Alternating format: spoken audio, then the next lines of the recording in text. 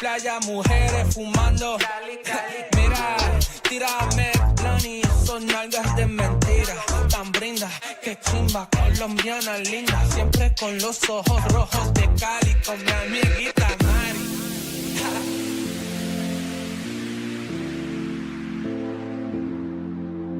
My head's in the clouds, can you bring me back down, boy? I need it. My head's in the clouds, can you bring me back down, boy? I need it. Need it. Need it. Need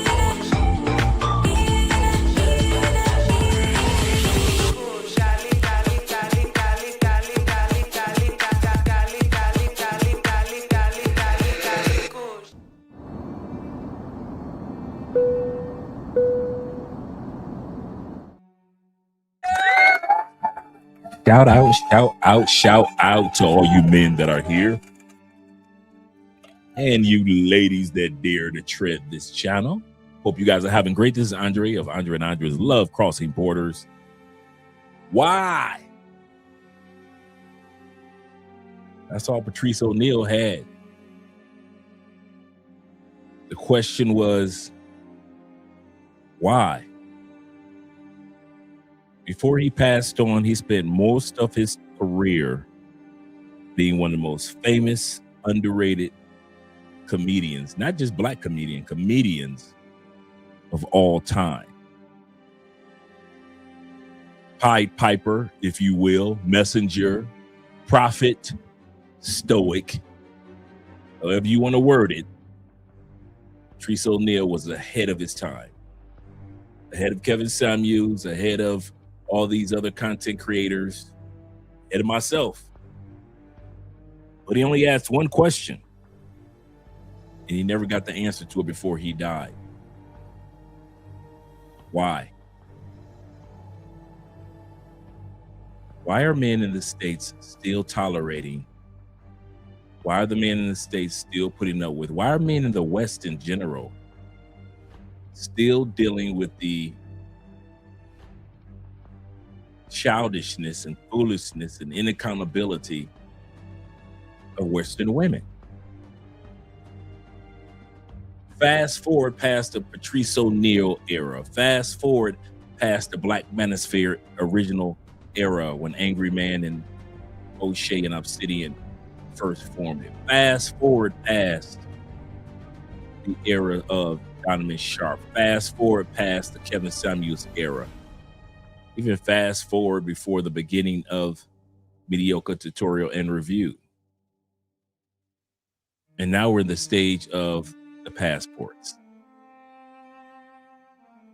Opportunity for men to showcase that they have options. And yet and still, the question remains that what Patrice O'Neal asked long before those other movements that I just mentioned. Why? Other than convenient sex, other than she could conveniently be at your house or you could be at her house in the next 20, 30 minutes, why are you still sleeping and having babies with, still stressed out with, and being cheated on by, and being undercut and being disrespected by Western women when this is the era of the passport? If Patrice O'Neal was alive today, we're going to look at some of the things that he would say. And one of the things he would ask is, why? But before we get started with that, we're also got a couple of things we're going to be giving a shout out to. Shout out to all you guys that are fathers for Father's Day. Shout out to all you guys. Yes, sir. Shout out to all you fathers out there for Father's Day. Congratulations to Colombia for having a new presidente, a new president. Yes, sir. El Tigre won, destroyed the Democratic as well as the Republicans nominee. He's the first independent. Now, he leans a little Republican, but he's actually an independent. He used his own money, his own footing, his own business contacts, his own constituents, if you will. Didn't use the Republicans to help him, didn't use the Democrats to help him. And now this guy, Alvarado, is the new president of Colombia.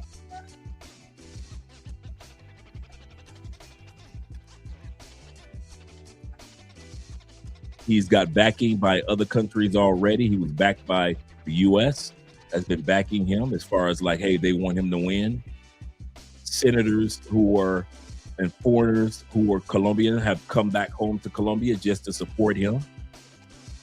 The current president is saying, y'all cheated, man. You got to go no matter what. You got to go. Nobody care what you're saying. You got to go. Go on back to fishing. Go on back to getting drunk on camera like you usually do. Pedro, it's over, bruh. It's over. You got to go. You ain't got to go home. You ain't got to go home, Pedro. But you got to get the hell up out of the Capitol building in Bogota. Shout out to Colombia for a new president. Yes, sir. And we're going to do a special Father's Day. Yes, I know it's Father's Day in the States. Last week was Father's Day here in Colombia. They celebrated it then because they didn't want to interrupt Father's Day and the election at the same time. So they celebrated most part last week. But we know this week is Father's Day. Shout out to all you dads out there, all you original dads, you stepdads, you uncles out there. We got a special breed of fathers that are coming up, and we're going to celebrate those guys today as well. A special breed of fathers. Shout out to all 38 in the building. Make sure you guys click that like button. We like you. Make sure that you like us too. Yes, sir. We got straight out the gate, them Canadian brothers showing us love. I told this guy where I was from. He said, oh, Canada. Straight from Canada. What are we doing right tonight? Shout out to Black Nubian Ben in the building. Appreciate you being here, brother. Appreciate you being here. Yeah, guys, I had the schedule for this morning by mistake, but I wanted to do it later this evening because we went out, we had fun celebrating the election. Yes, sir. We had a really good time. Andrea's candidate, who she's been campaigning for the longest, and I mean, she put her heart into it, campaigning for this gentleman, and he won. Shout out to Simple Logic, being in the building, them VA boys. Happy Father's Day to all you dads out there. You know, I'm looking forward to that someday. Shout out to you guys. And the Plain Man says this. He say, this is my answer. Plantation males. One man's trash is another man's treasure.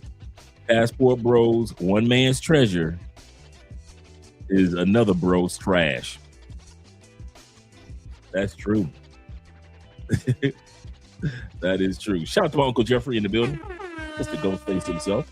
He say, what up, though? What up, Detroit?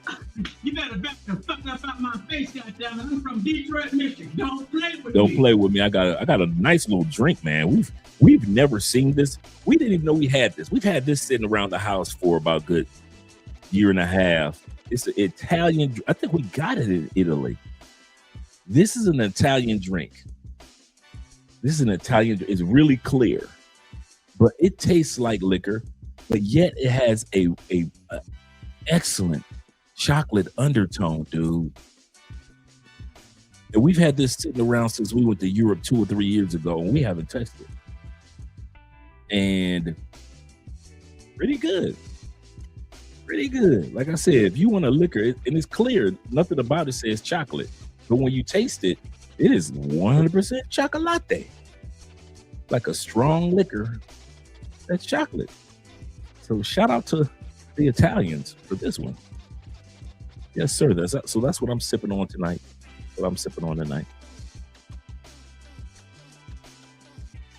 I add a small bit of soda to give it some color, but it's really clear. Man, that is good. Almost has a little peanut butter chocolate taste to it. That's what it tastes like. Almost like a Reese's cup. That's exactly what it is. It's just like a liquor. That's a Reese's cup. Really good, but not over sweet. Not over sweet.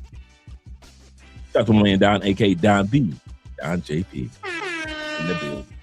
Glad to see that you're here, brother. And let me scroll down a little further. Give some shout outs. Got 41 in the building. Shout out to my brother Leo Gaines being in the building. Glad to see that you're here along with Mom Spaghetti-O. Yes, sir. Salute to you, gentlemen. Salute to you and my brother Eman Perry. Yes, sir. We had a good time, man. I kid you not. We had a really, really good time. Let me see if I can pull up some footage. Do I have some footage of the election period?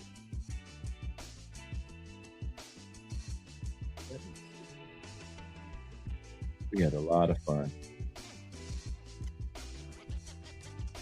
Oh, this video is sideways. I would have to turn it around.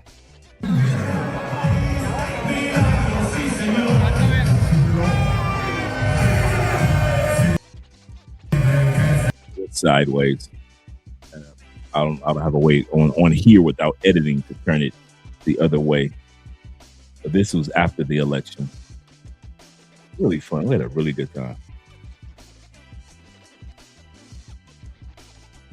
So I want to edit it, put it in the Patreon for you guys to check it out. Player mix in the building. He said, my ninja. What up with that? What up, chat? Doing great. We're doing great. Having a great one, player. D. Kirk in the building as well. So we're really having a good night. Scroll down a little further. Because we got Jay Fleming, LAJ in the building. Glad to see that you're here, brother. This is Jay Fleming. Always having a good time whenever he travels. Happy Father's Day to all you guys that are out there. Happy Father's Day to you guys that are working, to all you guys that are at home. Shout out to all you fathers. We got a special Father's Day video that's going to surprise you because no one ever talks about this. We're going to be the first ones to give a shout out to this group of fathers. I never hear anybody talk about them. Shout out to Elham being in the building. Glad to see that you're here, brother, along with my brother Zeta. Salute to you, gentlemen. Yes, sir.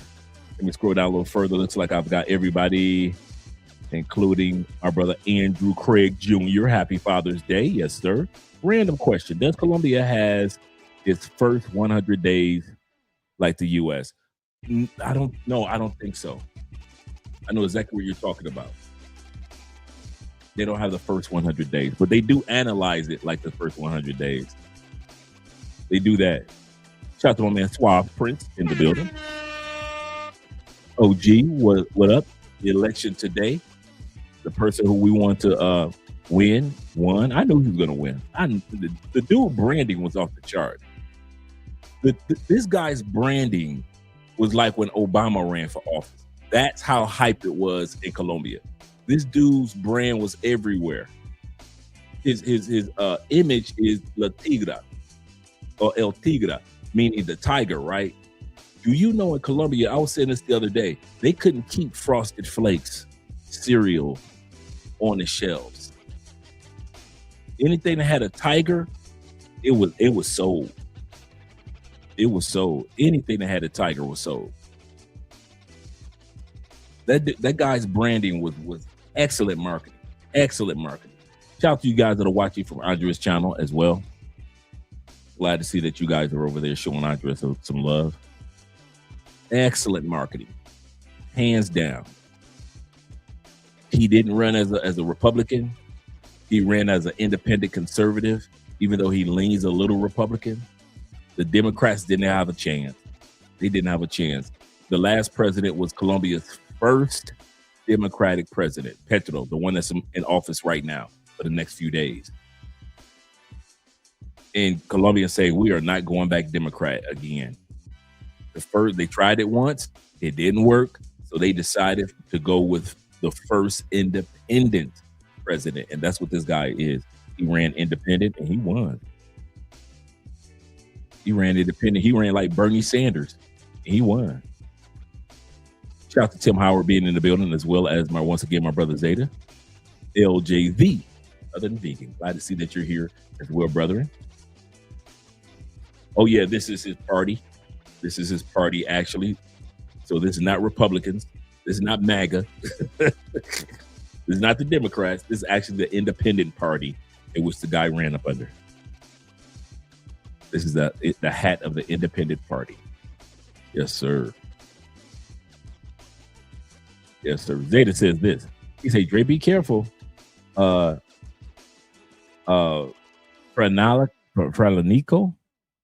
will get you buzzed real good. Oh, you talk about this. Yeah. He said, you talking about this. He says, like a Japanese shake drink. It is, bruh. It is. It's one of those, this drink seems like it will catch up on you because it's so smooth. Like I said, it tastes like almost like a Reese's cup, chocolate and little peanut butter. And man, it tastes like one of those drinks that it will. Yes, it's one of those slow drinks. That's why you see me not even touching it. It's a slow sip drink. Yeah, it really is. It's really good. It's not over sweet. Just in case you guys are wondering, it is not over sweet, even though it has a peanut butter chocolate taste about it. Absolutely correct. Thanks, Zeta. He said Venezuelan president election needs to follow suit. Absolutely correct. Absolutely correct. Let me scroll down a little further. Andrew Craig says, he said, question for the new president agenda is in the 100 days and all. No, I answered that one, but I didn't know the answer to it. He said, hey, Dre, how did you like the peanut butter liquor shot I got? That was, hey, Jay, you might as well stop playing, man. Go and bring a bottle of that with you. Hey, Jeff, don't even play no more. Hey, that little shot that don't play, man. Just go on to the liquor store before you come on back down to Cali. Just go on to the liquor store, bro. Go get that bottle. You know I need a bottle of gin, bottle of Seagram's gin. Any of you guys that's coming down to Cali, bring me a bottle of Seagram's gin. And hey, Jeff, don't play. Go and bring that peanut butter liquor down. That was good, bro. Yes, that was. Yes, that was. Shout out to Peter being in the building. Glad that you're here. He said, how's your habits? How are your habits in South America? What are your habits in South America? My habits are my daily routine.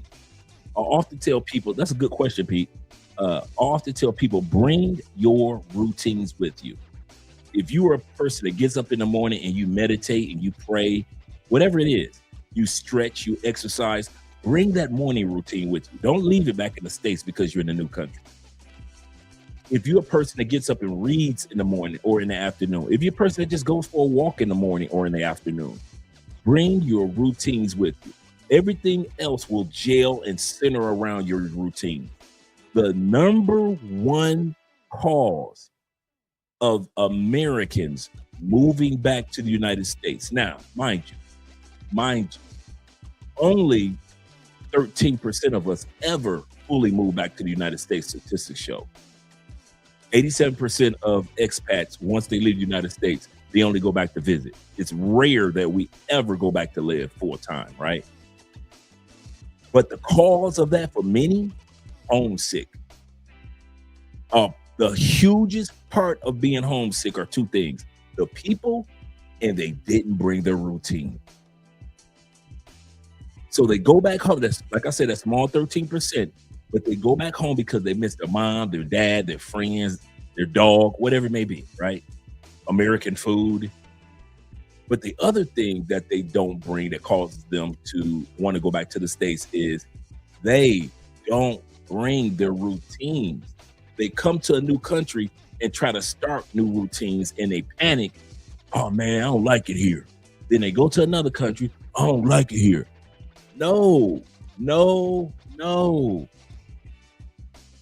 Bring whatever makes you to a new country. If you're into anime in the States, be an anime in Brazil. There's a bunch of people in anime in Brazil, just like any other country. If you like to play an instrument in the States, go to your new country and find out where you can join a band or just play with some guy, play your guitar in an open air or whatever. But don't put your guitar down. If you like to fish, it is your job to find out where all the good fishing ponds are. Or if you're a sea fisherman and you like deep water fishing, find out where are the deep water fishing spots in that country you're moving to. Do not put your routines down. I'm telling you guys, the number one thing that makes most of us comfortable, I give you a perfect example. If you're a tech guy or AI guy, or you're a cloud engineer type guy, I promise you this, wherever Theo Wolf goes, Theo is going to take his routines. Ronin Travelers, when he went to the Philippines, he did not go to the Philippines and start a whole brand new life of routines. No, many of the routines that he had in the States, he brought them along with him. Now, you can add on to your routines, yes, when you get to your new country, but don't throw away your routines. I'm telling you that. That's going to be your safe haven your first year or two in a new country. Your everyday children of habits routine. If you get up at 6 o'clock in the morning in the States, get up at 6 o'clock in the morning in a foreign country. If you like coffee in the States or you like smoothies in the States, enjoy your smoothies and your don't throw your routines away because you're in a new country. I know I kind of harped on that, but that's very, very, very important, man. I kid you not, man. Some guys get aloof and they feel lonely and they get lost. And I'm telling you, I'll always ask guys one question. What's your daily routine? I don't care how many girls you got and you don't got. What's your daily routine? I don't care if you know the language or you don't know the language. What's your daily routine? That's my number one question for dudes that go to a new country and they ain't made no friends. They don't know how to talk to nobody. They kind of like a quiet guy. I'm just laid. I'm introverted. I got all that. But even introverted dudes have routines. Even introverted dudes go to the gym. If that's what you were doing in the States or in Canada or in UK, bring that gym a routine with you. If you like to cook, dude, there are so many recipes and culinary classes that you could take in these new countries. Don't throw that away. I see so many guys that end up lonely and end up going from country to country to country and wondering why they can't find friends or love or connections. Man, I'm going back to the States. And all it was all you had to do was just live your true routines. Now, if you don't have any routines, now that's another dance. That's a different dance.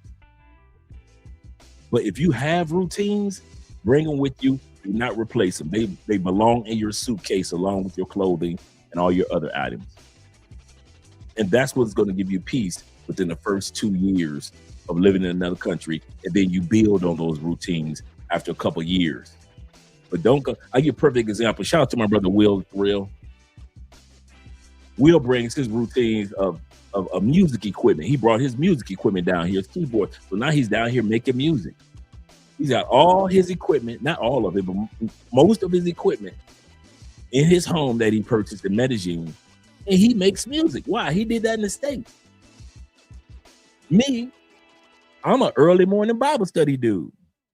So when I wake up in the morning, I got this big amplified Bible. I'm a meditator. I'm a person that likes to go for a walk. I'm a person that likes to go to the gym. So if you are a person that does not have any routines, I'm telling you, you're doing yourself a big, big disservice. Don't focus on nothing. I'm telling you this. I'm going to say it like this. I'm going to end it like this. Your routines are even more important than the woman you're going to meet when you get down there. If you think meeting a sexually Brazilian chick is more important, it's not. It's not. Sexy Brazilian chicks will come and go and come, right? Sexy Colombianas, sexy Thai chicks, sexy European chicks, sexy South African chicks. They come, they go. Your routine is consistent as you add on to it throughout the years. That's how important your routine is. No woman should interrupt your routine. If you go into if you move to another country and you smash, and here's an example. If you're moving to Brazil, vacation, you ain't got no routine, right? So vacation, you was just running around smashing chicks all over Brazil. Vacation, you in DR, running through DR, smashing chicks, right? Right? Now you relocate to DR. If you are still waking up in the morning, smashing chicks like you did when you were a vacationer, I promise you, you won't live in DR long. Your routine is far more important than smashing chicks like you did on vacation.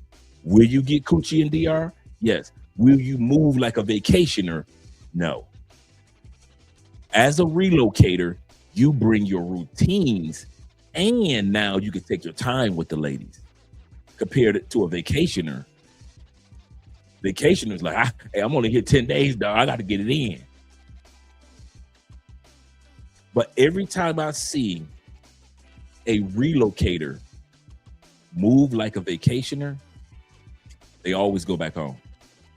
I haven't seen one time a relocator that act like a vacationer, A, didn't go broke, or B, didn't go home.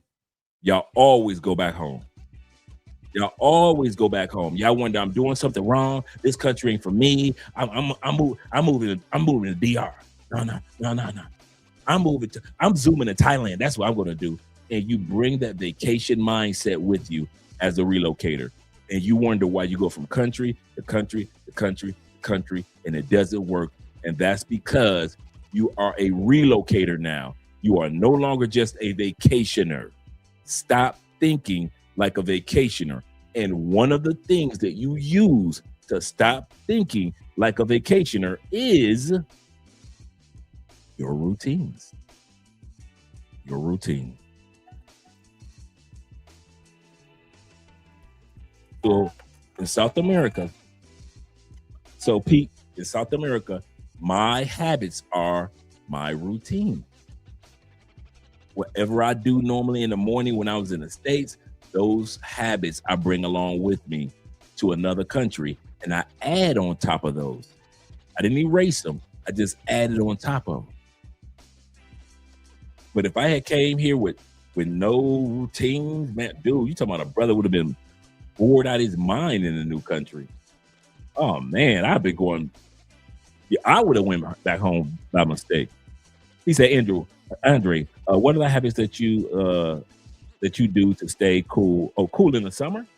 I don't know what habits I have to stay cool in the summer.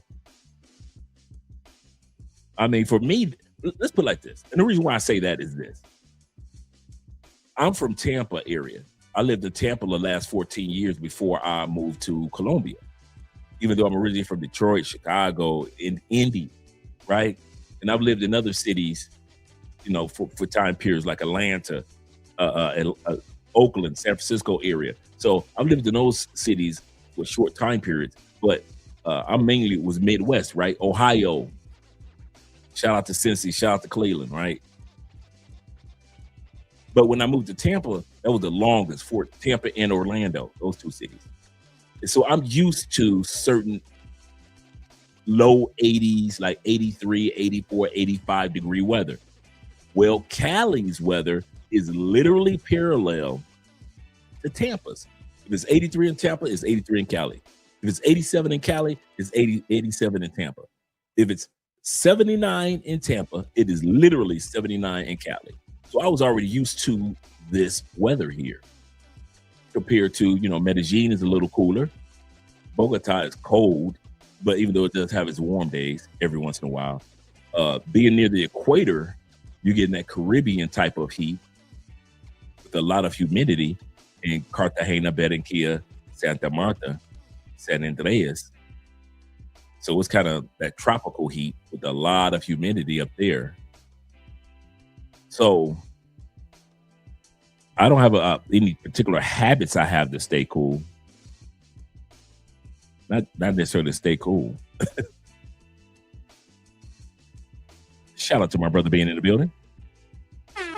Ooh, Grizzle. He says this. He said, "What up, Crossing Borders gang?" He said, "Hope everyone's weekend was well." Yes, sir. We had a good time yesterday, man. We watched the movies. We watched Martin Lawrence movies over on Rumble yesterday, last night. We watched Blue Streak, and then we watched the classic movie. We didn't realize how many stars were in this movie. If you want to watch a good shoot 'em up, bang bang movie by Quentin Tarantino, and you want to see billions of dollars worth of stars in one movie when it was all broke, watch the movie True Romance. Excellent movie. But bruh, did we not discover last night how many people were in that movie that came out in the early 90s that were broke? Samuel L. Jackson. Brad Pitt was a dope fiend. Brad Pitt was a weed head that sat around watching television all day. He was the extra. It's so many people that was in that movie as small part extras. Their careers hadn't taken off at all. My man that was in The Sopranos, the television show on HBO, Sopranos, the lead character, he had a small part. I'm talking about it was back to back to back. The lady that plays the maid on 2.5 Men, the older lady that played the maid in the television show 2.5 Men, she was in there. I mean, it was nothing but some of the most famous actors playing some of the smallest parts that you were like, wait a minute. Every time we would watch that movie, as we were watching the movie, another mega star would show up on there, and they would just be playing a small, I'm glad I got a part role. I'm just glad I'm in a movie. Samuel L. Jackson got obliterated in the first few moments.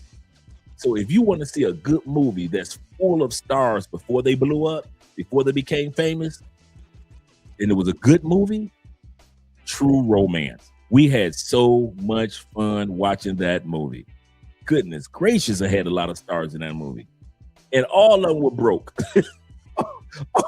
All of them was broke, man. I think Brad Pitt couldn't have been no older than 17, 18, 19? He was young, dog. He said, "You dusty passport bros." Shout out to International Quiet Storm. "You dusty passport bros, make sure you smash that there like button.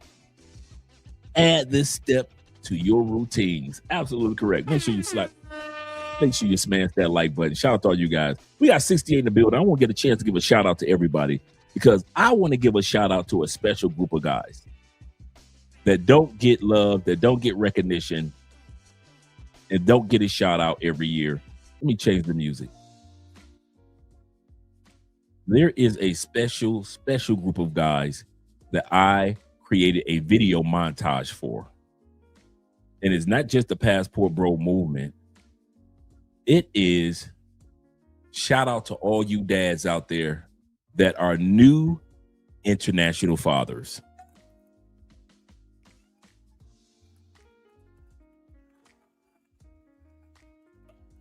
You've got so many guys out there that are in relationships with foreign women, and you have your first child or your second child that you ever had in another country. Nobody ever thinks about you guys when it comes to Father's Day. Shout out to my brother Aaron of the Passport Bro movement, one of the founders of the movement. He just had his little girl. Shout out to a lot of you guys out there that have children internationally that aren't on camera. You're not a part of social media platforms like that. But yet I've met so many of you dudes that got kids in other countries. For many of you, it's your first child. This is your first child. For many of you guys, this is your first or second official Father's Day. And so I put together a little montage, a little 6-7 minute montage celebrating you men who are having children and being in solidified relationships with women, not in the States, not in Canada, and not in UK, but all you dudes that think that it's over for me. I won't be, especially for you dudes that think it's over for me. I don't want to have any children in the States. I got to deal with that child support madness. It's crazy. She want to leave me, take the kids, take the car in the house. I just want to encourage you guys to let you know that there are men having families, building families in other countries that don't get the praise. They aren't on camera. And these guys are amazing, amazing international fathers. So I want to say shout out to you guys. Let me bring my little video montage up to all you fathers who are giving birth to all these international mixed kids. Yes, sir. Different types of women all over the world. People will see me with different types of cultures all over the world. And every now and then you have people that say, oh, he hates black. Oh, they always run in the mix with the whiter race people. Black men are doing this, black men are that. And I want to address this. Me, personally, I want mixed kids, of course. You feel me? And mixed kids doesn't mean racially motivated, you feel me? I really want to do it because of the mixed cultures. I want to mix cultures. I want my kids to be cultured. A lot of people don't know I'm actually mixed. I come from a whole mixed background. All I know is mixed, you feel me? All I know is mixing. I'm mixed, my dad's mixed. So I was born into mixing. I was born knowing that I wanted mixed kids. If my parents didn't mix, I wouldn't be here. If my grandparents didn't mix, I wouldn't be here. Some Filipino girls want kids with foreigners because they want like some pretty kids because it's like different blood, something like that. What do you think? Is it popular opinion?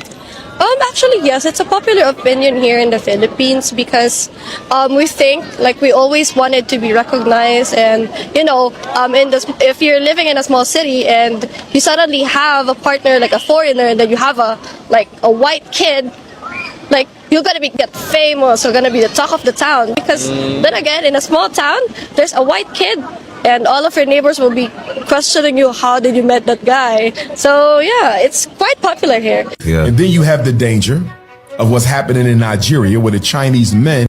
You know there's got to be a hater out there. And let Umar speak on behalf. Are marrying Nigerian women, having babies with Nigerian women, because in most African countries, foreigners can't own land. So the Chinese say, if I can't own land, how do I get around owning the land? Impregnate the women. That child is a Nigerian, even though he won't be loyal to China. You see that? So in the next 40 years, you're going to have a whole class of Chinese Nigerians, Chinese Jamaicans, you follow me, who have the blood of their mother, but the mentality of their father. Yeah. It's colonization all over again. And I think when we talk about this whole snow bunny crisis, I think Caribbean governments and African governments need to pass laws that make it illegal for foreigners and immigrants to come in their country and intentionally mass impregnate the black women. So Dr. Umar wants to control who has kids and who doesn't have kids. He can't even build an invisible school. Dr. Umar, when you get done building that invisible school, then maybe we'll listen to you. When you start taking care of your two kids that you got by two baby mamas who you didn't marry in the States, and you ended up looking like a Pookie, then we'll talk to you. We'll listen to what you got to say. But bruh, as long as you got an invisible school, two baby mamas you owe back child support to, ain't nobody trying to hear what you talking about, bruh. We love you, Umar. We love you. But I'm here to tell you, bruh, ain't nobody listening to what you're talking about. Men are going to have babies in foreign countries, whether it be Asian men having families in Africa and having babies in Africa. Some guys are going to do the right thing. Some guys are going to do the wrong thing. It is what it is. Focus on helping our community when it comes to the few guys that are having all these kids, and those few guys aren't there for their kids like they could be. Focus on that. Stop focusing on what's going on another continent. Let them people handle that. Let them people handle that. Colombia has the world's largest amount of baby mamas than any country in the world. 87% of the women that do have children, not 87% of women, but 87% of the women that do have children in Colombia are baby mamas. No country comes closer. No country comes closer. Outside of wedlock, babies are extremely common in Colombia. Guess what? That ain't none of my business. It is not my place to come down here and be like, look, all these baby mamas down. They ain't none of my business. That is none of my business. As long as my wife wasn't born into one and her brother wasn't born into one, and I don't see no baby mamas in the family, that's one thing I can say. Ain't no baby mamas in Andrea's family on the dad's side or the mom's side. It gotta be. No. Everybody was married when they had their kids.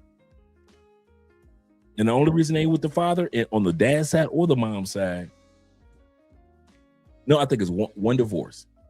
One divorce. That's it. The fathers died. That's the only, or the mom died. That's the only way the child don't have both parents in Andrea's family on both sides. I told you I did vetting. I told you I did the vet. They vetted me, I vetted them. But to listen to what Dr. Umar got to say, man, don't be wasting y'all time, man. Have these kids internationally if that's what you want. I'm going to tell you something, man. Some of us brothers, the reason why I put this together, not only to celebrate you men who do have children in other countries that you're there for, but also to encourage other guys like, dude, don't put all your eggs in one basket known as the United States. All your hopes and dreams of being a father does not have to be in one country. I hope you guys know that. That's why I put this together, to say thank you and celebrate the men that do have international children. But also I want to encourage you other dudes, bruh, all that crap that you go through in the States for the women that you're dealing with, just like Patrice O'Neal is saying, why stay there and tolerate that? Why stay there and tolerate that when you can be in a relationship with a woman in another country and she can give you all the offspring that you desire? And here's the most important part: the blending of cultures. Too many people like Umar are so focused on blending of colors. I want mixed children because I am looking to blend cultures. I want my child to have more than one passport by birth. I want my child to have what I didn't have. I'm gonna tell y'all the truth. I wish I was born with 2 languages instead of just one. I wish I was born with 2 passports instead of just one. I wish I was born with 2 sets of recipes instead of just one. I wish I was born with 2 forms of masculinity instead of just one. I wish I had one country I could call home and another home country I can visit. I wish I did have 2 home countries. I kid you not. I don't be jealous of my kids. I'm jealous of y'all kids. I'm gonna tell you this now. I am jealous of every one of you dudes' children, boy or girl, that's born in another country and she was born by your DNA. That child was born with at least 2 passports, born with at least 2 languages, 2 global opportunities, 2 understanding of governments, 2 forms of recipes, 2 different mindsets. That child was born with, if I don't like this country, I got a passport to go home to that country. That your child got, your daughter, your son have something that many Americans and many of us in the West don't have. Options.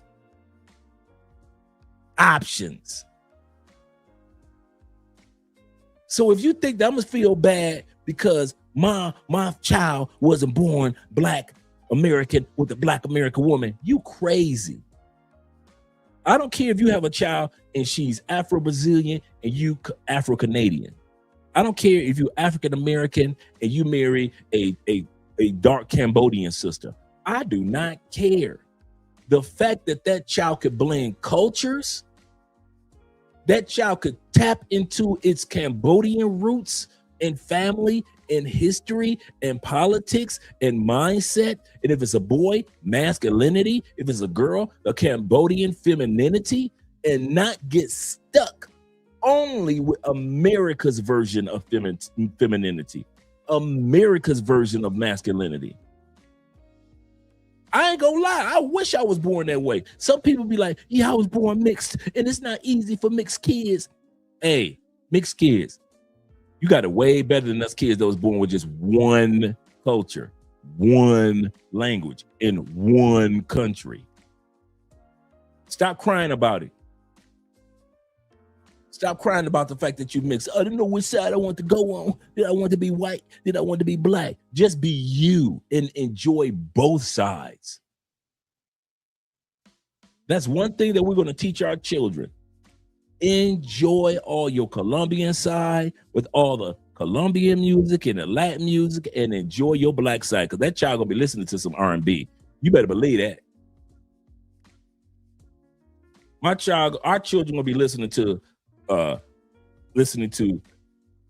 all the not Bad Bunny, but listen to all the Grand Combo, Victor Manuel, old school Julio Iglesias. At the same time, that child gonna be knowing the best of Luther, Frankie Beverly, and Mays. That child gonna be walking through the house Sunday, Monday, Tuesday, Wednesday, Thursday, Friday, Saturday, love. Sunday, Monday, Tuesday, Wednesday, Thursday, Friday, Saturday, love. That child gonna know both sides.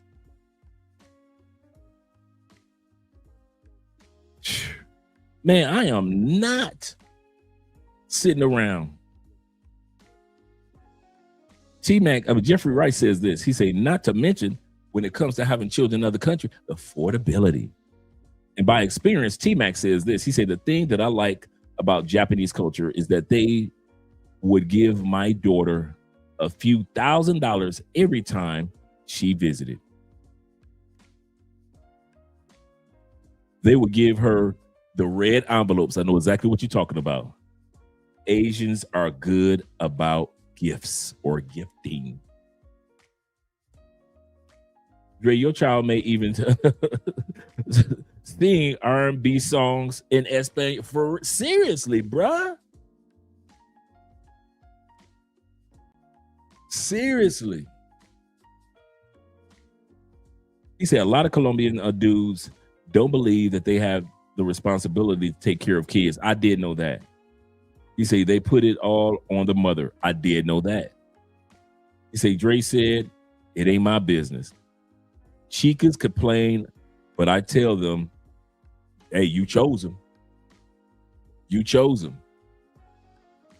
The foreign dude came, said, I want to be with you. You like, I only want to be with Colombian dudes. Okay, there you go. And then when you get pregnant by the Colombian dude, he ride off into the sunset on his motorcycle to go get somebody else. It's Colombian dudes down here. T-Mac is not exaggerating. It's Colombian dudes down here, bruh. 8 baby mamas, 12 kids. That is not uncommon. This is not a birth control taught in school type country. I'm gonna tell you that now. I'm serious. Okay. T-Mac ain't lying. He is not lying. He said, please do the world a favor, Andre. Do not cheat your child about the... What? You know how much Raiders gear my kids gonna have? We're going to Mexico to the Raiders game every time they go to Mexico.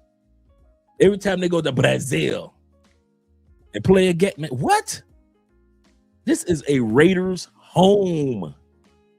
No matter what country we live in, we built on the Raiders. Raiders.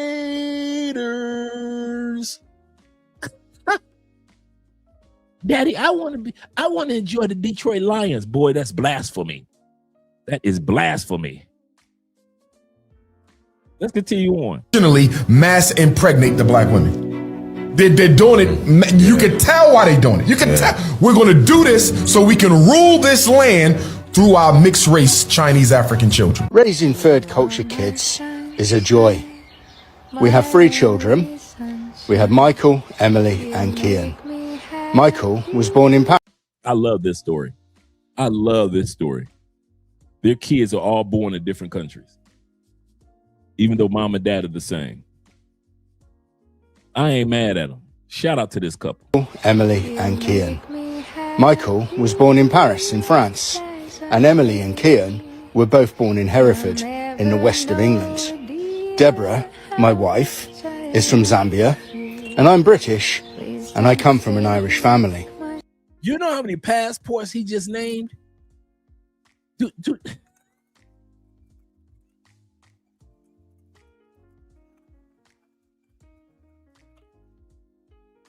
Just right. Just win, baby. That's right, E Breezy. Those kids will be eligible for, did he say Zambia? The wife's from Zambia. The dad is from UK. His family is from Ireland. One of the kids were born in France. I forget the countries where the other kids were born. Those kids will be eligible in that household. I counted 6 or 7 passports that will be floating around that household. But y'all want to keep having y'all kids in the States. Okay, let's continue on. Do you dream of having baby with foreign guy? Yeah, when I'm on my 33 years old. Okay, so how many baby you want? 1 or 2 because we're in big family, so I just want small. Do you think, or do Filipinos think mixed baby are more beautiful?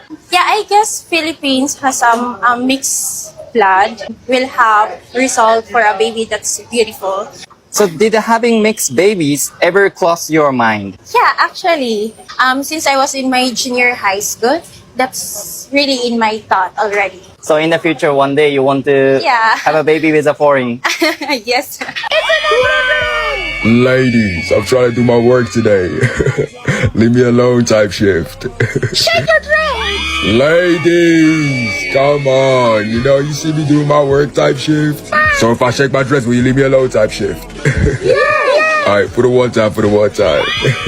When I told my family I was pregnant with a black baby, here's their reaction. My sister.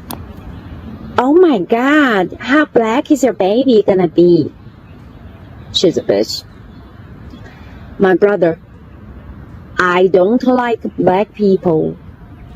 And I was like, have you ever met any black people? He's like, no. And my mom was like this, I'm happy for you. And then I saw my mom whispering to my dad, you know she's 40 years old, any color would do. And then my dad looked at my brother and sister and said, ain't nobody see no bad things about black people in my house. You get out. I'm like, oh my God, my dad is so gangsta. My mom was like, yeah, because he thought your baby daddy is an NBA player. I'm like, Mom, he's very short. If you want to see me live, roasting my family and everybody else in my life, come watch me in Shanghai on March the 7th. We have a special show for Women's Day, and you will also see another 3 very funny comedians join me on that day. Don't miss out. Marry non-American. Yes. You heard what he said. You heard what he said.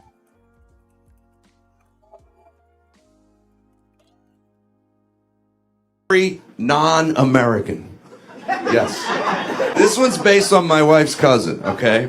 My wife's cousin married a Brazilian woman. We shared a summer rental with them in Cape Cod for a week. This woman he married shows up 9 months pregnant, cooking and cleaning for all 10 of us in the house, right? Disciplining everybody's kids all at the same time, and somehow pulling off muscular 9 months pregnant. Yeah, I couldn't believe it. I had to pull her aside. I'm like, how you pulling this off? Bruh. Y'all see that number?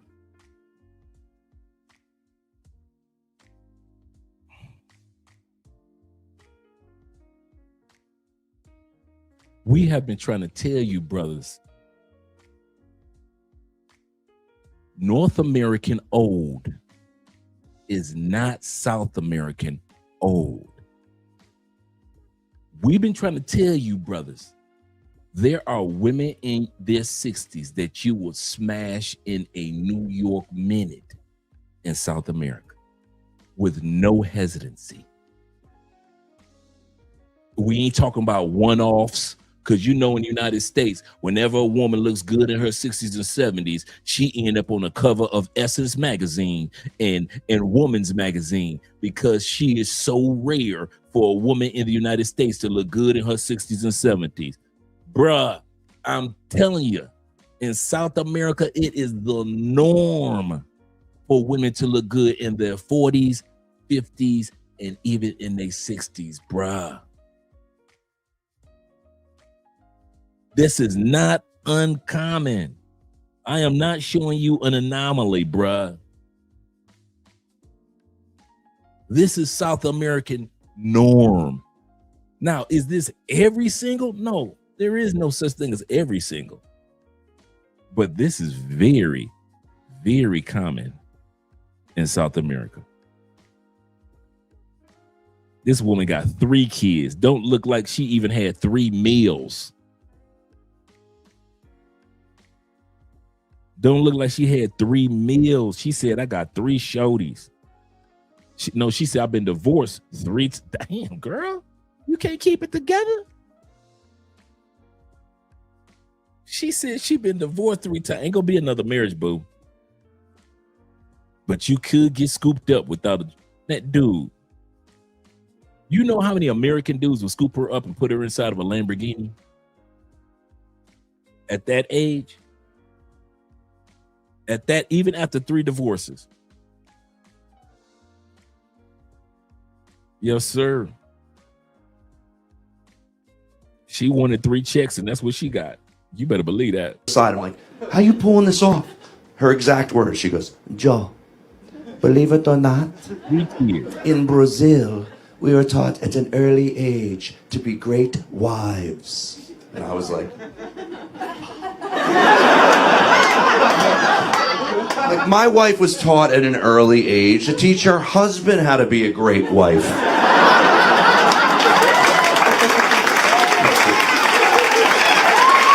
This woman gave birth to twins, but was shocked to discover that they didn't share the same father.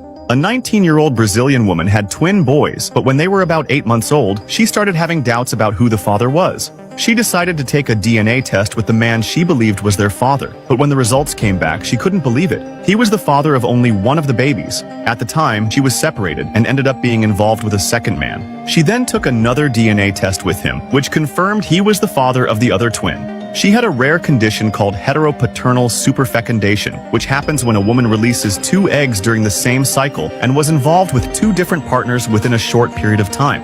The eggs are then fertilized by different men, resulting in twins with different fathers. There are only about 20 documented cases around the world. I love making babies with you. Well, I love making babies with you. See, don't say stuff like that.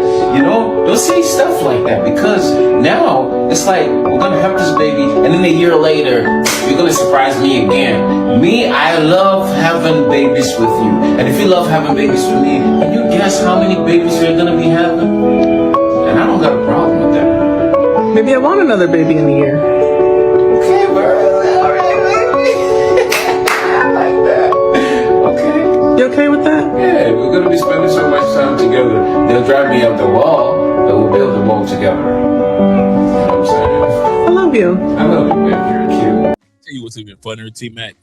When I see here in Colombia, when I see the traditional white Colombian grandparents with a black Afro-Colombian baby. And I'm talking about, boy, you can't tell them grandparents nothing. You talking about some grandparents you can't tell nothing to? Let a family of all nothing but the mestizos or metistas, meaning the white Colombians. Let them have one child with a tan or a complexion. That child is the special child. that child gets all the fixings. I kid you, it's the craziest thing, man. You see the palest grandmama walking through the mall with a chocolate granddaughter, and you can't tell her nothing about her granddaughter. Granddaughter be clean. He said, my baby mama is Matisa, or meaning, as we were saying, the white Colombian. He said, and her grandmother are dark, or is dark. Yep. You're cute. People see me. That's the end of that montage, just celebrating you international dads. We're about to get to our brother, the main topic for today, which is Patrice O'Neal. Patrice O'Neal, as we all know, this dude was so ahead of his time with his comedy. He does not get the respect. Him and Corey Holcomb on stage, some of my favorite on stage comedians of all time. If I had a choice, and I kid you not, I've heard them all on stage. If I had a choice to see Eddie Murphy on stage or Patrice O'Neal, give me Patrice O'Neal on stage all day long. Now, Eddie in the movies or on television, he the man. But on stage, there are very few that can compare to Corey Holcomb and Patrice O'Neal on stage. These dudes were prophets on stage, man. Yep, Robin Harrison, Bernie Mac, DC Curry. Yes, give me those dudes on stage before I see Eddie. And I like Eddie, but he was not the master of the stage. He just came along at the right time in the right era. Shout out to Eddie. Let's get ready to get started. Let me remove this video. And we're about to enjoy some Patrice O'Neal. Yes, sir. I had a worse breakup. They all the same thing. Women try to force themselves on me, and I get very frightened. Forcing me to call, forcing me to listen when they call, forcing me to watch the dumb they want to watch on television, forcing me to take them out, forcing me to wear what they think I look cute in, forcing me to play Xbox with them when they're not even interested in the game. They get pissed why? Forcing me to cuddle afterwards, even in the summer. It's hot, bitch. I still love you.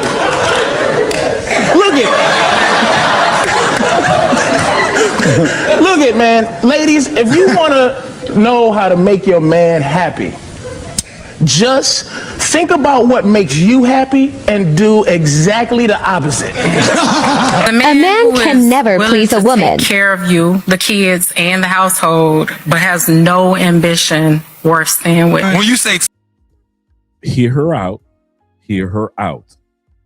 What do you do with a man that helps take care of you, the kids in the household, but has no ambition? Just like Patrice O'Neal said, find out what makes them happy and then do the opposite. Can never please a woman. Take care of you, the kids, and the household, but has no ambition worth staying with. When you say take care of, what do you mean? He pays all the bills. He take care of the kids. He step in. Oh yeah, so how he do that with no ambition? No, he got money. I want more. You know what? He's complacent. Okay. Yeah. In the year when the job market is cooked, when the housing market is cooked, when people are walking away from their children, you got somebody at home that is paying your bills. He is taking care of you, and he is taking care of your kids, and you are figuring out, should I leave him? Are you cool?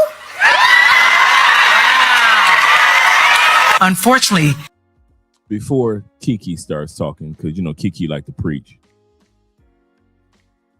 this female ain't telling the whole story. Okay. All you men that have ever been on the other side of this, you know exactly what I'm about to say, because you know what it's coming from. See, this stage and all these people in the audience, and many of you guys on that's watching, you're hearing her words. All you dirty dog dudes, you know, you asking where this coming from. When I was dirty, I was the dude where all that mindset was coming from. Somebody breaking her back in. It's got to be either a co-worker, a ex. Somebody got her thinking, whatever he's doing for you, I can do more. And that dude is consistently, here's the part, it's not a one-time off, because she's not an unattractive woman. She's probably had few dudes walk up to her and say certain things. That's one thing. But it's been that one or two brothers that's been in her ear consistently, smashing her or not.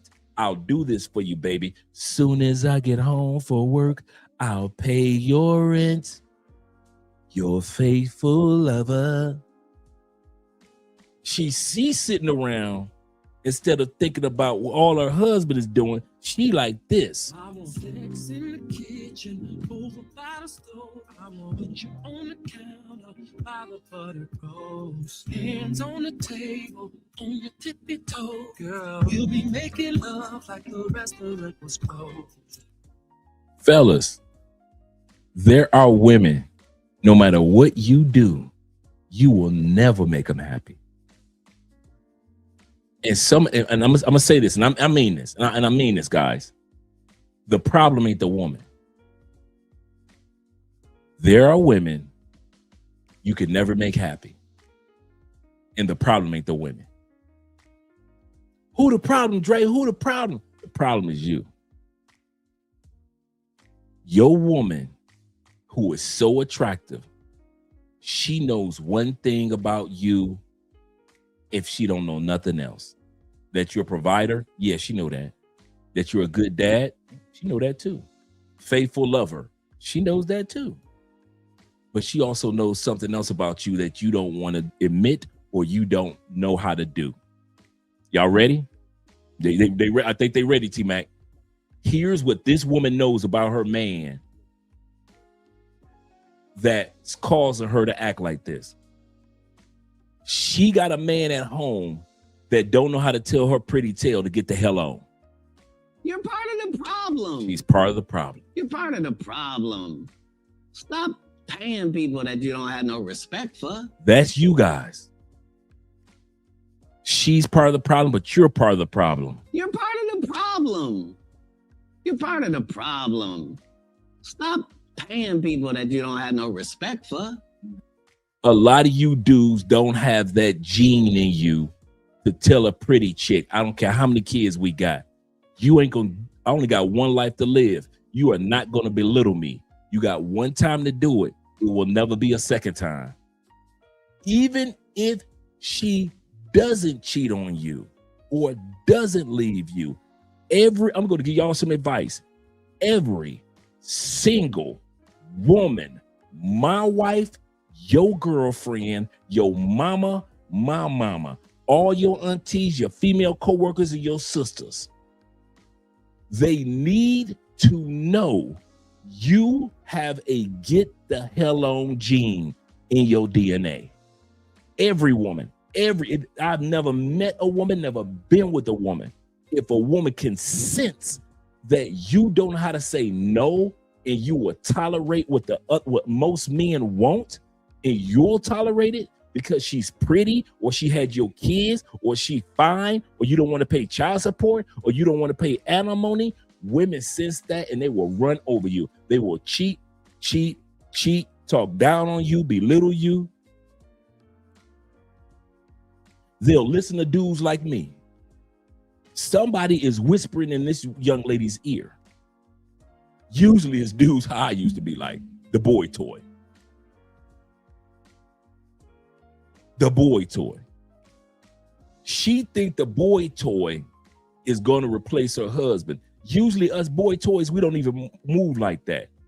We make you feel good enough to where you can go back home. Boy toys know how to run that line, walk that line, that tightrope of I'm gonna smash you good enough and laugh with you good enough to where you have a good time, but you'll never have such a good time where you want to leave your man. That's the number one rule for boy toys. Never, ever think you're gonna leave your man for me. Any dude that tells a woman, leave your man for me, you a simp, you ain't a boy toy. You're not a gigolo, you're not a player. Number one rule is to tell that woman, listen, I don't care how many times you cry during an orgasm, do not ever leave your man thinking you're gonna get with me. So I recognize this. I've seen this 100 times, bruh. I've seen this one right here. If I don't recognize no other woman, I recognize this one. This one here has been either getting smashed or flirted with or getting unnecessary attention from men that make her feel like she's more than what she is. Because she's a married woman, that's what she think that most men's gonna see her as. But she don't realize if she leaves her husband, she gonna be seen as a baby mama. And now you just gonna be smashed for the streets. Now you're gonna get treated like a rental car. But while you're a wife, you have more value than just being a baby mama. And so she thinks that, oh, if I leave my man, I'm gonna still have that type of value, so I can go ahead and get any man. Kevin Samuels been telling men over and over again, don't begin with these chicks with these 2, 3, 4 kids. That's how you end up, fellas. Do you want to know one of the reasons why I say do not mess with women that got kids? Because these women created bitter baby daddies that you gonna have to deal with while you're dating her. Say that again. These women create bitter baby daddies. She left him. You didn't know her yet. She didn't believe him for you. You ain't even know her yet. You met her 3 years later after the divorce. That dude's still walking around hot that his wife wanted to belong to the streets. 3 years, dude's been running in and out of her like a storage garage. He still love her. He still want his marriage to come back together. And here you come trying to play a real stepdad. You know how many bitter baby daddies out there? You know how many dudes that's pissed because the pretty young thing, the PYT that he was putting money into, money in her pocket, put a roof over her head, clothes on her back, clothes on the kid's back, food in her belly, putting semen in her coochie, busting in her mouth and in her face. You know how many dudes sat back and was like, I did all this and she left me and I ain't seen, all she been doing is just going through rotations for 3 years. And the first time I see her in a relationship, it's a dude that's the exact opposite of me. He don't provide nothing. He don't do barely nothing. And here's the part. Y'all ready? Most women like this choose deadbeat boyfriends. I didn't say deadbeat guys. I didn't say broke guys. Bruh, I was a deadbeat boyfriend. All I wanted to do was smash you. Over and over and over and over again. I was not trying to take care of them bad kids. No, I am not taking them kids to a theme park. Do I look like Kanye West? Do I look like Robin Harrison taking them kids to a theme park, taking care of baby kids? No, if you got kids, I am going to be ladies. When I was single, I was a deadbeat boyfriend. In other words, had money, had a house, had a car, had a great career, feel good about myself, taking myself to the gym, going on different trips, doing all that thing. But if you think I was going to do for you what I was doing for me, hell no, you got kids. I ain't taking your kids to them. No, them kids can't go to Cancun. No.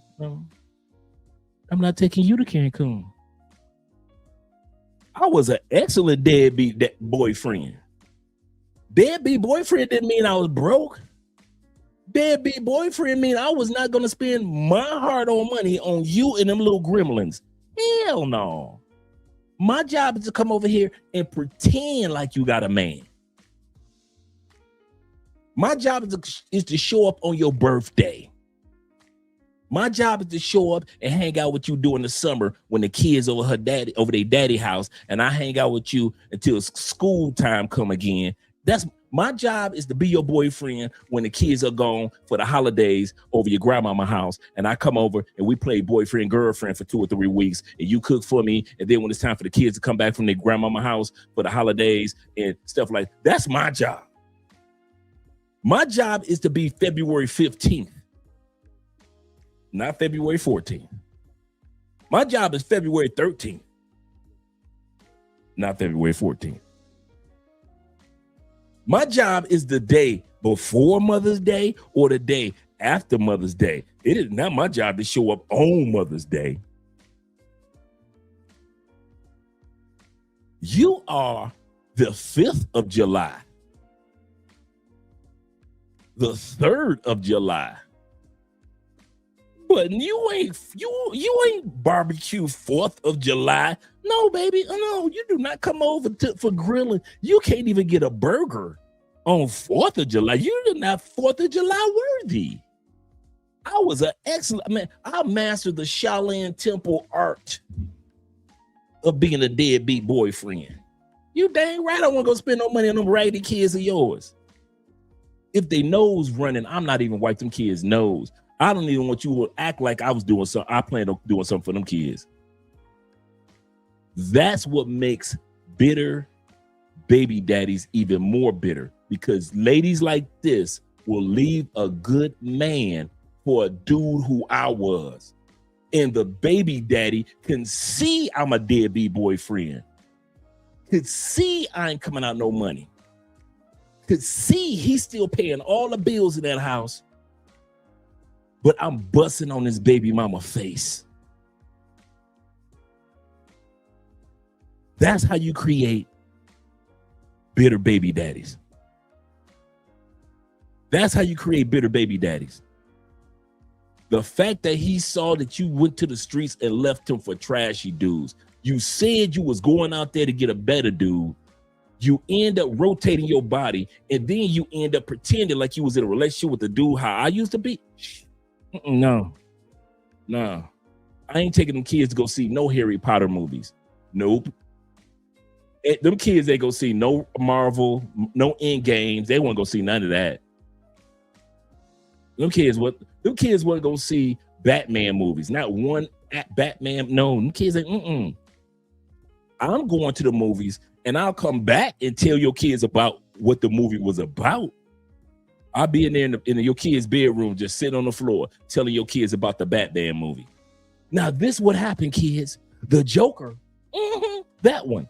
The Joker showed up. No, not that one, but the Heath Ledger one.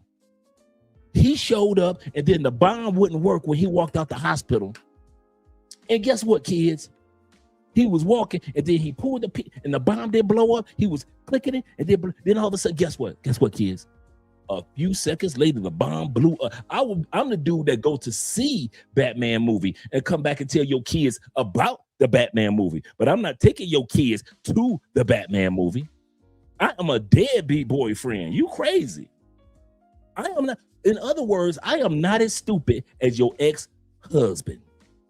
You should have stayed with him if you thought just because I had a few dollars in my pocket and I wore, every day you see me go to work, I put on a suit and tie, because women go for that. They think us dudes that wear suit and ties, that we ain't as grimy in the streets as you blue-collar dudes.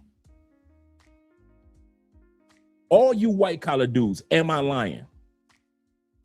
All you dudes that put a suit and tie on in the morning to go to work, am I lying? Do women actually think that because we wear a suit and a tie in the morning that we ain't as grimy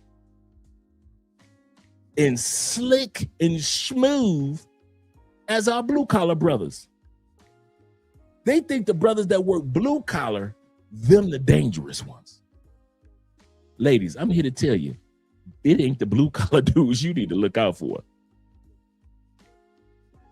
It's us brothers just walking around with them suits on. It's the brother with the sports jacket on and the turtleneck in the wintertime. Hey, ladies, the dude you need to look out for is the brother that owns several colors of trench coats. He got the beige trench coat, the gray trench coat, the blue trench coat, the black trench coat. He got the blue pea coat. It's us you need to look out for. The man that wears colognes all the time. See, the blue collar brother, he might not wear cologne until he get off work because he like, I'm at work, I'm sweating. Ain't no use me wearing cologne all the time. I'm telling you, ladies, if y'all think it's the blue collar brothers that's doing y'all wrong, it is us white collar brothers. We will run through y'all. Blue collar brothers is to the rescue. A blue collar brother make you sit your butt down, but us white collar brothers, man, listen, do not trust us. Don't trust a man in a suit with a cologne on in a DC taper fade. He got him a nice fade, a DC taper. Worst dudes to deal with. The worst. Believe you me. They wouldn't call me Dre the Ripper for nothing. You think they called me Dre the Ripper because I was blue collar? Hell no, I was Dre the Ripper because I was white collar. Let's continue on. Let's bring this madness back. But like I was saying, the reason why this woman is thinking like that and talking like that, because somebody is in her ear. Somebody is in her ear and got her ready to leave her good man. And she gonna be going from being a wife that somebody's in their ear to being just another baby mama in them streets and ain't nobody looking at and nobody's listening to. Let's bring that beat back a little. People are walking away from their children. You got somebody at home that is paying your bills. He is taking care of you and he is taking care of your kids. And you are figuring out, should I leave him? Are you cool? Unfortunately, for a lot of men, there are so many women telling them you have to be more ambitious. And it's because they want the ambition to look like what they want it to look like. But his ambition is waking up every day and going to work. Waking up every day and showing up for my children. Showing up for my home, like that's just as ambitious. You know how Kiki is so correct. One of the biggest mistakes that women make, no matter what race, they think that blue collar brothers aren't as ambitious as white collar brothers. They don't realize how much electricians make, roofers make, the guys that do the paving of the driveways in the parking lot. I got a partner, man, back. This dude was making $250,000 in 1990. I'll say this again, a black man. All he had was paving equipment. He said, I started off doing driveways, Dre. He said, I started off doing people driveways. He said, then I got a contract. He said, because I used to sing in different churches. He said, then I got a contract with one of the major churches in Michigan to do their whole driveway. The whole parking lot. He said, from there, he said, I bought new equipment. He said, from there, I kept making he said, I started in the mid 80s. He said, I was making $250,000 a year. But you tell sisters that, what do? I pave parking lots and driveways. Because it doesn't sound cool and it's blue collar, sisters just will cut you off, not knowing you're making more money than 90% of white collar workers. HVAC, all you HVAC dudes. If women knew how much money that you dudes are pulling in, once you got more and more clients, they would never say that. You plumbing brothers, if they knew how much money, you truck driving brothers, you guys that work with the railroad and engineers, you dudes that work on the ships come in on the freights. If these women only knew the money that y'all was pulling in, all you dudes that own true landscaping companies, you Chrysler, Ford, GM workers, You guys that have been working in the plant for years.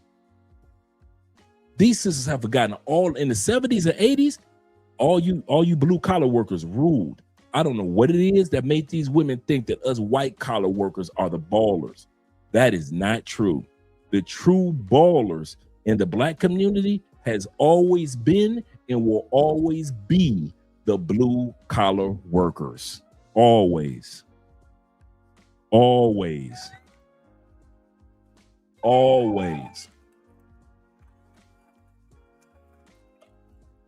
A tradesman rarely has to worry about what his boss got to say.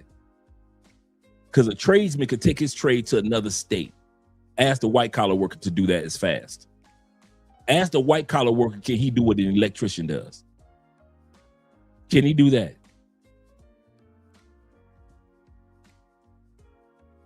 True story I'm about to tell y'all about tradesmen. I met two dudes in the feds, two best friends, two guys from Flint, Michigan. True story what I'm about to tell y'all.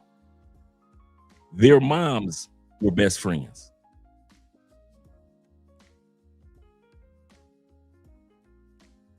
One of them told me the story, said my mom kept on being in them streets and she kept cheating.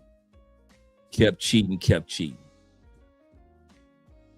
He said, so he lost his job. Things wasn't going right for him. He said he was praying, just praying. He said God told him, tell your family you'll be back for him. He said, I didn't know where God was going to take me to. He said, I didn't even have a car. He's talking about his biological dad. So biological dad talks to mom, says, I'll be back. And the other best friend who was sitting there telling me the story too, he said, yeah, man, we've been friends. I remember when his dad left. Dad went hitchhiking. Hitchhiked to Georgia. God said, that ain't it. He said, okay. He hitchhiked to Texas. God said, this where you're going to be. He was in a homeless shelter for 6 months. Now he's calling back home to his wife, letting her know I'm all right, I'm alive. Hey, I ain't got no money yet, but I'm getting there. Just be patient. True story, everything I'm telling y'all. He said, my dad get to Texas. He's at a homeless shelter. He said he's sweeping and just trying to make money any way he can, just to survive. He said maybe 6 months after those original 6 months from when he left, so he's been gone a year, a guy came to him and said, I need an electrician apprentice. He said, so my dad got a little electrician apprentice, so he's able to send my mom a few dollars.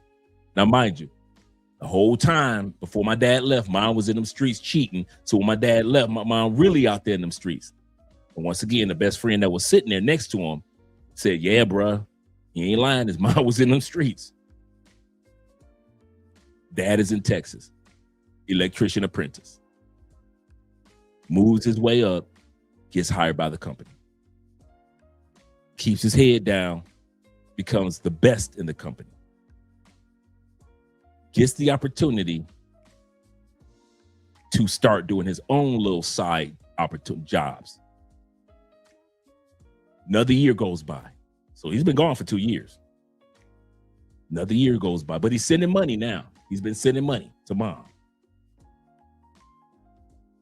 He has been going to church and he gets the contract to be the electrician for Joel Osteen's church.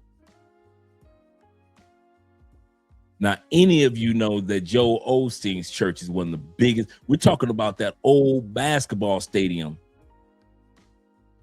that they turned into a church. And he got the position to be the head electrician at that time period when Joel and them first opened that church. This dude's making 6 figures because now other churches are asking him to be the head electrician. He goes back to Flint. We've made it. We've made it. I'm making $300,000 a year. We've made it, baby. We finally made it. Go back to Flint finds out his wife, the guy who telling me the story, mama, finds out his wife had been cheating so much, she ends up with HIV. That ain't even the end of the story.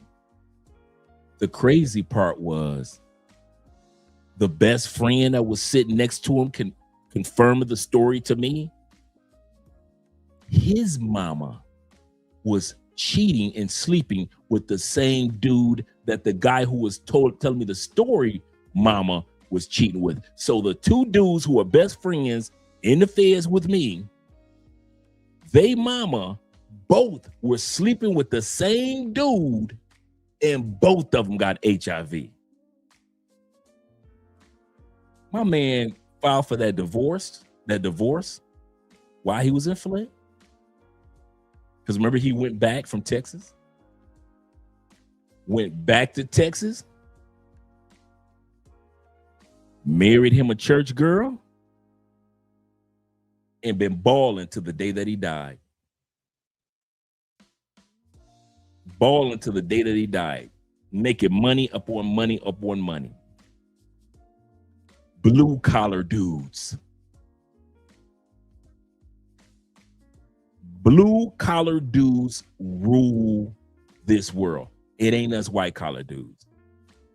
Yeah, we look at Elon Musk and we think, yeah, it's the blue collar dudes that's doing all the electrical work and all the maintenance work and all the preparation work for every rocket, every satellite, every Tesla, everything that he can think of, that Elon can think of.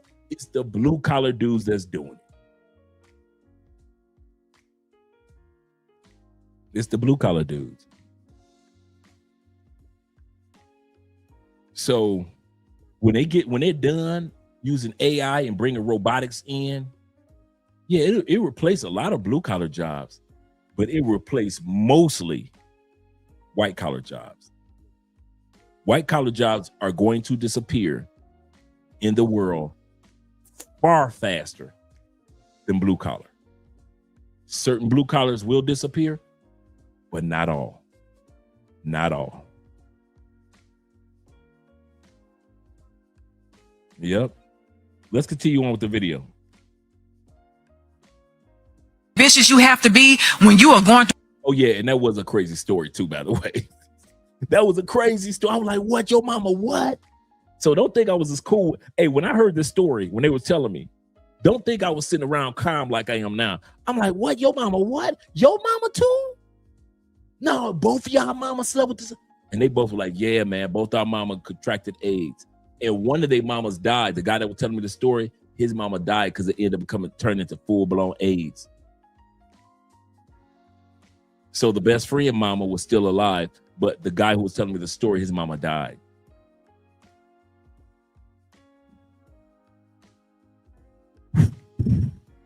In them streets, they think the streets are so good.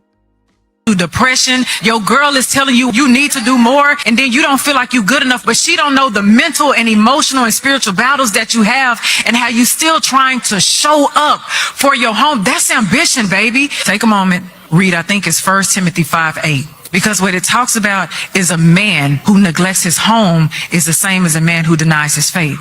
This man is taking care of his home. There is faith and grace in that. He is being provisional. He's still leading. So we have to acknowledge that, because if not, you're going to lose that. Like that's a gem, baby. I make my own money. I make more than him. Ooh. She didn't hear a word that sister said. I love it. I don't care how cute, how pretty a woman is. I love when women expose who they really are. I love when a woman exposes the demon that's walking inside of her. I love it. Some of you dudes don't want to see the truth in a pretty woman. I do. I love it.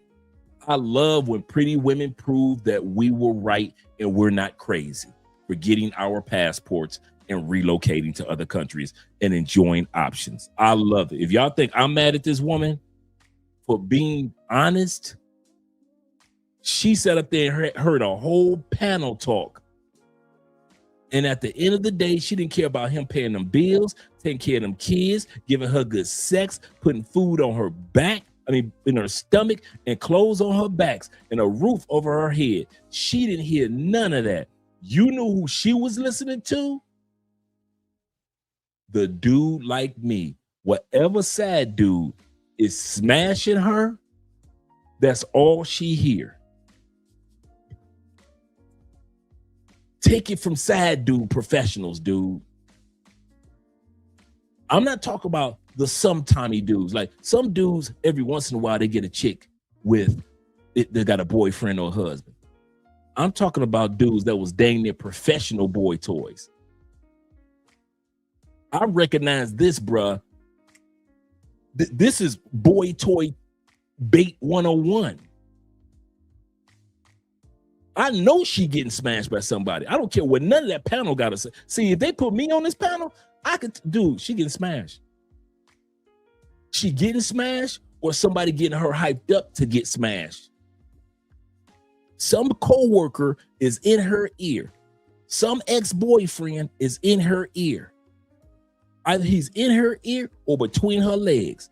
Women don't just come up, guys, hear me out. Women don't just come up with stuff. If you think your woman just all of a sudden cheated, no, bruh. I've been talking to your woman for 6 months before she spread her legs for me. Bruh, do you know how many times your wife told me no? Do you know how many times I walked past your wife's cubicle and she said, don't stop here, I got a man? The first 3 weeks, your wife wouldn't let me glance at her. 6 months later, we having lunch together. 7th month, I got your wife, we just kissing in the back of my truck. 7.5 months later, and you've been married to that woman for 8 years. I got your wife bussing on the back seat of my truck. I don't care about having to clean that squirt up. I do not care about having to clean your dude. I know when I get off work and my windows have been rolled up the whole time in the heat that projects onto a vehicle, I know, because we on lunch break, so I only had an hour. When I get back in my truck, it ain't gonna smell nothing like hot, steaming orgasm as soon as I open up that car door. I know when I open up that truck, it's gonna smell like your wife coochie. I ain't had time to clean up all her flavors from the floor. I didn't have time to spray and wash and make sure and detail the seat. No, dude, my back seat gonna smell like your wife coochie for the next 3-4 months. I already know that. I already know every time I go home, I've already had liquids in the car to clean it on up, make sure it's good. So when I tell y'all I recognize these women, it's either a dude from the past or it's a coworker. It's so easy. Why? Why did I say that? Why is not a new dude? Because normally women get comfortable with dudes that they are already comfortable with. No, we don't. Ladies, y'all don't be giving up the coochie to a new dude unless y'all just straight whores. Y'all do it that way if y'all whores. Most women aren't whores. Most of y'all girlfriends that I smashed was not a whore. Most of y'all wives that I smashed and other dudes smashed, she was not a whore. She was specific. She specifically gave me that coochie after 6 months of me putting in work. She specifically gave the next man that coochie after he put in a year or 2 months of putting in work. Women give their coochie to dudes they get comfortable with. It ain't all about me giving her a compliment every day. It's not about me saying, "Oh, girl, you looking fine," me flirting every day. I ain't got to do none of that. It is not, if y'all only knew how it's not that hard to smash y'all wives, bruh. It is not that hard to run through your girlfriend, bruh. That's why 85% of all affairs happen with somebody that they met at work.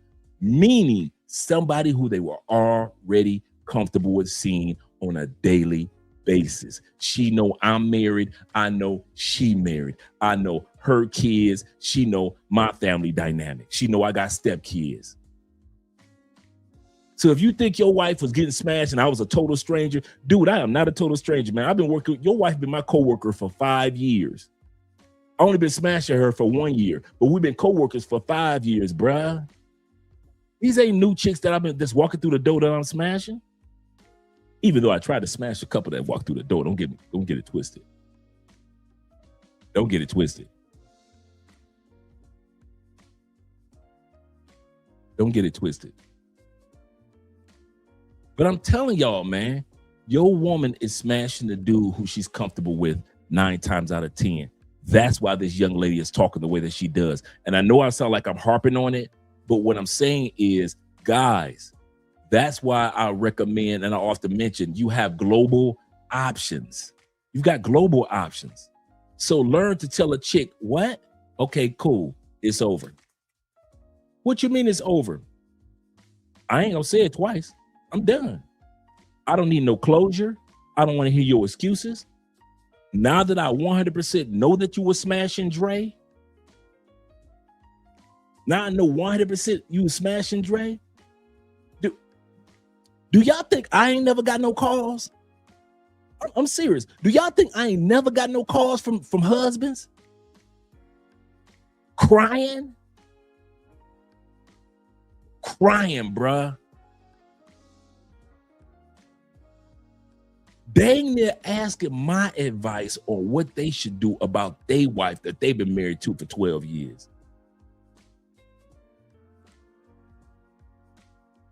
Oh, how'd you get my number? Bruh.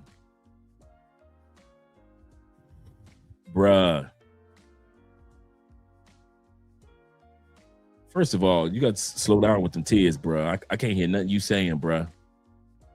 I can't hear. Listen, what's your name? Larry, check it out, man. What do you want to do? What do you think? What do you think that a man in your position should do? Let me hear what you should do. Take out the emotions, take out the tears, take out the fact that y'all been together for 12 years.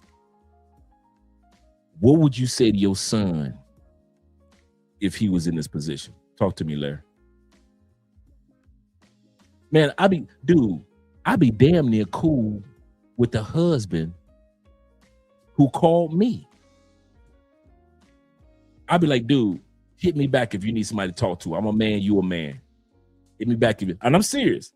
Hit me back if you need somebody to talk to, man. If you ain't got nobody to talk to, you stressed out, and you think you might do something dangerous. Because I'd rather a black man, even if he the husband, I would rather a black man call me the boy toy than to sit up there and delete himself or delete his kids or delete the girl and he end up in prison.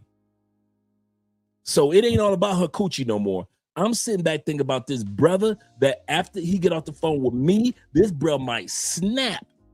And usually they don't snap on me. You think that they would. They don't.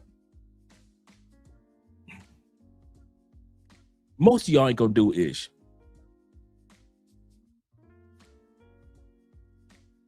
If you attack me, you're gonna look like a simp and she gonna leave you. If you don't do nothing, you're gonna look like a simp and she gonna keep smashing me.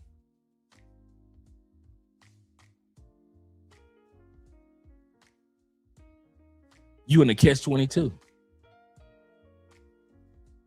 You come my way, you might end up in jail, you might end up in hell. Everybody's strapped. I ain't the one that cheated on you.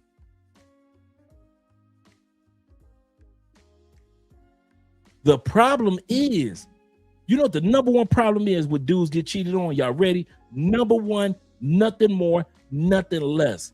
A woman knows, like women like this know, y'all ain't going nowhere.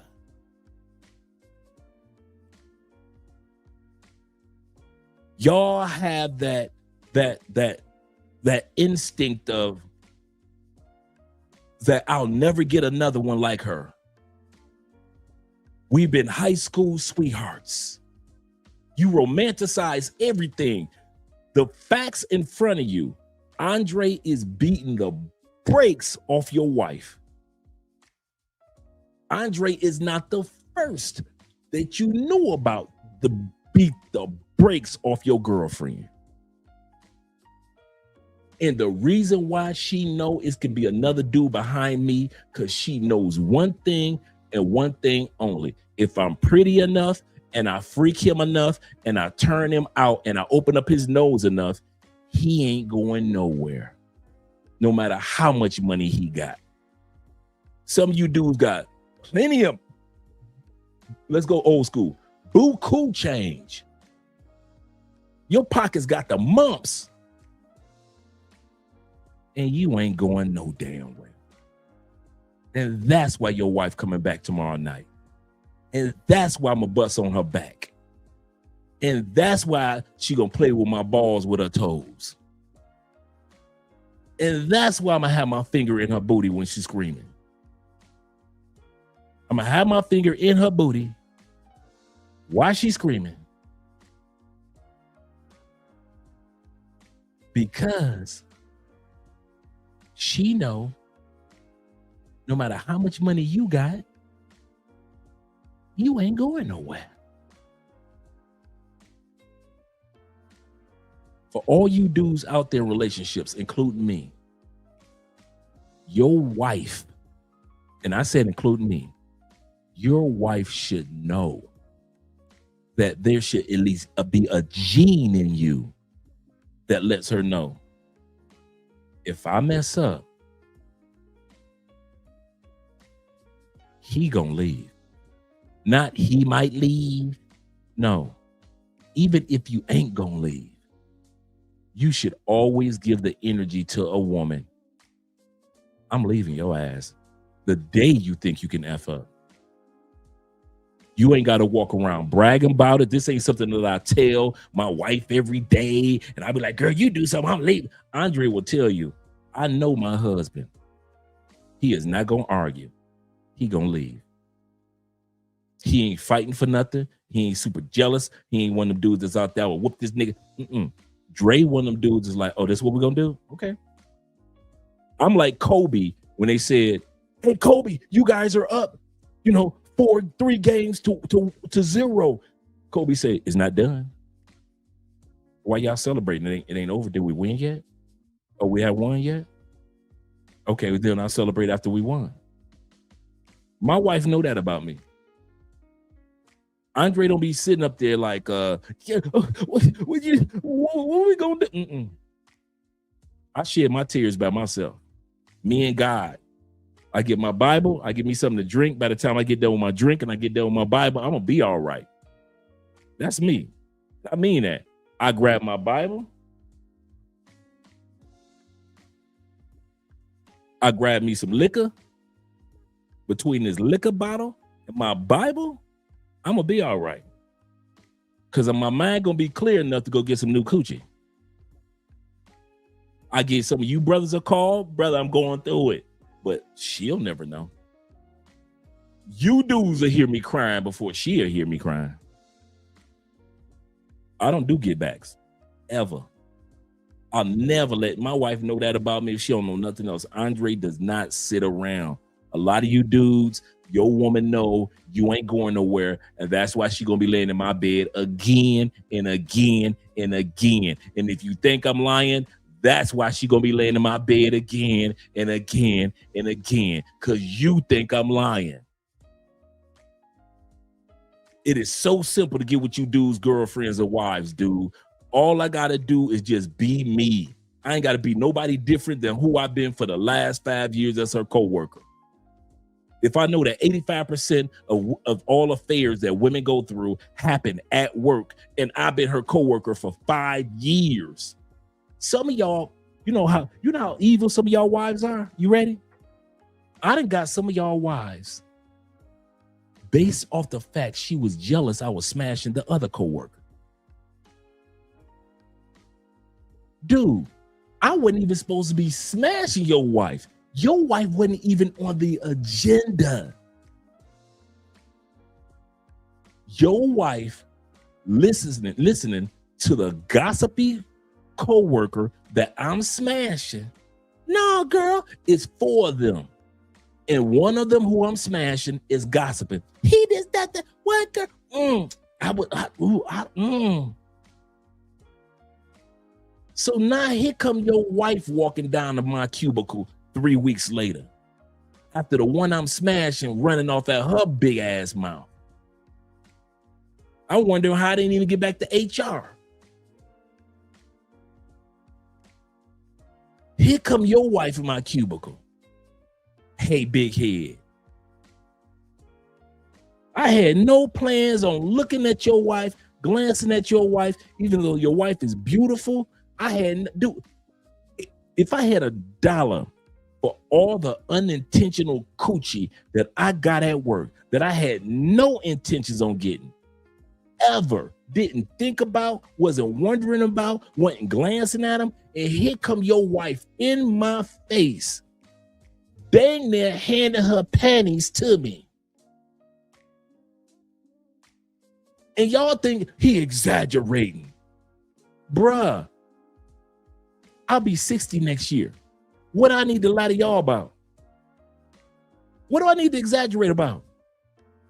I don't get any brownie points about it. I already told y'all, I don't even like having high numbers. It took me years to realize having all these high body counts, it don't mean nothing. So if I'm telling y'all something, I'm giving y'all true game from behind the scenes about women like this. Somebody is in her ear or between her legs. Women don't just come up with, I'm gonna leave my man from out of nowhere. Girlfriends ain't that good. Girl, you need to leave him. Why do you need to leave him? The gay male friends, you are a queen. No, the dude is already treating her like a queen. So why? So if the girlfriends ain't trying to get with the husband, not try to get her to leave him, if the gay male friends ain't saying he is not treating you like a queen because he already is, okay, so the gay male friends can't say nothing. Her girlfriends can't say nothing. Who the hell is it in her ear?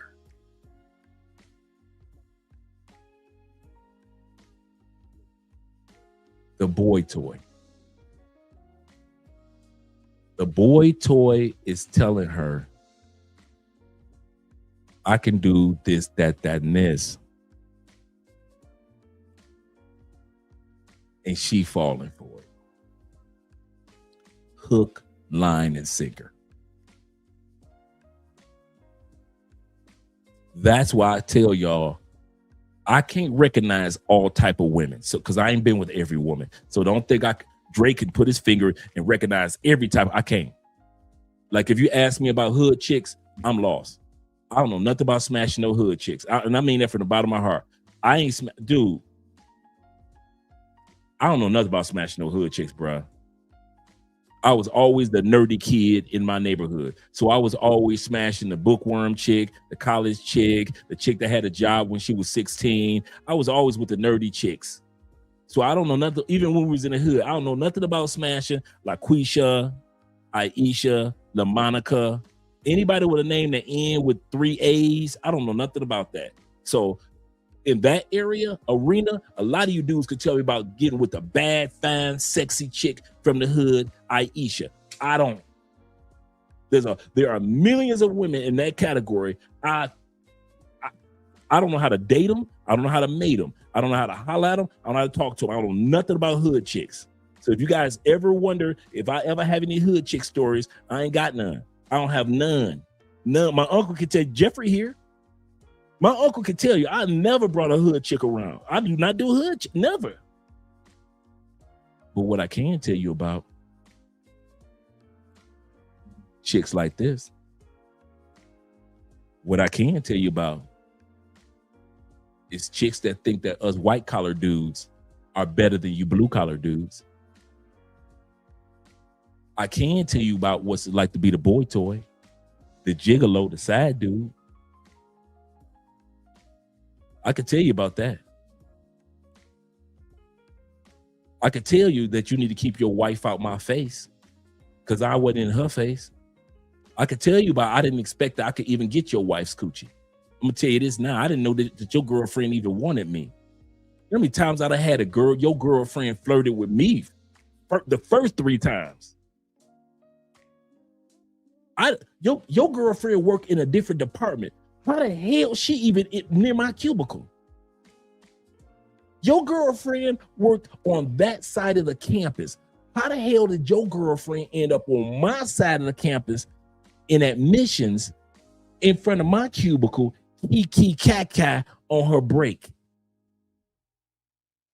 She got a 20-minute break. She always in my cubicle. Everybody, oh, that's your work wife? I see you got, hey Dre, I see your work. I see your work, dog. Hey Dre, I see your work, dog.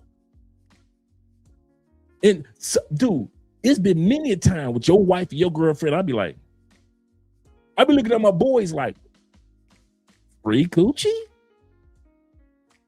I don't even know why your wife over on my cubicle. Free coochie? Oh man, you said something to her. Bruh, I ain't never, bruh. I don't even know this chick's name.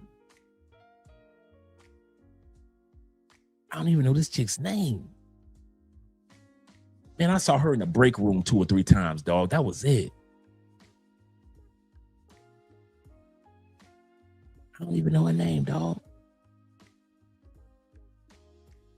And the next thing you know, your wife in the back of my Ford F-150.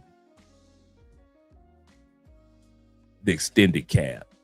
Not in the cabin part. Not in the cabin part. Not in the back cab part. Not in the bed. Not in the flatbed part, but inside the. If you know a four-door Ford F-150, you know them things big as a house on the inside.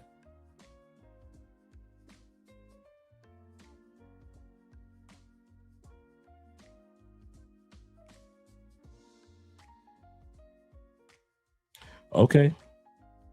You know what the funny part is? Everything I said, y'all think I'm exaggerating, I'm lying about. He said, your fault, Andre. You were supposed to tell him no. Hey, I'm Dre the Ripper. How the hell Dre the Ripper is supposed to tell him no? That is not my job to tell your wife no. It is not my job to tell your girlfriend or your significant other, no, you can't have it. Leave me alone. HR. I ain't calling HR. I am not calling HR. I'm about to beat your wife back in. I never saw your wife before, but now I do notice. Hey, I'm gonna tell y'all something. I ain't never said this. Never. Hey, bruh. I see why you married her. Bruh.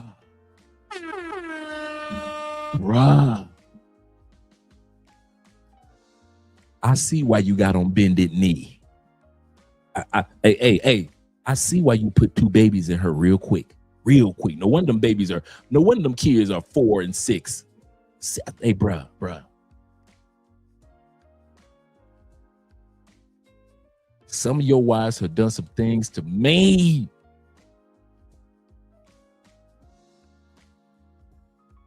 Some of y'all wives have done, bruh. Hey. I see why you go through her phone the way you do. If your wife was my wife, I'd be going through her phone too. Hey, bruh. Your wife is a freak. Your wife, bruh. Not everybody wife. I'm gonna tell you that now. Not everybody girlfriend. But some of y'all dudes, I see why y'all let her cheat 4 or 5 times. And y'all didn't bat an eye. You didn't argue. You didn't bust a cuss. You act like she did not. Bruh, I'm gonna tell you something now.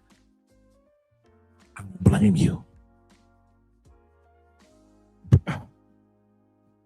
Hey, T-Mac, some of these dudes' wives got fire, pussy. Fire. I don't blame you for not leaving that month. Some of y'all got some of the finest girlfriends, and she give firehead. Bruh, I ain't gonna lie. Some of y'all wives have just a small tear coming down my cheek as she was sucking your boy off. I ain't saying on this eye, but on this eye, your wife had control of this eye. I ain't gonna lie. She ain't had control of this side of the face. This side of the face was stoic while your wife was giving me head. But I ain't gonna lie, your wife head is fire. This side, she had total control. It's just tears just running. Dude, I'm wiping my chin off while your wife giving me head. I'm trying to pretend she ain't. Dude, I know she see. Dude, one time your wife had me crying so bad through this eye, it just rolled down my cheek, dropped down, landed on her forehead. My tear landed on your wife's forehead. And she knew she had control of the left side. She ain't had control of this side, but this side, oh, it belonged to her. I ain't gonna even lie to you. Bruh. I'm gonna tell you now. I ain't never said this before. Some of y'all wives, they either bionic, they done been to school, they a craftswoman in her master her craft. She done been to the Shaolin temple. She done been to the mountaintop with some female gurus. Dude, some of y'all, why? Oh my God. Hey, I'm gonna tell you something for real. Some of y'all wives are so good. I wish she would let another coworker get that coochie. Bruh, I was protecting your wife from another man, you know.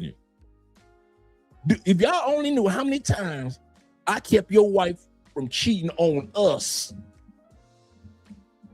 I kept your woman from cheating on. I wish she would go to the other side of this campus and go mess with some other dude in another department. Where the hell you going, heifer?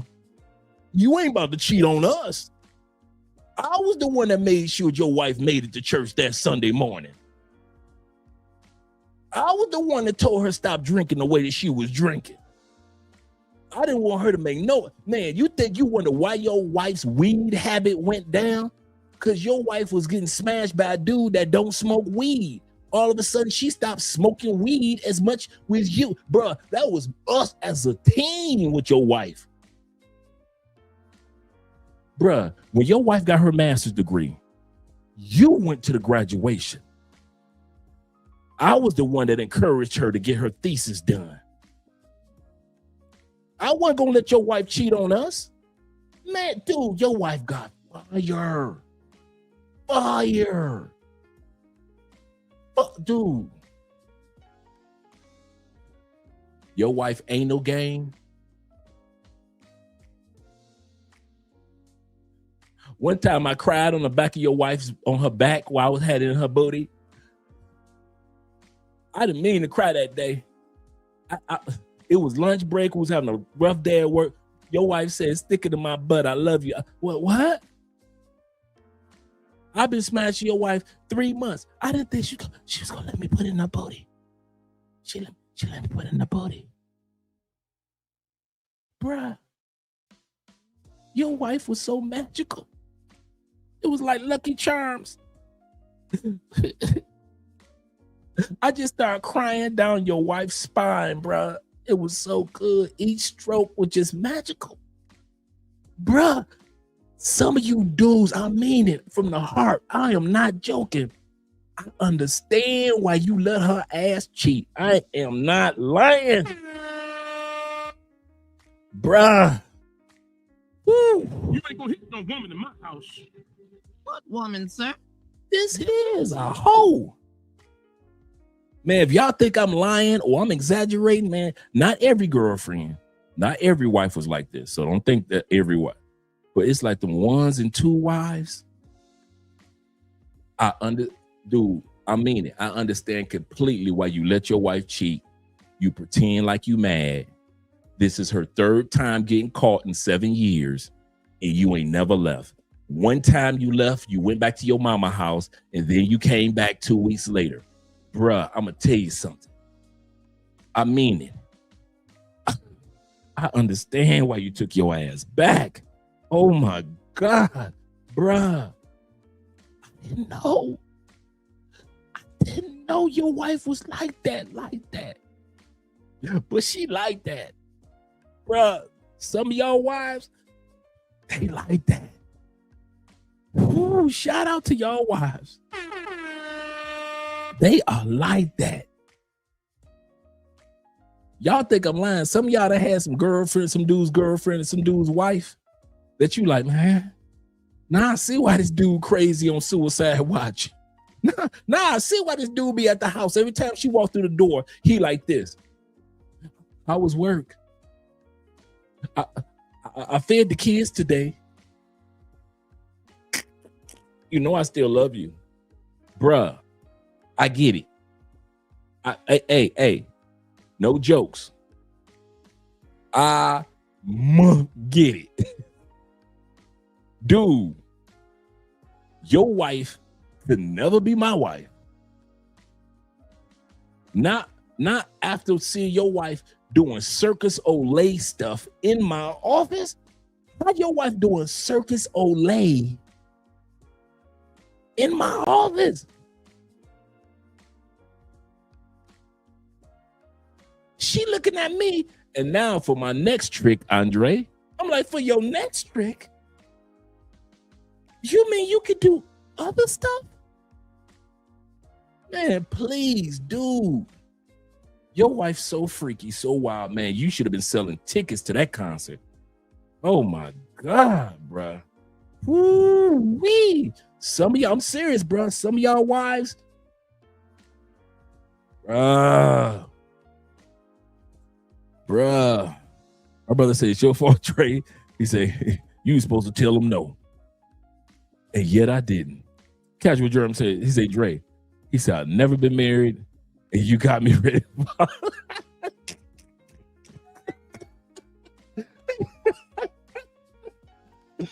I'm just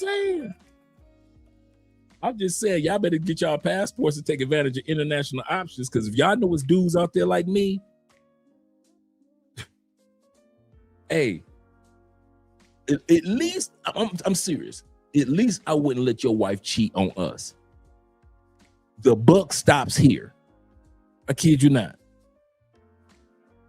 Any dude that would be in your wife's face, I'd be like, I'm the buck. Get the hell on. If I see a dude skinning and grinning with her as she walks into the elevator, I'm walking in that elevator. If I see a dude act like he want to sit down next to her in the break room, you ain't got to worry about that one. I'm sitting right there in the break room. I'm seeing if she doing what she needs to do at work, bro. I'm telling you, your wife is not gonna cheat on us. Lunch break, she ain't going. She is not going to the parking lot with nobody else. Hell no. Hell no. So that's one thing you ain't got to worry about. If she gonna cheat, like she been cheated on me 3 times. I'm number 4, and that's where the buck gonna stop right there at number 4. I ain't gonna let nobody else get that coochie, bro. You ain't never got to worry about your wife cheating on us. I got this at work. You might have her at the house making sure she good. I'm at work like this. Get the hell on. Get that. No, she don't wear perfume. That's just her natural smell. Get the hell on. Skedaddle, scram. I was telling niggas, scram. Beat it. Get your ass up out of here. Trying to take hours. Trying to get her to cheat on us. I'm serious, man. Y'all think these are all jokes and funny. Okay. I'm not black, I'm O'Shea. Okay. Yes, sir. Zeta said, nah. He said it's a no. it's no us, it's me and her for real. Get your ass. What you smiling like? Get your ass. Man, she got a fatty, dog. No, she don't. She got a flat butt. You don't want her. Get on, bruh. Oh, that's you, Dre? Oh, Dre, my bad, Dre. That's you? That's you? Yeah, dog, that's me. Get your ass on. That's me. Because, a lot of times when you smash your coworkers, some dudes know who you smash, and some ladies know who you smash. But then a lot of times people don't know because, you married. So, you keep your mouth shut. Don't nobody know who you smashing. So sometimes dudes be like, I want to smash Aisha. Be like, nah, dog, no, Aisha ain't built like that. What? Aisha ain't built like that. She married, man. She goes, I be having dudes. True story. I be telling dudes not to smash while I'm smashing. I be dang it said, she got a wooden leg, right? She got a wooden leg. You don't want a wooden leg, chick. She part pirate. She part pirate. I be telling dudes all type of stories to make them dudes say, her husband is really her wife. She ain't got a man. She got a what? Mm-hmm. I be spreading lies on your wife just so another dude don't smash. I ain't gonna lie. I don't want nobody else to get that coochie. It's just gonna be me and you, dog. You beat it up at the house. I beat it up at work. We good. We good. Especially if y'all get in an argument. She leave the house. You ain't getting no makeup coochie. Guess who she gonna get a makeup coochie to? She ain't gonna give it to nobody else. Dude, when she get a makeup coochie away and you don't get it, you ain't never got to worry about another dude getting it except for Dre. I was protective of ours. I made sure nobody came between me and your wife and you. We was good, bruh. Shit, I was making sure I was cool with you like the Wonder Twins on the Super Friends. Activate. Man, you ain't got the one. Shit. I think I'm gonna sit around and let another dude come in and take what we got going on. What we got going on.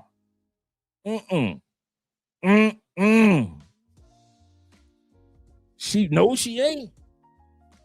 She rated A for Dre. That's it. She was not.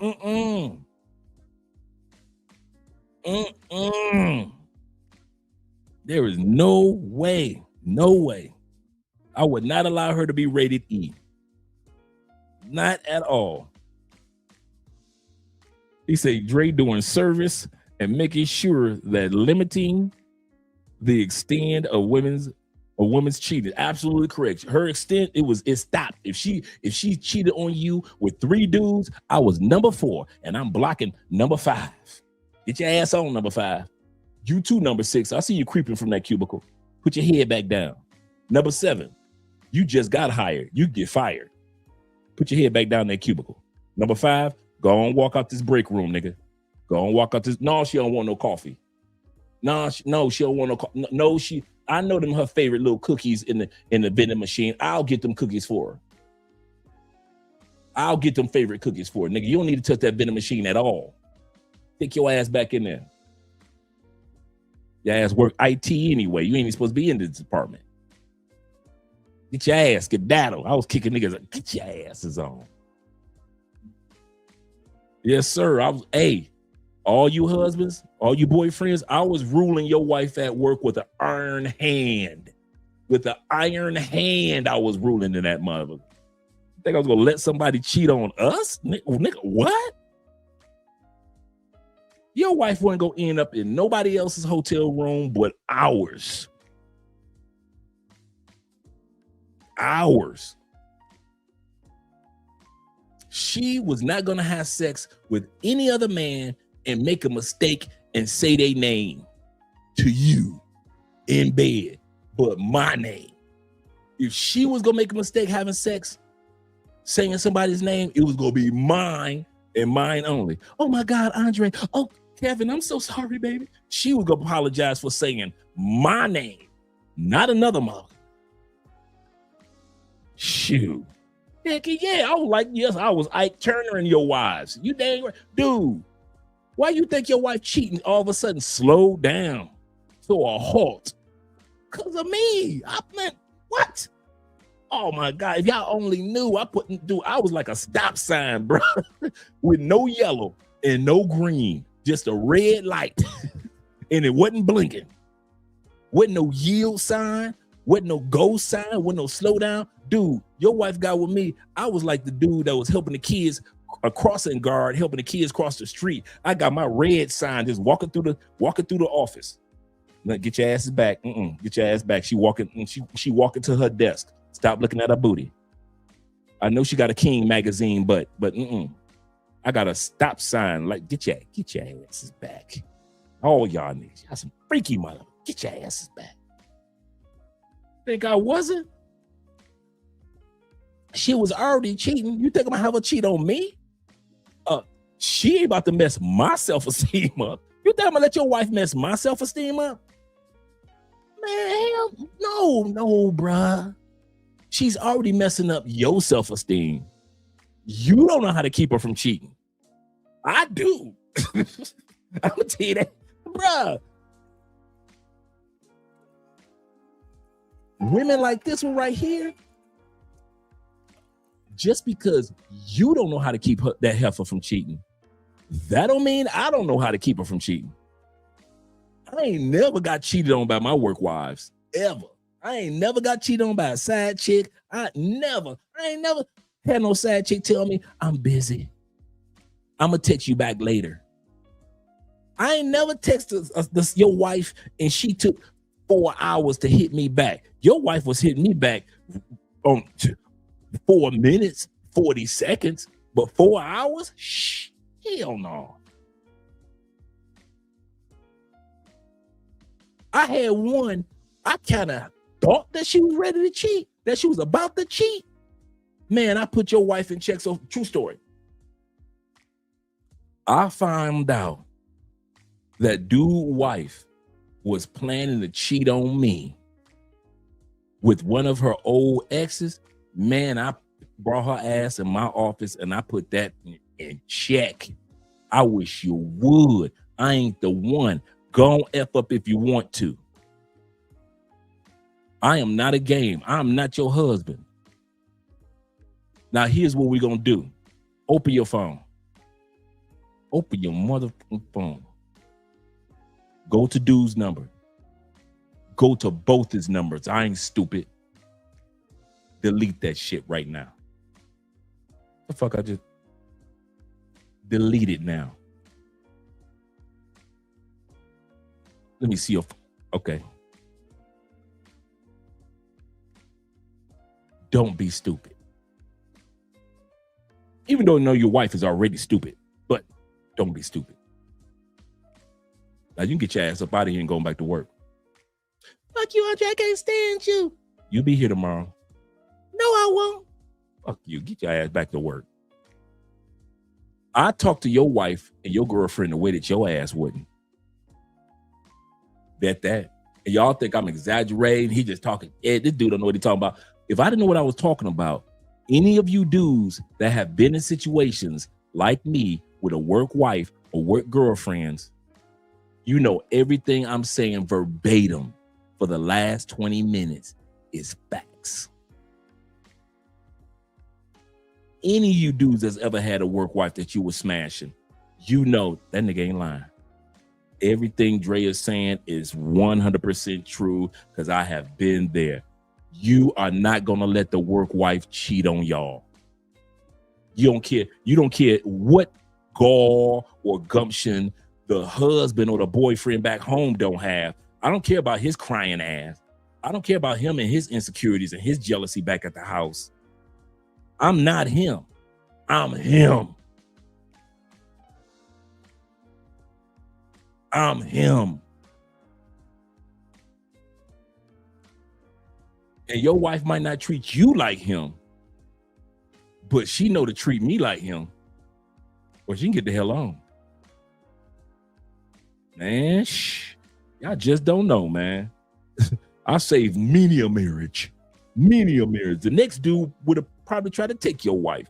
The dude number 6 behind me, he would have probably tried to take your wife. Me, I kept your wife at sit your Man, I tell you what's so crazy, bro. I was smashing so many of y'all wives, man, that they friends would tell them, girl, you better not mess it up with Andre. He's a good man. And they would tell me, Andre, I told her she better not mess it up with you.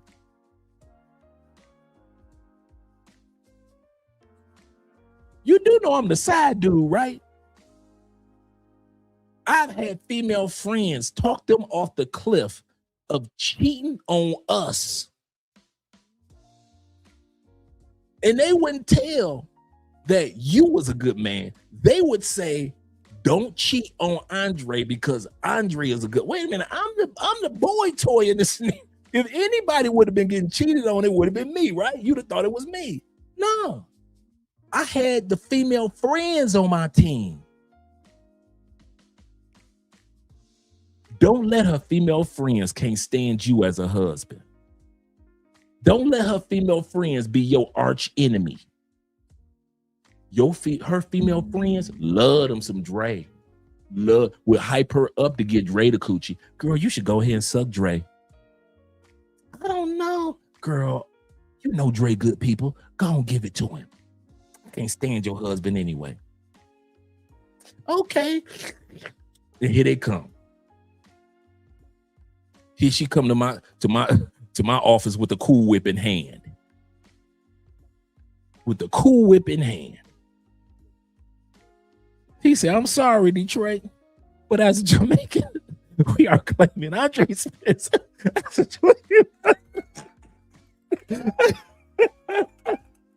has enough ladies. Oh, AKA Playboy, I'll take that. Shout out to you, Playboy. Glad to see you here, man. Glad to see you here. Dave is funny. I have been recruited. I've been drafted to another team. Yes, sir. No cuffing. Hey, man, I wish I was lying, bro. I wish I was lying. Dude, I've gotten females at work. Like I said, I didn't know I was going to get. Never thought about it. Dude, that Christmas party coochie. Your wife doing the Christmas parties. All you can drink, top shelf liquor, and you aren't allowed to bring a spouse to the Christmas parties.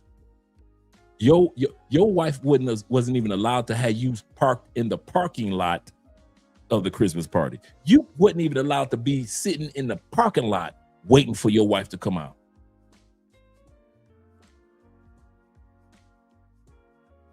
Man, y'all would have thought I was, dude, y'all would have thought that I was R. Kelly on tour. I'm working around that Christmas party. I'm getting her number. I'm hollering at her. Oh, she going with me tonight. She going with me if I don't get with her tonight. Dude, I don't care nothing about them big wigs that's there. I ain't trying to shake no Christmas hands. I ain't trying to be filled with holly. I know how fine your wife gonna be in an evening gown. I usually see her in the business attire. She already looked good in that business attire. I get the chance to see your wife cleavage. I've been smashing her anyway, but I'm acting like I ain't never seen her cleavage before. Boy, cleavage is out. She got the cleavage all the way down to the belly button. Oh, bruh. And you let her walk out the house coming to a Christmas party with all you can drink, all you can eat, man. What do y'all think, man? Some of y'all need to just, if you don't do nothing, if boyfriends, husbands, hear me out. If you don't do nothing, ban your wife from going to the Christmas parties. Bruh, if it ain't nothing else, if you can't get her to sit down for no other day, okay, cool. But them Christmas parties, them damn Christmas parties,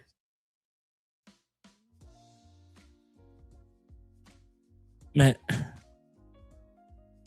I told y'all I used to get a hotel room down the block from every single Christmas party.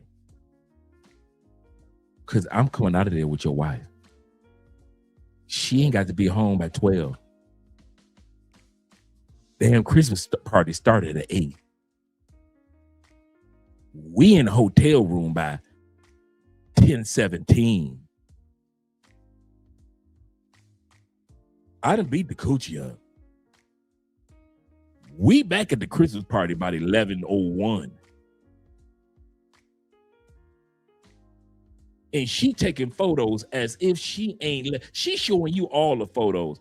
You looking at the photos that she took when she first got there at 9:03. And then all of a sudden she's showing you the photos that her and her girl took at 11:15, 11:27. She got in the car and drove home and made it home by 12:09. You ain't even noticed that gap in time. Y'all hadn't even noticed that gap in time. Shh, man, y'all better keep y'all wives away from damn Christmas parties. I'm telling y'all, bruh. Y'all better keep y'all wives away from the Christmas parties. He say women can be on the foulest ish. And as a Jamaican descendant, I can second that notion, man. I'm just saying, bruh. I'm just saying. He said, that's why I didn't get married. Hey, I was running through y'all girlfriends just as much. What? It did not take a wedding ring for me to smash your girl.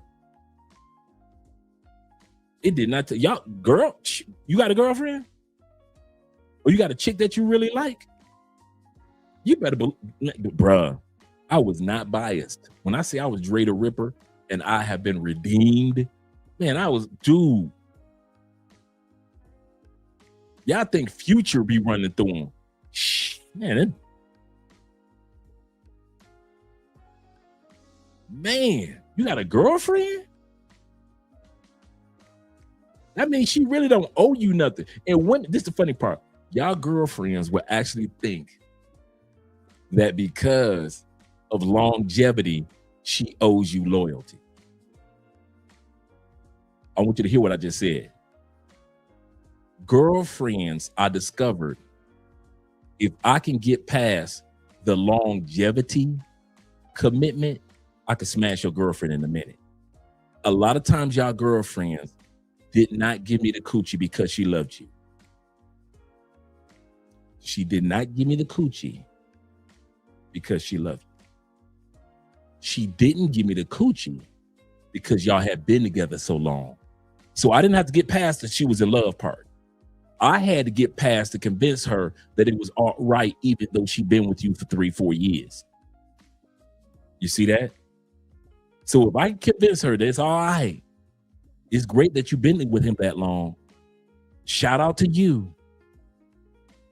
If I could get past that, I was gonna run through your girlfriend. I didn't have to tell her, yeah, I know you love him. Girlfriends usually are faithful by way of the longevity, the track record that you guys have together. It's not about the love for them. It's about the longevity. I've been with him for 7 years. No, see, And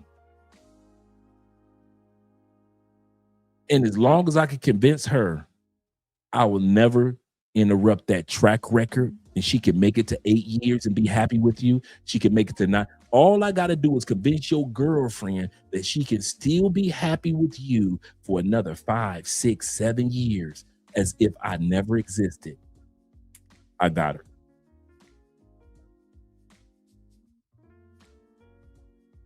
Being a boy toy, you never can try to convince a woman not to love her man. Some of you dudes are stupid. Don't be trying to convince no woman that she don't love her man, and that the love wasn't real, or you shouldn't be with her, you should be with me. Never tell a woman you should be with me instead of him. No, you should be with him, because I ain't gonna do what that dude doing. That dude is replacing tile. This dude is your husband is buying new furniture. He just bought 4 tickets for you and the kids to go to Disney. Them tickets are $275 a piece. I ain't about to do none of that. I ain't about to replace no tile on the floor. I ain't cleaning out no garages for you. I'm not about to be out there on Saturday morning doing the landscaping with you. I'm not about to sit up there and buy no new furniture. I ain't even about to move the old furniture. So I recommend you do not leave your husband. Do not fall out of love with that man. I'll be trying to remind him, you know your husband's birthday next week. What you gonna get him? Oh, he don't want that. Get him this. You sure? I'm a man. I know what your husband want. Get him this. Okay. What y'all doing for your anniversary? I don't know. You don't know. Are you simple? Here's what you need to do. This is what most men will want. Man, I'll be coaching your wife through, bruh. And your girlfriend. Man, the number one rule of being a boy toy, never let a woman fall in love with you. Be her little toy, her little side. Women love the mystery of the side piece. Nobody knows about. Oh, I've got this little secret that nobody knows. They like that part, the adventurous part of it.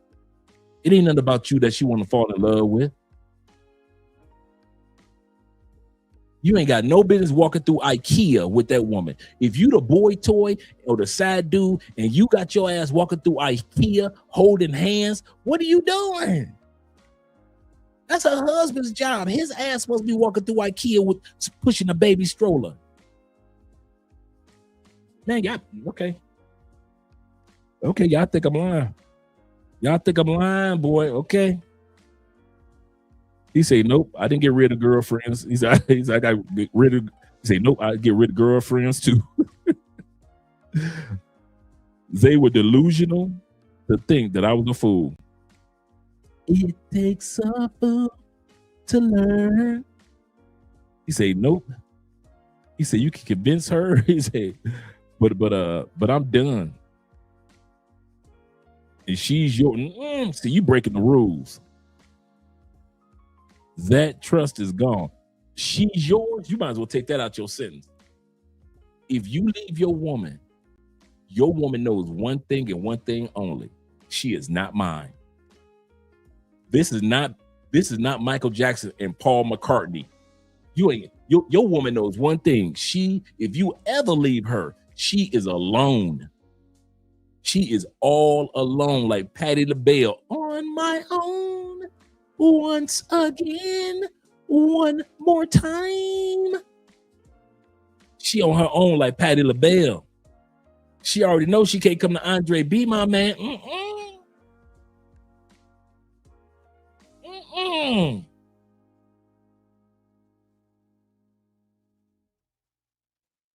I'll be looking at your woman like she's some steamed okra and shoes.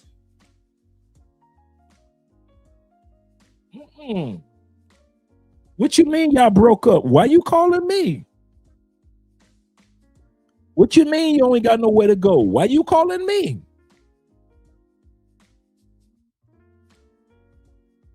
Talking about she all yours. She ain't all nothing. She all alone.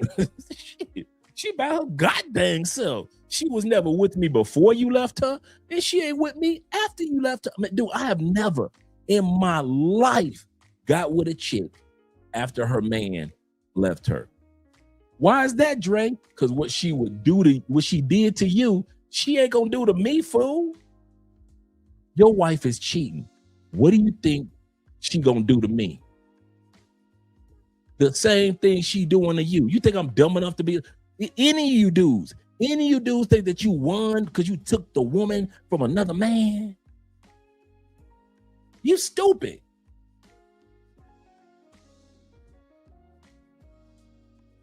You know why? One of the reasons why Swiss Beats let Alicia Keys have a side chick, because we all knew Alicia Keys was messing with girls at one point in time or another.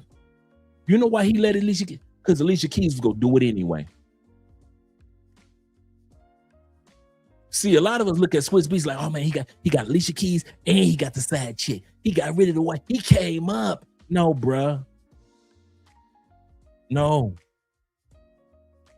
He knew what he did to Alicia Keys and what Alicia Keys did with him, they could do to each other. If both of them was slick behind that wife's back, what makes Swiss Beats not to be slick behind Alicia Keys' back, or Alicia Keys be slick behind Swiss back? So they said to alleviate all that, we gonna bring a girlfriend into the fold.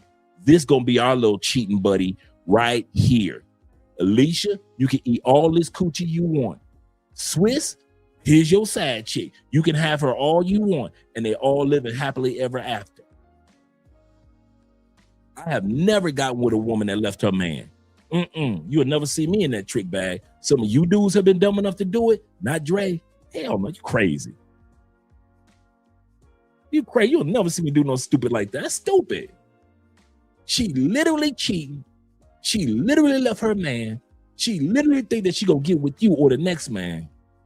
And I'm gonna tell you something. I know you. I'm gonna say something, and I mean this. I know you. So I know how you act and how you move and how insecure you are. You ain't out there in them streets cheating. So I know that 9 times out of 10, you ain't bringing no diseases. So even though I'm using condoms with your wife, I know you ain't bringing no diseases. If she get with me, I don't know what that next Negro got. She get with me, right? I'm not using condoms no more. She keep her cheating up. Now she cheating on me. I don't know if this dude gonna be responsible with condoms, and I don't know what disease this man got or don't got. I don't know if this new dude is a jealous dude or a dude that's cool like I am, know how to play his position. I don't know who that dude is she cheating on me with. I know you, the boyfriend. I know you, the husband. I've been listening to her talk about you at work for 5 years. I know everything about you and y'all kids. If she leave you talking about being with me and she a cheater, she gonna cheat on me with him. And we don't know nothing about this mama back here. I don't know nothing about this dude. You think I'm gonna get, man, y'all crazy. That's why I ain't never got with no chick that left her husband. You crazy. Get the fuck out of here. No. Let's go back to the super chats. I think I read this one. Shout out to my brother. He said, Dre, a chick I retired with told me she was engaged for 6. Wow. Reunited with. I'm sorry. I said retired. A chick I reunited with told me she was engaged for 6 months. The guy found out about me and another and decided to propose to her. Shaking my head. Men don't leave. I already got that episode coming up next week. That's probably one of the dirty little secrets about being a man. We would talk bad about women not leaving. Men don't leave. I'll leave. You might leave, but it's 15 of your boys that won't. It's 15 of your partners that ain't going nowhere. Especially if don't nobody in the crew know that she cheating. If nobody in your crew, your friends, know that your wife is cheating, most of y'all dudes will keep y'all mouth shut. Don't nobody know? Hey, these doors are closed. I fuss and cuss at her until we get this straight. Some of y'all, the only reason y'all left because your boys found out and now you embarrassed. But if your boys didn't know, you ain't going nowhere. How do you know Dre, a dog? I've been on the other side too many times. I've been on the other side of what goes on with cheating too many times. And I'm telling you, men don't leave. Y'all will do. I know dudes, man, found out their wife was cheating, found out their girlfriend was cheating. And I'm talking about 10 years later, still hurt, still mad, and still in that same house. And I'm talking about hurt. I'm talking about need to go see some therapy hurt. I'm talking about some dudes that I felt sorry for, like, dang, dog. Like, dang. I don't blame you, dog. I get it. And I kid you not, bruh. It's dudes just like that. and ain't going nowhere. Men don't leave. Most men don't leave. And I found that by experience. Y'all don't go nowhere. Y'all cuss, y'all fuss, y'all get mad. I mean, I had female friends that was coworkers. They weren't sleeping with me, but they were sleeping with somebody in the building, right? So everybody wasn't sleeping with me, of course. But I had female coworkers that I knew that they were sleeping, and I was cool with them. I knew they were sleeping with somebody. Husband find out, get mad, ready to cuss, fuss, he cry. Let's go to church, let's work it out. Let's talk to our pastor, let's talk to our imam. All that, right? Which is cool. But y'all ain't going nowhere. And guess what? She ain't stopped cheating with that dude. I had plenty of female coworkers that was smashing dudes. I wasn't the one smashing them, but I know they were smashing, and because they would tell me the stories. It was like hoes was cool with hoes. As long as I was whoremongering and they was whores, I could talk to my whore stories to them, my whoremongering stories to them, and they could tell me their horror stories, right? So I know everything about what your wife is doing. And your wife know who in this building I've been smashing. And I'm telling you, I can't even. I never seen it. I just realized that. I have never seen a man that left his girlfriend or his wife after he found out she cheated. I've never seen it. I'm just realizing that right now. I have never seen it. I've heard about it. I heard about it like after the second and third time she did it. Yeah. I'm talking about that first time when you found out that she was in them streets getting her coochie beat up. I ain't never seen none of y'all ladies. I just realized that after 50, I'll be 59 in a couple months. I'm just realizing that. God willing.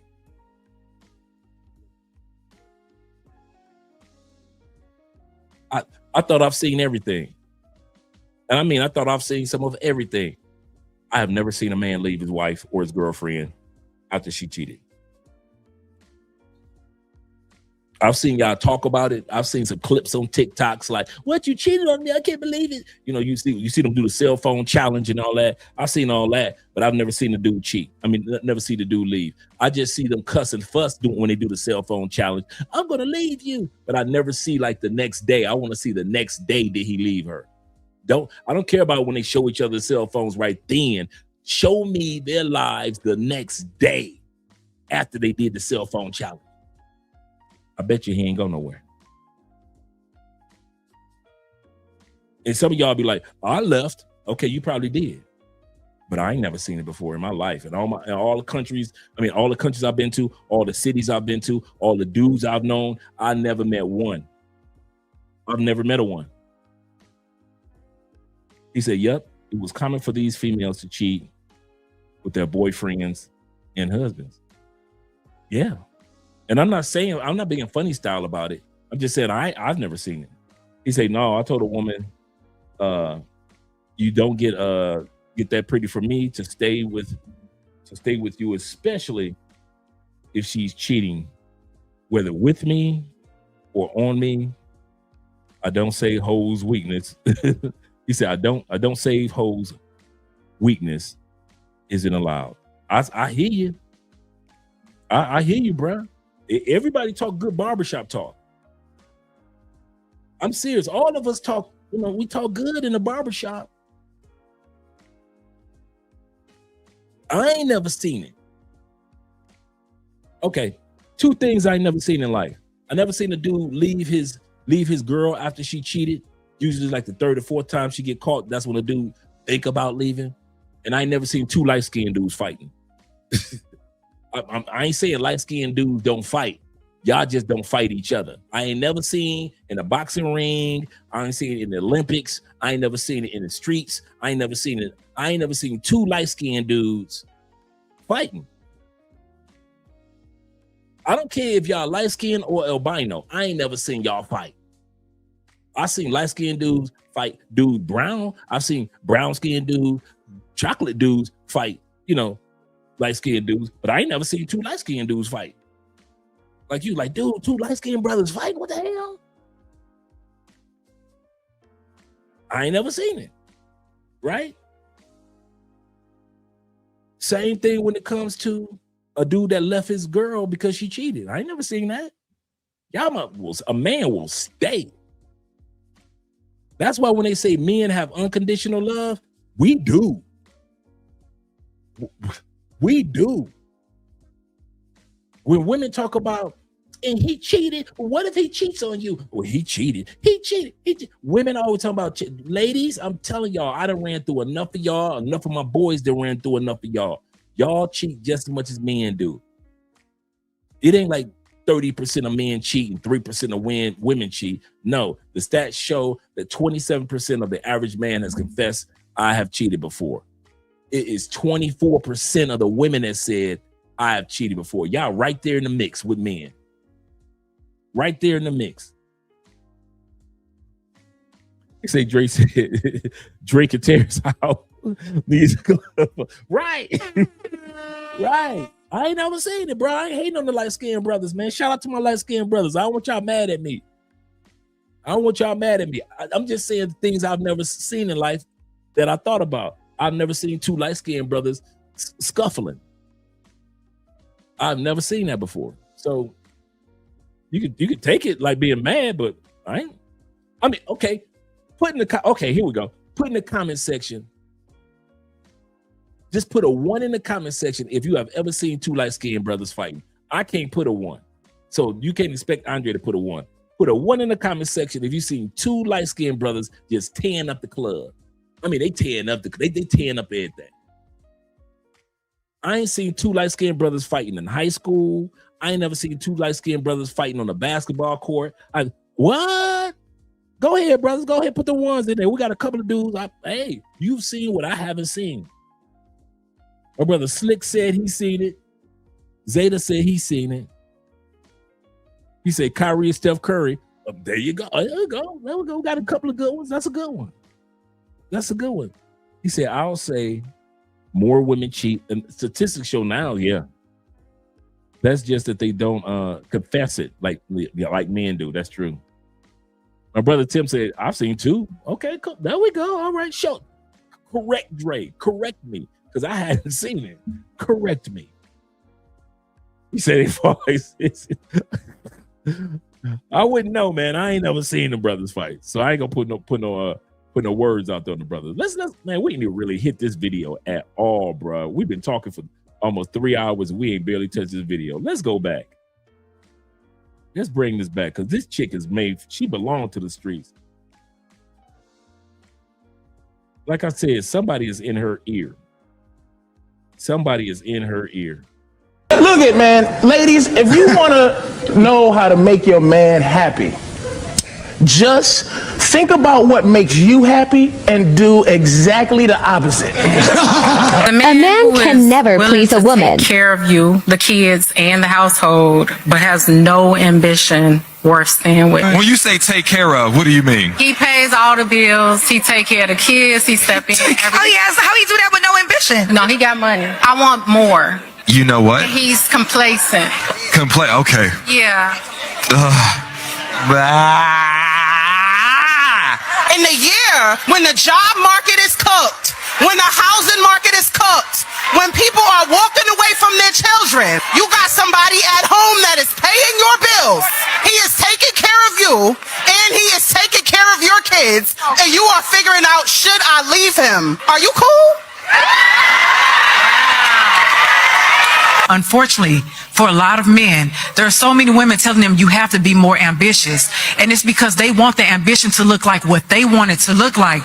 But his ambition is waking up every day and going to work, waking up every day and showing up for my children, showing up for my home. Like, that's just as ambitious. You know how ambitious you have to be when you are going through depression. Your girl is telling you you need to do more, and then you don't feel like you're good enough, but she don't know the mental and emotional and spiritual battles that you have and how you still trying to show up for your home. That's ambition, baby. Take a moment. Read, I think it's 1 Timothy 5:8. Because what it talks about is a man who neglects his home is the same as a man who denies his faith.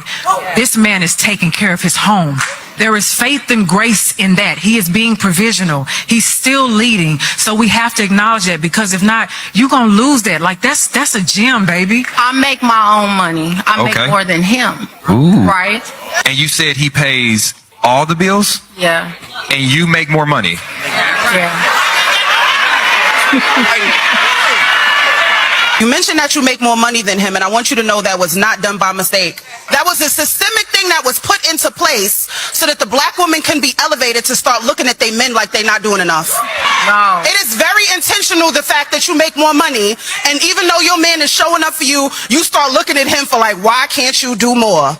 The fact that this man is covering the bills, even though he knows you make more, let me tell you what he's doing. This man is willing to maybe put things on pause so that you can elevate. Think about it. What you make becomes almost just yours. What you choose to do, you have the freedom to pivot and pivot and pivot. Try this, go to school, because this man is saying, I'm going to sacrifice and take care of the foundational things so that you can have a choice whether or not you want to work or not. And so when you saying that man lacked ambition, I just think it's ambition in a direction you can't recognize.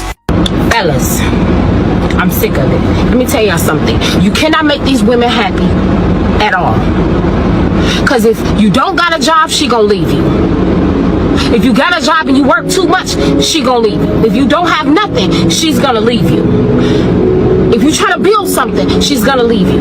Women are only with men because of the convenience, or maybe even the idea of having a man, okay? Women, they don't want to sacrifice nothing. They don't want no responsibility for nothing. They don't want to go 60-40. They don't want to go 40-60. They don't want to go 50-50. They don't want to do nothing. All they want is the benefit of a king. But they do not want to have the patience and do what it takes to help him build the kingdom. So this is where you need to wake up. You need to realize what type of women that you're dealing with, and go get you a woman that believes in your dream.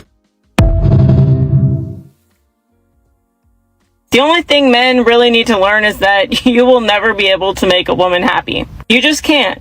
If you last too long, then that's too much. But if you last too little, then that's too little. If you want too much intimacy, then you're being pushy. If you don't want intimacy at all, then you're cheating. You can remember to take out the trash, but she's going to remember that you didn't do the dishes. You can give her child support, and you can give her over that and pay all of the in-between, and it's never enough. But when you pay nothing, then you're a deadbeat and she's still not happy. You could plan the perfect date, but if you didn't spend enough, then it's still not good enough. But if you don't plan a date, then you're a loser that puts in no effort. Women who don't have boobs want boobs. Women who don't have ass want ass. Women who have too much ass want a smaller ass. If you text too much, then you're basically a simp. But if you text too little, then you're a loser who doesn't care. You could buy her exactly what she wants, but if it's the wrong color, then it's still not exactly what she wants. You could give her all of the affirmation and all of the emotional support, but she's always going to remember the one time that you didn't. If you work too much, then you're not spending enough time with her. But then if you cut your hours and you're home with her more often, but you're making less money, then you're broke and you're basically a loser. If you watch too much football or have a hobby with the guys, then you're not invested in her. But if you don't have any hobbies or any other interests other than her, then you're a simp. Until you understand this as a man, that it's not your job or your responsibility to continuously make her happy, and that you can't make her happy, your life will be a lot easier. Okay, bye. You can't make a woman happy. It's impossible. I've never met a happy woman in my life. Women always complaining about something. Shit, women like to complain. Women save up shit to complain about. Oh, he don't even know I know, but I'm gonna get his ass on that shit next month. You think he wants to see you every day? This face? Just look at her face. It's just like a stroke victim. It's just, can you imagine if I'm your man and I have to be with, like, I'm trying to disco dance to make your life better? I'm sorry, say that again? Go ahead. You have to make me laugh. No, don't even go, that's what I knew she was gonna say. That's the face she has. And that's what you deal with. That's what she has to add. You have to laugh. Who's gonna make your miserableness? That's not my job to pull your misery from inside your gut. I don't know what happened to you. I can't make the things you're still dealing with from when you were 6 come out in laughter. Stay away from girls that were raised by a single mother. They don't know how to treat a man. They're very, very, very combative. They're not submissive. They don't give in. Their ego's through the roof and their pride is big. Be careful with them. They'll ruin your life. I tell them all the time. Now, is there exceptions watching this podcast thing? Yes. Then I'm sorry, I'm not taking my chances. Toxic woman, the woman who loves chaos, who loves emotional turmoil. Now, let's be real here. Most women need and want that subconsciously. They don't even realize that they like that. But for a woman to actually seek it out and crave it, that's a different story. If she like craves it and looks for it and starts drama arguments out of nowhere just for her own dopamine hit, then that's definitely a red flag. And that's somebody who you don't want to be with in your 20s. I've seen plenty of times where guys could not work on themselves, could not work on their business, could not work on their purpose because they're too emotionally involved with the woman that they're talking. Facts. Some of us will be so much further in life if we were not emotionally caught up.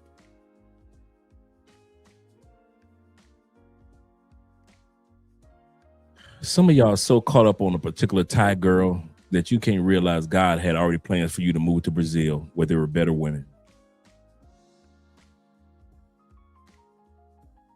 Some of you are so caught up on trying to get that American chick back. God had 3 chicks waiting for you to choose from in Poland. Some of y'all so strung out on not letting, and when I say this, I don't mean you trying to get her back because you want her.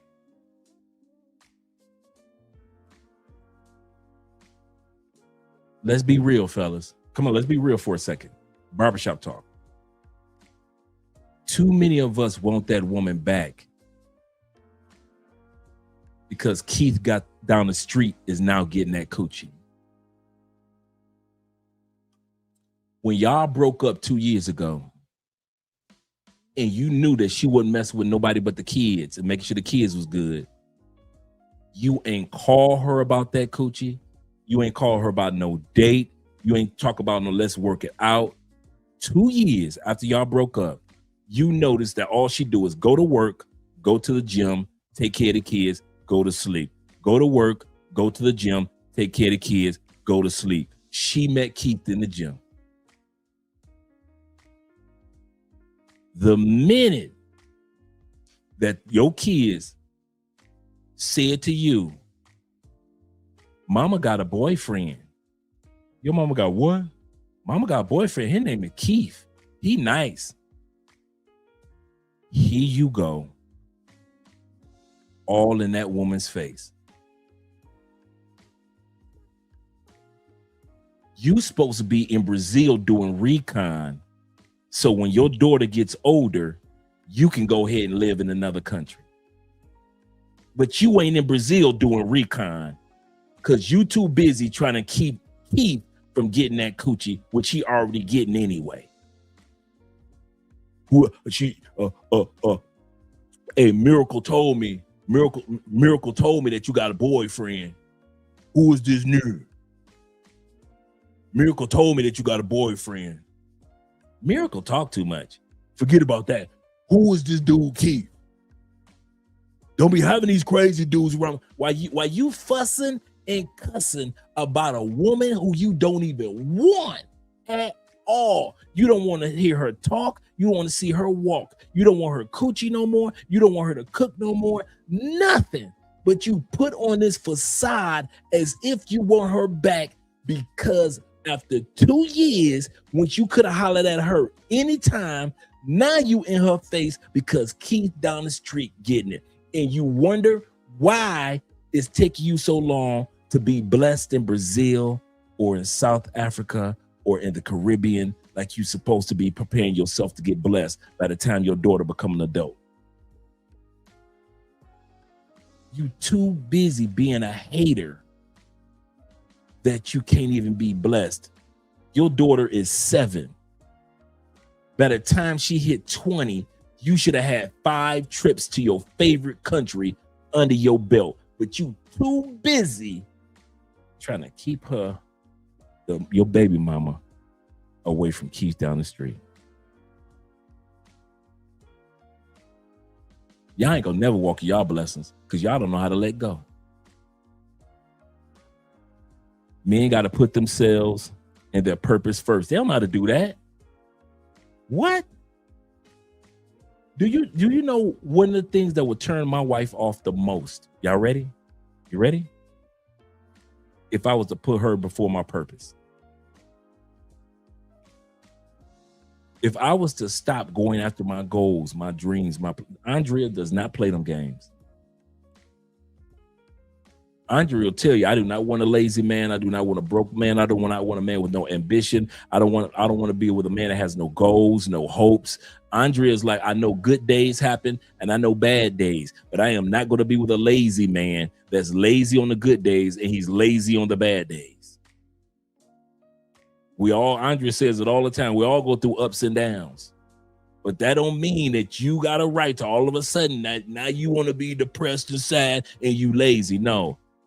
All of us have good times in life where all your money is flying right, and the next time your money just on a different course, and then all of a sudden your money goes back up. One day your health is doing good, then it goes down for a minute, but then it comes back up.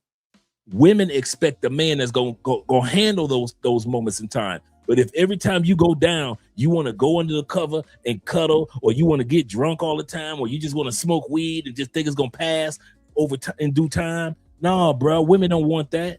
Women want a man that can ride out some storms, can drive through some tornadoes, can walk in the middle of earthquakes. Let me pretend like I don't want to walk in my purpose. My wife would be gone and I wouldn't blame her. If y'all think that me and Andrea's love keep us together, man, we too mature to think that love gonna keep any couple together. If it was love, then we wouldn't have divorce rates that we do around the world. If it was just love. Do not be stupid enough as a man to think because you love her, she love you, y'all gonna stay together. No, realize this, men, women know they got one life, one time, one chance to get this right. You got to start treating your woman like she realizes that she is not stupid and you ain't going nowhere with life, that you ain't trying to go somewhere with life. That, in other words, you're not walking in your purpose.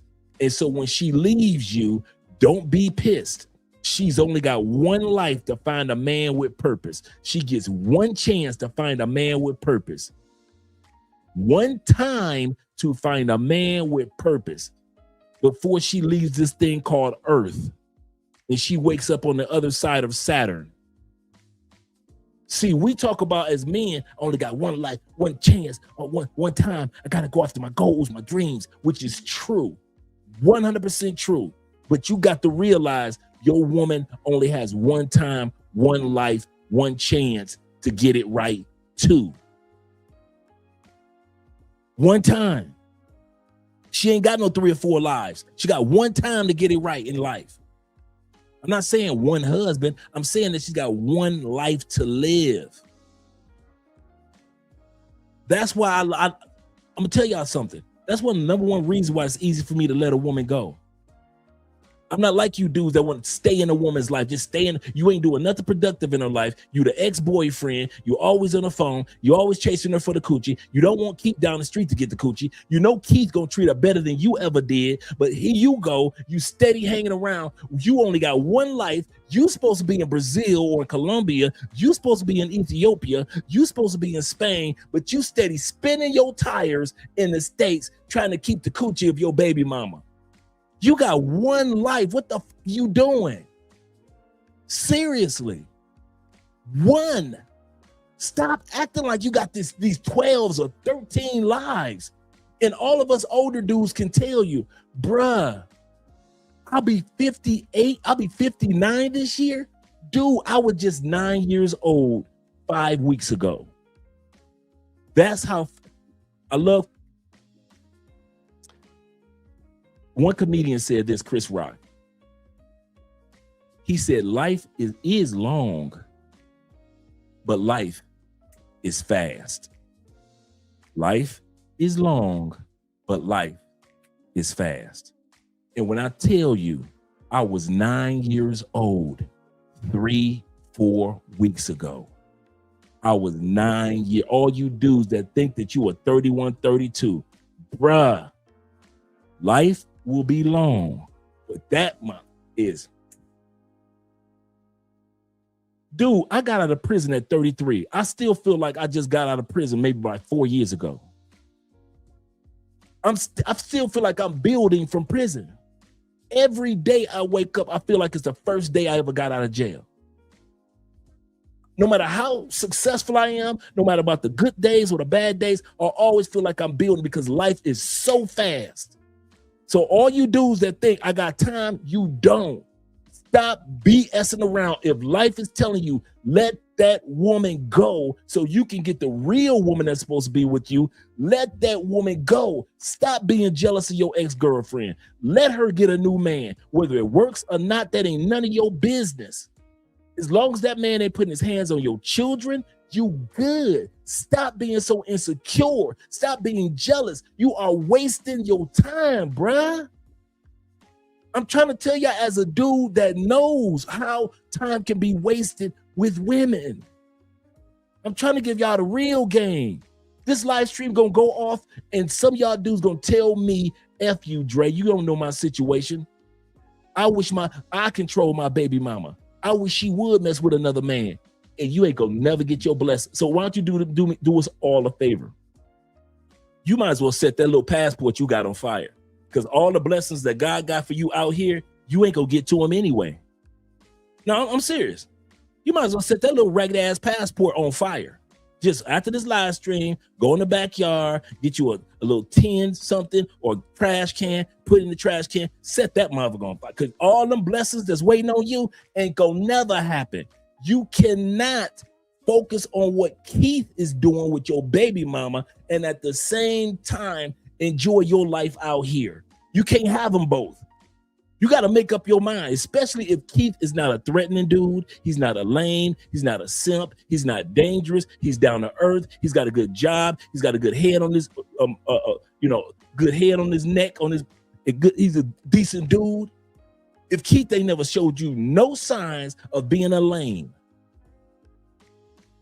and he respects your ex as the mother of your children, he has no problem with talking to you as a man face to face. Why are you in that man's face trying to hate on him? You dudes will sit up there in Keith's face, shake hands with that dude. Hey, what's up, bro? What's up, brother? I'm Keith. What's up, Keith? And as soon as you get on the phone, I don't like that nigga. You talk to your baby mama, I don't like that. You need to get that nigga away from my daughter. I can see something about to happen. Man, take that passport, set that damn passport on fire. You too lame to be out here. You're going to end up getting drugged in Colombia with that lame mentality that you've been using in the States. See, you think that you can be lame in the States and that lameness ain't going to follow you to Colombia? Bruh, you lame in the States, you're going to be lame in Colombia, bruh.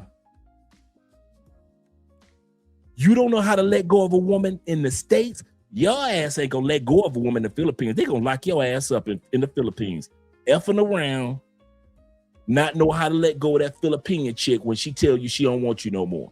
Now here you go trying to chop her up. Because you never knew how to let your baby mama go and live her life. Some of y'all dudes doing it bass backwards, bruh. I'm telling y'all, life is fast, bruh. All you dudes that's in your 30s, you think you got time? You ain't got no damn time. Dude, I will be 70 years old in 11 years. Let that sink in. 11 years. I will be 70. You think I got time to bullshit around? Some of you dudes are 37. In 13 years, your ass will be 50. You think you got time to bullshit around because you still in your 30s? Some of you dudes are 48.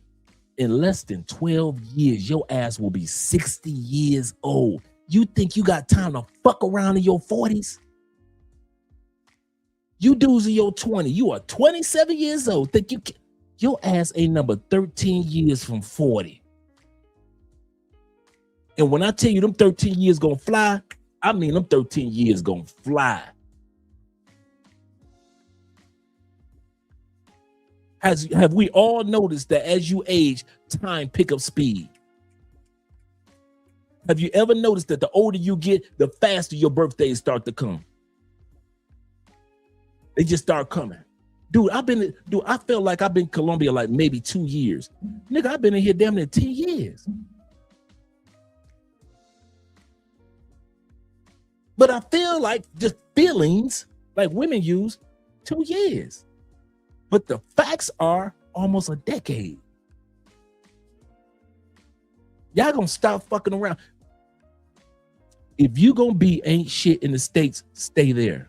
I'm telling you, it ain't gonna work out here. I don't care how much money you got, it ain't gonna work out here. I don't care how cool you are, how tall, how much height you got. I don't care if you got the coolest fade. I don't care if you ain't got no grays in your beard. You just the coolest dude. Dude, if you cannot be in control of yourself when it's time to let a woman live her one time, her one life, her one chance, if you ain't got enough gumption in you, enough nerve in you to let that woman live her one life, your ass ain't gonna do that when you get out here in this world, and you gonna fuck it up. And y'all wonder why some of you dudes, y'all think I'm stupid. Y'all gotta go from country to country to country to country. It don't be because, yeah, I got all these ladies. No, your ass can't find nobody because don't nobody really want, outside of pay for play and party chicks, don't no real chick in no country fuck with you. Let's be real. Y'all got some dudes that y'all sit back in these WhatsApp groups and y'all be looking at them like he winning, dog. Oh, this like his ninth country, dog. This is his ninth country. Man, every time I see him, he with a new one. He killing the game. He killing the game. No, this motherfucker, dude. That same dude is the same dude that won one woman or two women his whole life. Nigga ain't found them yet. So now he go to Istanbul buying bitches.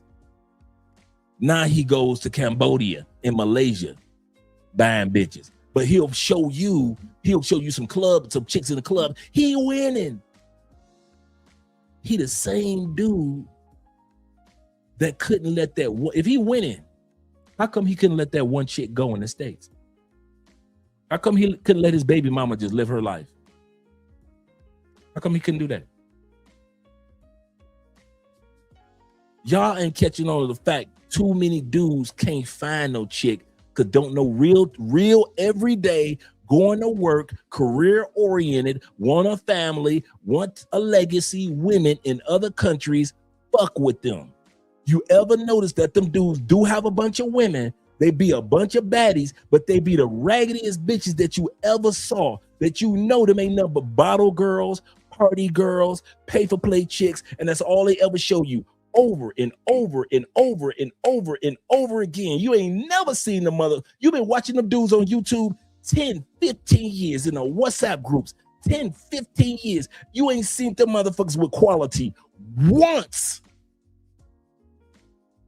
Not one time have you seen them brothers with quality. Ever. They be from raggedy bitch to raggedy bitch to raggedy bitch to raggedy bitch. Over and over. And y'all be hyping them lame ass dudes up. Oh, you killing it. A win is a win. Oh, hey, Dre, hey, I don't care. A win is a win. But I'm here to tell you, As a dude that had umpteen women, that time catch up with your ass. It's easy to tell a dude a win is a win when you see him for 10 years grow from raggedy bitch to street bitch to party bitches for 10, 15 years. It's easy to tell them niggas a win is a win. Go ahead. You'll see that nigga in the next 10 years. Lonely as a motherfucker, damn near on his way to a hospice or a nursing home. But them the ones y'all call winning. Them niggas winning. He got to, hey, I saw that nigga in Ukraine before Ukraine blew up. Man, that nigga was winning. But if you ask him to let his baby mama live her life, nigga's a bitch.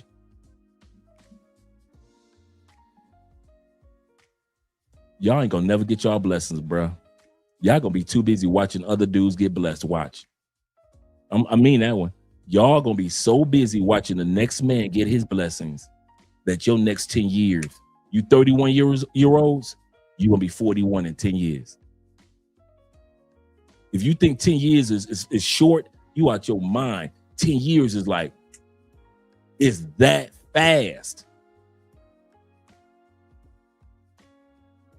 It's that fast.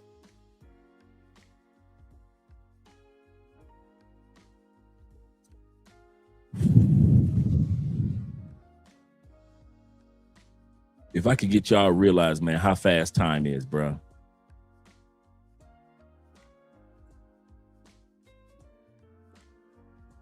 If your baby mama got a good dude, and I mean a good dude, you just be a co-parent and stay the fuck out her business.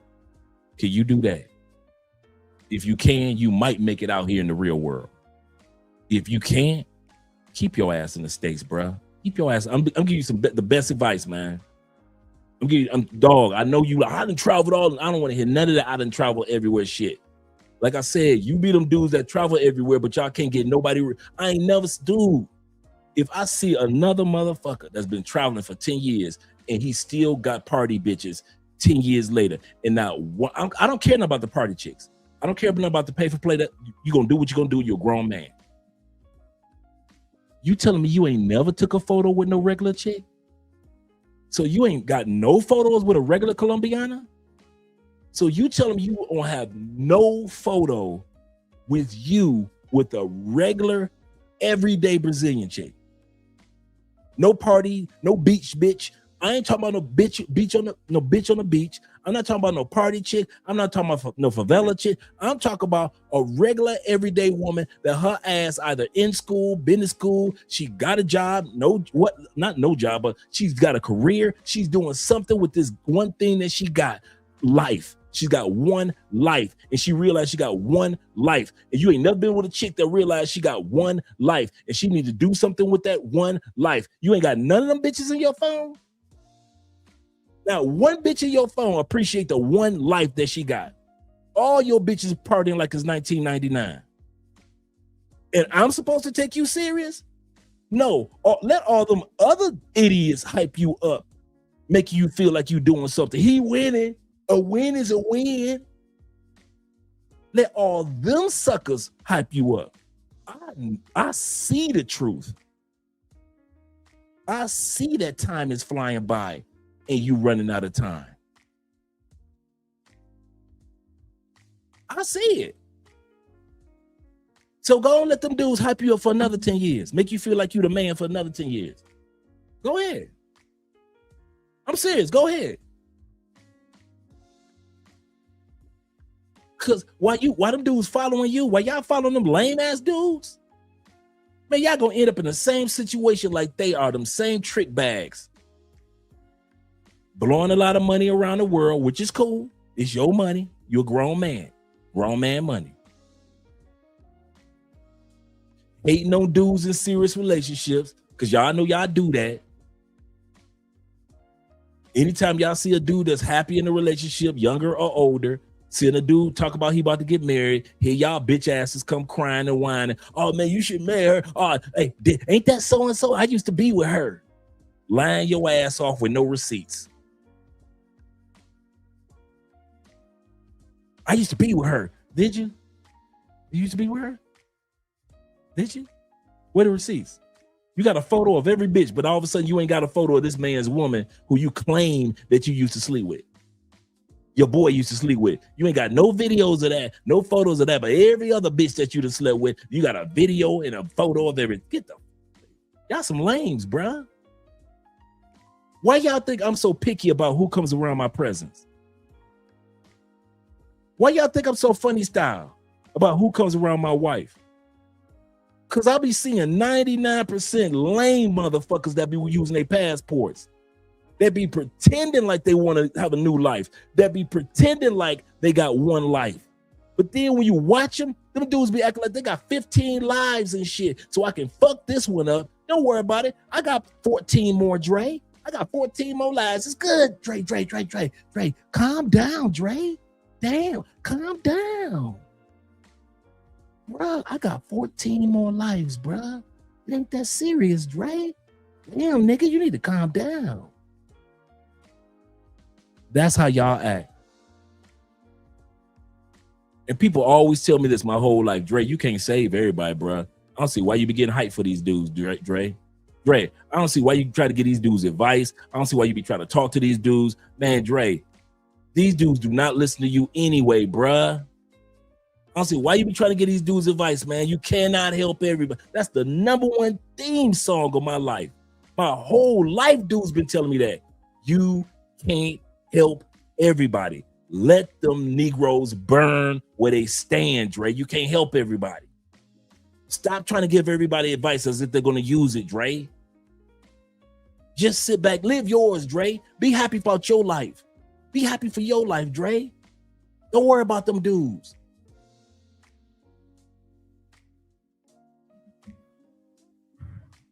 Our brother AMSM says this, a man supporting men. Here's a future topic for your montage. FBI captured 1.2 million Medicare fraud fugitives in the Philippines. Wow. Second arrest from most wanted fraudsters list. Something going on in the States with the Medicare. It's sad. That's sad. That's really sad. That is really sad. Let's get back to the video, man. Let me shut up. Talking to in the moment. Like the woman has them so caught up in their emotions. He's trying to figure out what she's doing. They're starting arguments, always on the phone, talking back and forth. Like there's never a peaceful time in the relationship, but at the same time, they still decide to stay together. And like I said, I've seen this countless of times where that has inevitably not only led to a breakup, but led to a regression in that man's life. Women are always like, men don't appreciate shit. Men don't listen. Men are manipulators. Men are liars. Men don't change. Men don't do anything good. They don't understand me. They're not considerate. They're not compassionate. They're not anything. They just tolerate you because they have no one else. And as soon as they get someone else, they will leave you. But the worst part about it is instead of fixing themselves, they blame the men over and over again. They never look at themselves in the mirror and ask themselves, hey, did I show my man appreciation? Did I stop and get him something from the gas station on the way home? Like he would get me a Pepsi or a Red Bull or an energy drink? Was my way of communicating passive aggressive? Did I communicate it fairly? Have I shown any compassion or empathy to anything he has going on in his own mental health issues, or have I made it all about me? These women almost never take into consideration anything that a man has going on, and as soon as he cannot meet the goalpost every single time it changes, he's in the wrong. Even though these women do zero self-reflecting, and the only reason that a lot of these relationships are lasting as long as they do is because the men have not given up. And this is exactly why the divorce rate is so high. It's because men give and give and give and stay in relationships, and they're left with two options: either lose all of their shit or continue to tolerate the bullshit. And 9 times out of 10, they're going to continue to tolerate the bullshit until the women finally get sick of it and leave. A lot of these toxic ass women have zero accountability and zero sense of any kind of self-awareness or reflection, and you need to freaking run. Okay, bye. Guys, do me a favor, please. Please stop reconnecting with toxic women. She's literally poisoning your spirit. Do you notice the change that comes when you reconnect with her? Like you were more joyful, you were happier, you had already like almost damn near like disconnected fully from her, and then you let her back in again, and now you feel like this intertwining going on. You feel like your emotions are all out of whack. You get anxiety, you get depressed, sometimes you can't sleep, you get insomnia again when you were doing so much better without her. Stop rekindling and reconnecting with toxic women, because what's happening is they're a roadblock to your destiny. They're a roadblock to that empire that you've already started to build. They're a roadblock to that business that you want to build. So stop reconnecting.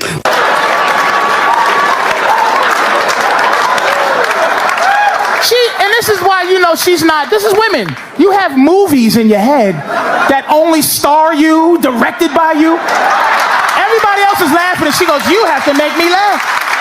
The fact that laughter's contagious should help you dead on the inside. That's you.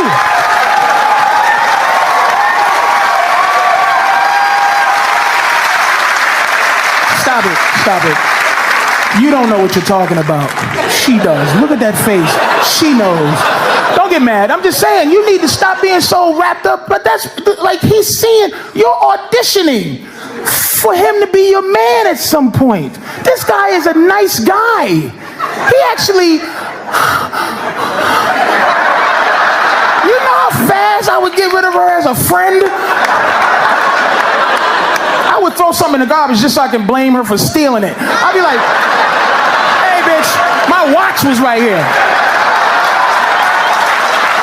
I put it right here, bitch. You stole from me, ho. It's like I could never talk to her again. Once a man or woman tells a man she just wants to be friends, can he escape the friend zone? And if so, how? Woo! Let's go with Slim Jim.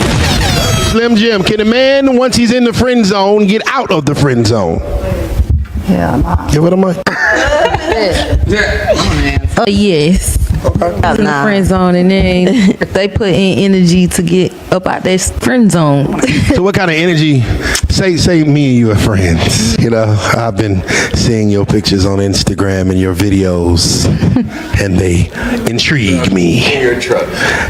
In your truck. And I want to get out of the friend zone and get in between the end zone. What things do I need to do that? Require a lot, right? Okay. So I want a man that and y'all, we not talking about the 7-year relationship that we was in. Let's just scratch that. Real life. I want a man that craves me. Like for real. Like I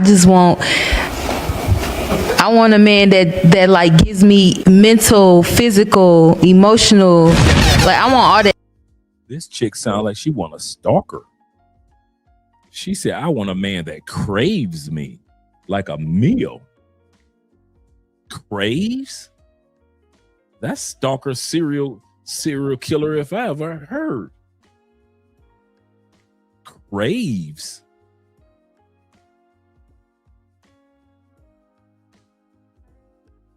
Boy, that dating in the States is hard, bro. Okay. I want all that shit. And I know that's like asking for the perfect man, but yeah. If you put in that effort to show them things, like I'm not asking you to be proficient and exceptional. You're asking him to be Jesus. I'm really not. Okay. As a woman, that's just that I require. You feel me? So if I feel that you're putting in that effort and energy to give me them things, then yeah, So in order for me to get out the friend zone, I gotta be Jesus. Boy, Black, I'm looking for that needle in that haystack. I don't want no bitch ass nigga no more. I want to be the bitch there. Respectfully. It's easy. Checking your friend zone. Yeah, there are options. The Black ain't lying about that. Checking your friend zone and your DMs. Respectfully. Checking your Instagram. Hey, I know they in there. Yeah. This is why if a woman says, well, I only think of you as a friend or friends only, you gotta say, I'm not interested in that. You don't just go, oh, okay, thinking that you'll change their mind later. Because if you agree to hang out with them in a friends only context, they just assume you've agreed to be friends only. And it just, the more you hang out with her and the more you spend time with her as friends only, it just gets harder and harder to get out of that. They'll let you take them out and spend money on them, but you won't get anywhere physically with them, like this guy is experiencing. How to get out of friend zone. I do it to women all the time. Like, I like how our friendship's evolving. And bro, you watch their face when they realize you've kind of friend zoned them. And I'm just fucking with them. I don't want to be their friend at all. I ain't gay. Like, I don't have girlfriends. Be the guy that she can't help but want to be romantically interested in. There's not a trick. It's not like you're going to treat them any different. They have to be attracted to you. I don't even know how motherfuckers like work with women and shit. It's unfair, but we got to deal with it. I don't know if it's men in here that work with women in offices, but that shit has to be unfair. We have to discuss, seriously, y'all work in offices with men? Let's renegotiate harassment. I should be able to harass you at your job to some degree, just so I can let that shit off. I should be able to, if with respect, it's like, good morning, what's your name? Ashton? I go, good morning, Ashton. Beautiful titty meat you have this morning. Wonderful. I appreciate all the titties almost showing. You enjoy the rest of the day. I'll buy you lunch. I appreciate you allowing me to say that your titty meat looks delicious. Enjoy the rest of the day. So that I don't fucking lose my mind. Men working with women is like having grizzly bear work with salmon dipped in honey. And the salmon get to walk around like, hi, grizzly bears, good morning. And the grizzly bear's like, what's up, fish?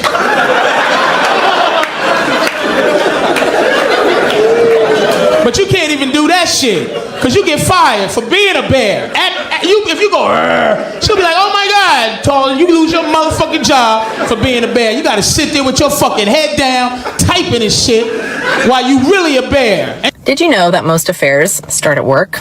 Roughly 85% of them, so let that sink in. 1 in 5 employees admit that they have been unfaithful with a colleague. Not at a bar, not on vacation, but at work. So what the hell is going on? She gets them to softball practice. You call the plumber. She grabs the groceries. You take out the trash. You both are co-managing the house and the chores, but you're not building a mission together. Then you go to work. You're on a team. You share a purpose. You share goals, and you share the same pressure at work, right? You're solving problems together, laughing together, eating together, fighting the same damn deadline together. And check this out. You're spending more time with that person at the office than you are in your own home with your spouse. And let's add this too. Everybody typically looks good at work, right? Makeup on, cologne on, perfume, well-dressed, smiling, typically on their best behavior. So it feels irresistible. It feels alive. But then you go home and it's not even close. Pajamas, no makeup, and negative, venting about what's wrong with everything in the world. That is true. That is true. Your wife makes sure her breast's perfect at work. Your wife wears the best perfume. I don't know where she got it from, but she does. Last time you saw your wife in heels, not going to work, was your anniversary. I see your wife in heels every day. When she's around you, she's wearing sweats. When she's around me, she's wearing skirts.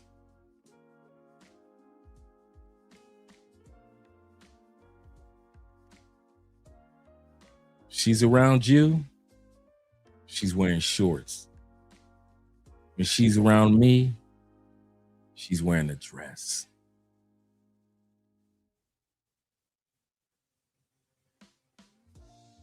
Your wife will get up 2 hours early to make sure her hair and makeup is on point before she leaves out that door at 7:30. When she gets back to the house for you, she pinning it back in a bun. And that's what you're going to see when y'all go to the grocery store, when she goes to the gym. I have never had sex with your wife or your girlfriend while she had a bonnet on. Ask yourself, when was the last time you didn't have sex with your wife without a bonnet on? Every time you want to roll over and hit it, she got that damn bonnet or that hair wrap on. I done hit your wife just as many times as you have. I ain't never seen her hair wrapped. I never seen her in a bonnet.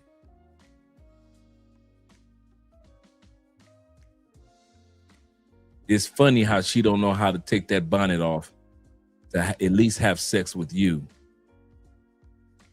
But she ain't never had a bonnet on to have sex with me. She ain't never talked about sweating out her hair when she was with me. But she always talking about sweating out her weave when she with you.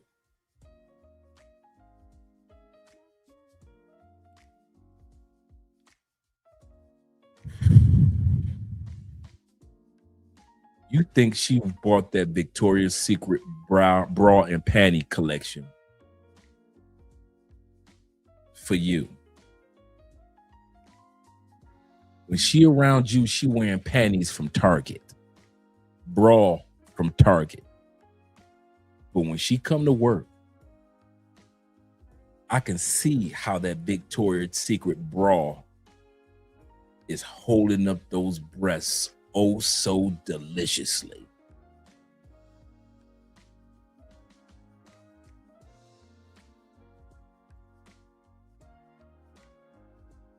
And you wonder why I smashed your wife, smashed your girlfriend. When your wife see you, instead of dressing like a grown man, like Kevin Samuels said, she see you with the Pokemon t-shirt on. She ain't never seen me with no Pokemon t-shirt on, even though I might own one.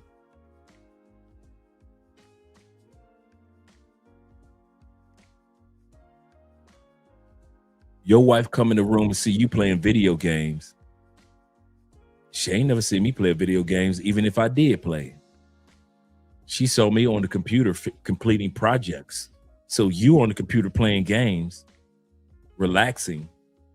But when she see me at work, I'm completing a project.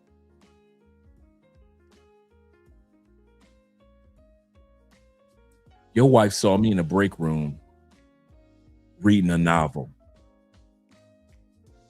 reading a how-to book, reading a motivational book. Your wife saw me, I was on chapter 15 of 25 chapters. Your wife ain't never seen you ever pick up a book.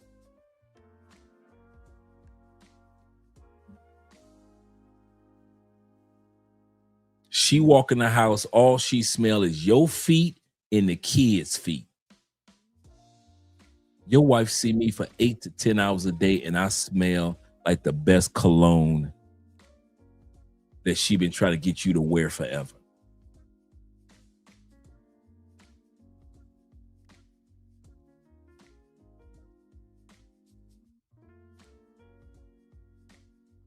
That's why women cheat. Because just like she said, we as people, especially in white collar and blue collar scenarios, we're usually on our best behavior because we don't want to get fired. So people see the best of us. Your wife talk crazy, reckless at the house. She ain't never showed that side of her at work.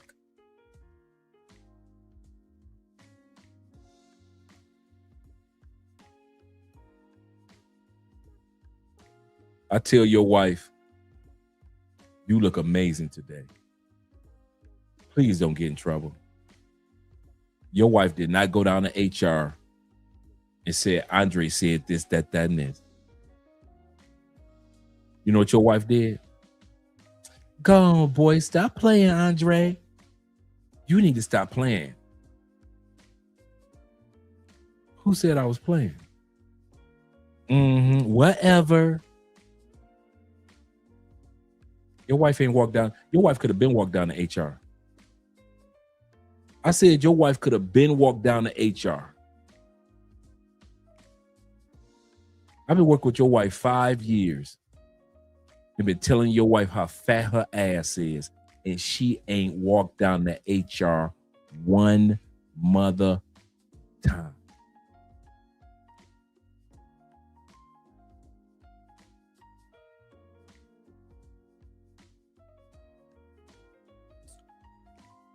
Boy, if y'all only knew. Y'all only knew. You don't have the same connection you have at work. That's why people say, it feels so good at work. It feels so good with my coworker. I don't care. And boom, you blow up your marriage. You blow up your kids' world. You blow up your career. So how do you guard against it? Simple. Boundaries. If you're attracted to somebody at work, do not go to lunch alone with them. Don't text them after office hours. Don't ride alone with them in a car. And that might sound extreme to some of you, but what's more extreme? A boundary or losing everything? And you and your spouse must be building something meaningful together. You need shared purpose at home, in life, in what you're building together. That way, work becomes just work and you're not starving for connection at the office. But if all you have at home is routine, work is going to feel exciting, and exciting is addictive. So don't wait until you're 3 months into divorce to take this seriously. Guard your marriage like your life depends on it, because it does. The biggest reason women cheat is the workplace. Why do you think that is? They're around guys all day. Proximity is power. TR said that. If I marry a man who can't provide for me, and I have to go to work and answer to who? Another man. Another man at work telling me when I can pee, when I can eat, when I can text you, my husband. But yet I'm supposed to open to you for orgasm, and I'm supposed to listen to you? Get your bag right before you get a woman. Oh my God, John, I am ready to go home. So, this is my favorite spot. One more drink, all right?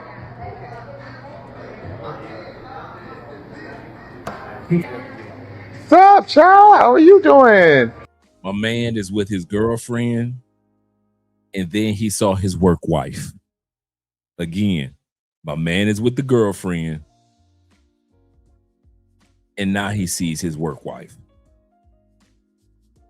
the señorita. Oh my God! Hi. We haven't been off together in so long. Do you remember that one girl that you look like? Hey, child, this is my girlfriend Leah. Hi. You look so skinny right now. Are you? Did you eat? Come here. Come on. Oh my goodness. Oh my God. Are you hungry? Child was my coworker. She makes sure I eat a lot. I know everything about him. We've been together for so long. Yeah. It's just been a ride, it's like the bond we have is really can't be recreated anywhere else. He's amazing, and it's just, Hey, no, relax. No, she has a boyfriend. No, I don't. What industries have the highest rates of affairs and cheating? Oddly enough, people probably don't realize this, but there are two very, very high percentage. All right, we already know about these groups. Let's see. The number one groups of women that cheat. Top careers of cheaters. Let's go. Industries where affairs are just rampant and they happen all the time, several times. And those are two. There is law enforcement, and then there is medical care. And when I say medical care, I mean nurses, doctors, anything having to do with the hospital. not necessarily a doctor's office, but the hospital itself. Law enforcement, of course, I say of course as if it should be expected, but law enforcement is a very, very, very high percentage of affairs among partners. Cops meeting nurses, cops meeting this, and they both intertwine. Hospital, same thing. You're there 12 hours a day, 3-4 days straight. If you're working the night shift, you're coming home and sleeping while your husband and the kids are going out and doing their thing. It's a very, very difficult life to maintain. Now, I'm not saying that every cop or law enforcement agent is engaged in affairs, or not every, say, nurse or doctor is, but the fact is that very, very high likelihood in those industries. Another big one is sales. The sales industry is just crazy. I mean, it's definitely among the top three. I think number one is medical, number two is law enforcement, and number three is sales. And sales is a very, very broad area because that includes any salesperson. Real estate. Whew. When I was in college, I used to work part-time at a real estate office doing real estate appraising, and I tell you, boy, holy cow, it was like Peyton Place over there. I mean, everybody flirting with somebody, this wife, that husband, oh my gosh. It's by far the biggest breeding ground. In my opinion, it surpasses law enforcement and medical together. But anyway, so yeah, those are the three big ones. I don't think you could discount strippers and bartenders. They're up there. But yeah, it's medical, law enforcement, and real estate. To have him here with us. Good morning. Thank you. Wow. That's a very interesting take. So why is it that guys just don't want us fun, wonderful ladies around when you're hanging out with the boys? Because you talk about nothing. Thank you for laughing at that. That's really against your instinct to laugh at that, but you just force yourself on us every second you can. So we're just really annoying, essentially. Yeah, but you know it, and I don't know why you don't care. We do care. We just want you to give us attention. Yeah, that's not a problem, but it's like you just want more and more and more. And you're just not willing to give it. Yeah, we're willing to give it, but you take it before we get a chance to give it. Okay. All right. So what does that mean? How does your love life start? I mean, do you have a girlfriend? Yes, I do. And how does she feel about your take on this situation? It took her a long time to understand where I'm coming from. Because, like I said, men are in the getting business and women are in the keeping business. Mm-hmm. That's very well put, actually. And we do our job to keep, but you don't do your job. Well, we do our job to get. Yeah. You don't do your job. But what has she done right, though, to keep you? Hung around. If you want a rich man, and I just lost mine, so I'm gonna tell y'all how to get one. If you want a rich man, you have to be feminine. You have to be feminine. You have to shut the fuck up. You have to be okay with somebody constantly like putting you in your place and just taking it. And I physically can't do it. I can't do it. I tried so fucking hard. I tried to bite the fuck out of my tongue for that money, but I couldn't do it. So maybe y'all can. So I'm just gonna let y'all know what to do. Shut the fuck up. It was that hard for this female to be feminine. It was that hard for her to just be quiet, be a lady. All she knew was to just be what y'all see on the screen right now, a wild child. That's all she knew.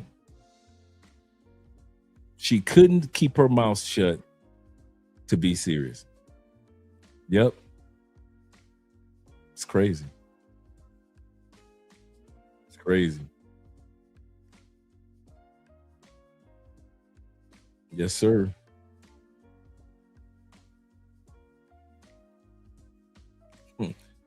Yep. They're quiet for that boss. But even if you got, and that's why I be trying to tell guys, and guys be, and guys be swearing I'm wrong when I say the era of ruling women with money is over. Money will keep their attention for so long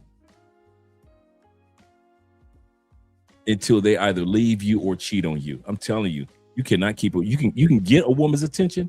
You will not keep a woman. You will not keep a woman's attention with money. Ask all the pool boys. Pool boys run up in rich women. Ask all the FedEx delivery dudes. Ask all the landscaping dudes. Ask the plumber. The mailman. That baby looks just like the mailman. You got money. And I'm talking about paper.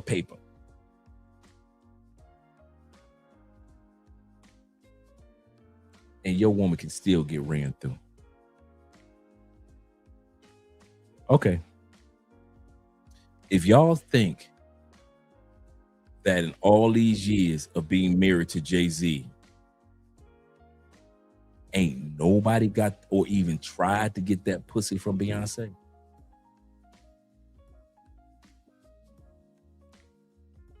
ain't nobody. Beyonce ain't had no other dick since Jay-Z. This woman's worth $1 billion. With $1 billion, Jay-Z ugly ass gonna be the last dick that she gonna get for the rest of y'all. Got life fucked up.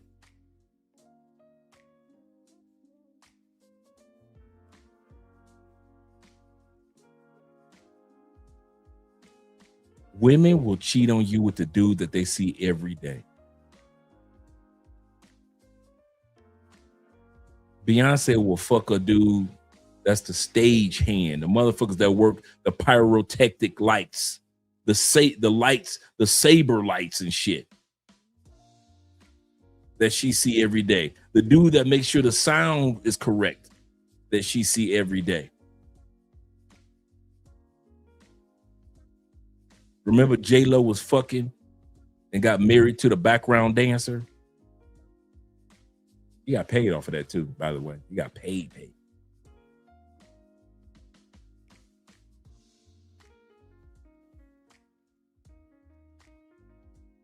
Don't y'all ever think any of these women, bro, that your money gonna keep a woman. Your money can get a woman's attention. It's gonna take you as a man and who you are as a man to keep a woman that you caught. I'm gonna tell y'all something. I've been with my wife 8 years. I treat Andrea like I just met her. I treat my wife, bruh. I am not stupid to hide. I've been the dude on the other side. I treat Andrea. If you wonder why Andrea always smiling, always laughing, always in a good mood, I treat this woman as if I just met her. And then when you live in a country among Latin people, and you know Latin people are so touchy-feely, caressing, they always kissing, they always give each other compliments. I've learned to do that. See, in America, I ain't got to do all that. I ain't got to use as much as affection. I ain't got to hold that many hands. I ain't got to be touchy-feely. I ain't got to be Mr. Cuddles. I don't have to be all that. Every once in a while, yeah, but for the most part, American women, you ain't got to be like the Latin community is. You ain't got to be passionate. You ain't got to hit it like you ain't never hit it before. In the Latin community, you got to make love to her as if you just met her for the first time. Like she your wife, your girlfriend, and your side chick in one. You got to still come with the flowers, cards, and candy, bruh. Do not think that you're going to be with the Latina and you can't out-passion her, but she can get the highest level of passion or attraction from a dude that's riding a motorcycle from the hood. Hell no. Don't be letting no dude from the hood show affection and appreciation than you do. Because these broke dudes from the hood will show your woman more appreciation than you do. And that's why no matter how much money you got or I got or you get or I get, you can get a woman like that, but you cannot keep a woman like that. And I done smashed a lot of rich dudes' bitches. Sadly.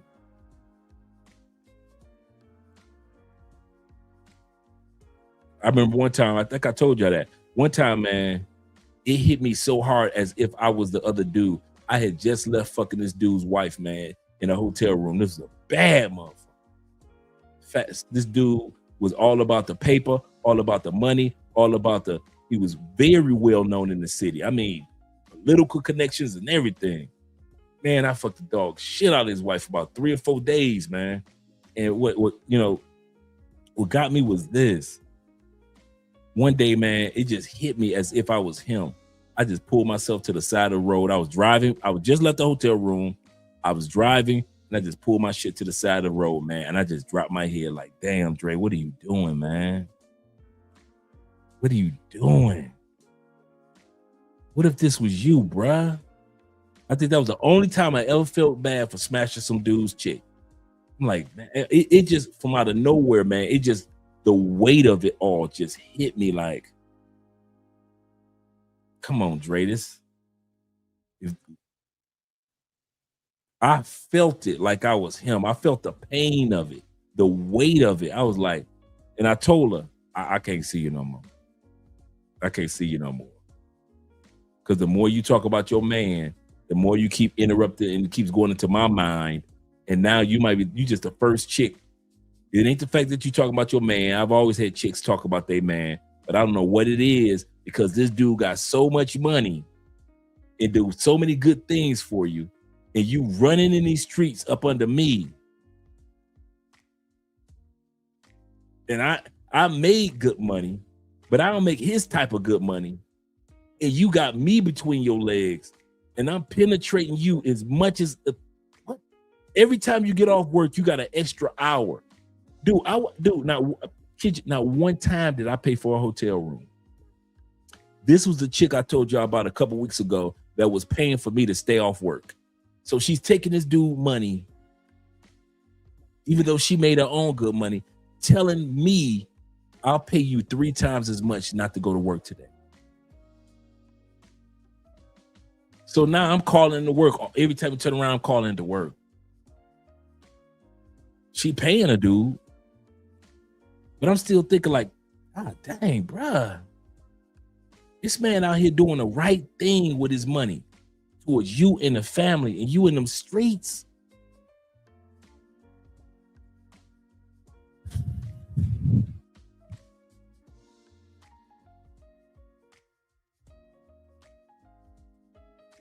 It's easy, man, to think and lean on your money no matter what country you go to, because it's the easy thing for men to do. I'm here to tell you as a brother, do not just only depend on your money when it comes to the woman that you really like in another country. And I mean any of these countries. Any of these countries. Yes, women want men with resources. That's a given. So let's not throw it away. But what I'm saying, don't just think I got money, so therefore she will. Nah, no, she won't. No, she won't because you got money.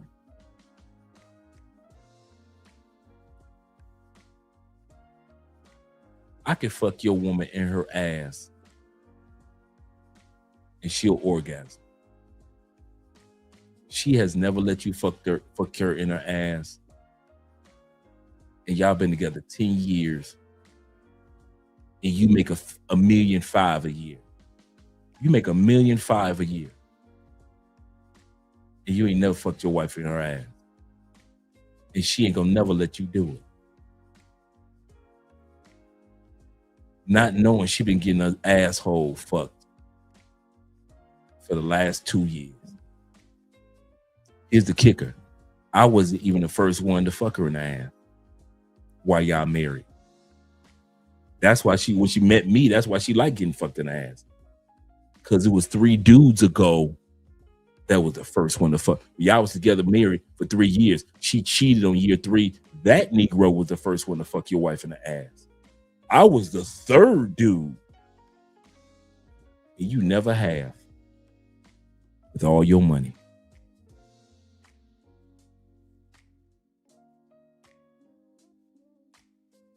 That's why I don't take my marriage for granted. I don't take my wife for granted. I don't take myself for granted. I don't treat my wife or my life like if she cheat on me, I'm staying. Andre, no, I'm gone. Andre knows I am gone. Life is too short to hang around and bottle up all that pain. Like, Unless God tells me, like in the book of Hosea, unless God tells me, I'm gone. But I'm telling you, man, that's why I'm such an advocate of when I hear men in the comment section like, you could get that woman. All you need is how to, if your money right, you can have any woman you want. You can have her, but can you keep the one that you want? See, a lot of us can have a chick, but can you keep a chick? And if you think you can keep a chick with money only, I didn't say don't have money, but if you can keep her with money only, Negro, I'm fucking your bitch. If I was single, I kid you not, all you dudes that think that you can keep a woman with money only, take it from a dude like me and a bunch of dudes in the comment section. We will fuck your bitch. Guaranteed. 100%. I don't care how fine you is. I don't care how fine she is. The badder your bitch, the easier it is for me to fuck her. And I don't need your money. Bitches do not fuck motherfucker. You never see a chick cheat on a dude that's making the same. Have you ever noticed that? Women don't cheat with men that's making the same amount of money that their husbands make or their boyfriends make. You are the one that are Mr. Moneybags. She ain't gonna women, bruh. Women talk about us cheating down. Women cheat down. You making 1.5 million. That chick ain't cheating with a $3 million dude.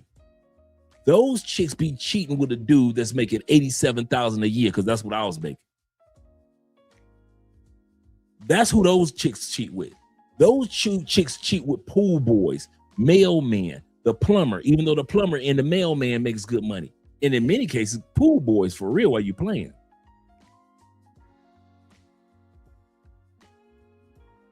Women cheat down on the economic scale. Now, maybe not on the look scale like men do, but on the economic scale, as long as I look good and I can crack some jokes. I'm gonna say this again. All I needed to do, did I have to ball out on your wife? Hell no, that's what you do. All I had to do was have charisma and look good. Your wife was fucking. That's the sad part. That's why I don't take my wife for granted. That's why I don't take my wife for granted these years later. Like, she ain't going nowhere. I don't act like that. Because I know what it's like. All Andrea need, and just like many other women need, a motherfucker that looks good and he can crack some damn jokes. He can crack a woman's coochie open. Don't ever underestimate them funny motherfuckers, dog. And I'm serious. We looked at that a couple weeks ago. Funny dudes don't need to have all the money. You do. So as long as you leaning on only money, I'm gonna say this again. You talk about Andre must be talking about dudes that only multi-millionaire motherfuckers get cheated on all the time. Famous multi-millionaire dudes get cheated on. Jeff Bezos ass got dude. You can't get no Jeff Bezos. That bitch was cheating on Jeff Bezos.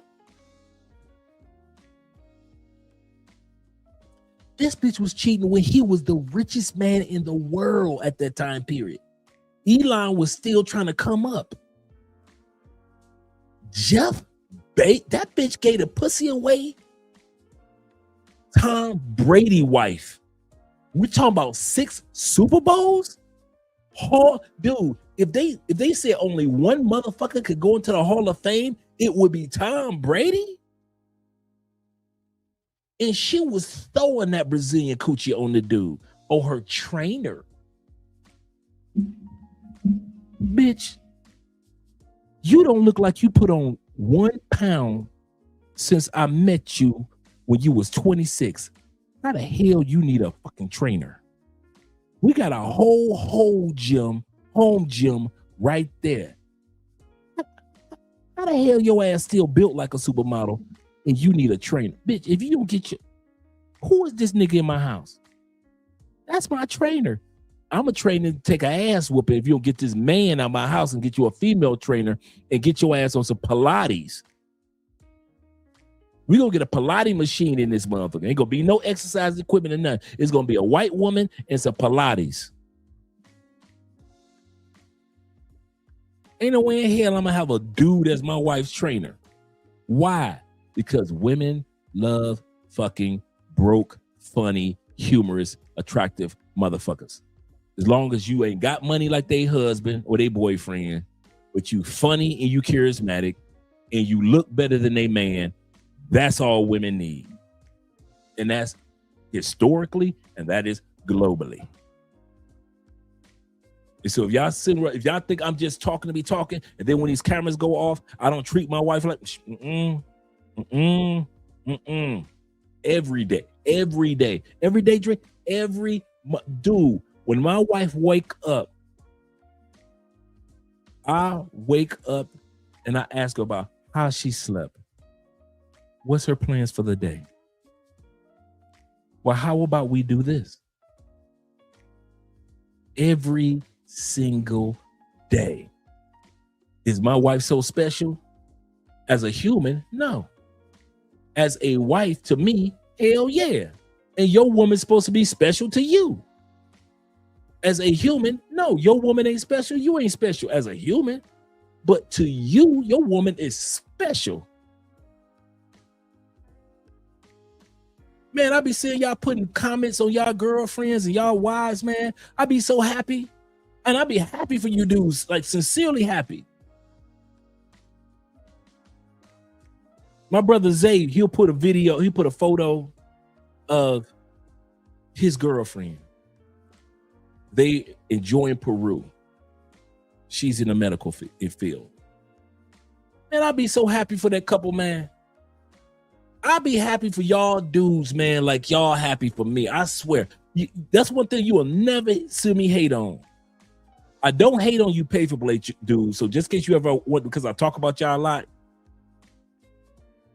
what I say is y'all deserve more than just pay for play. I didn't say get rid of pay for play. I say y'all deserve more than just pay for play. So get it right. Andre said that we deserve more. So even if we got one chick in our phone that's better than the other pay for play chicks, we deserve more. That's all I said. So I never said get rid of pay. I ain't know get to pay. Hey, I think you deserve better and more. But when I see you dudes, you got a girlfriend or your wife, or y'all having y'all first kid in another country, man, dude, my heart swells like the Grinch. I be so happy for dudes, man. Only reason I'll be happy for you pay for play dudes because so many dudes do it. I'm gonna say this again. It's not like I'm hating. I can't be happy for you pay for play dudes or you dudes that got party chicks or y'all got beautiful bottom feeders. The reason why I'm not happy for y'all is not because I'm hating.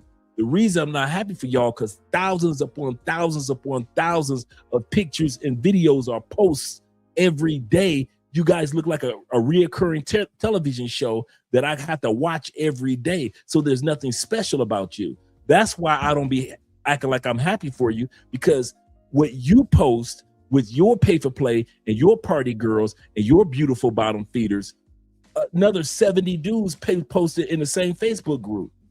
So it doesn't make you stand out as somebody special.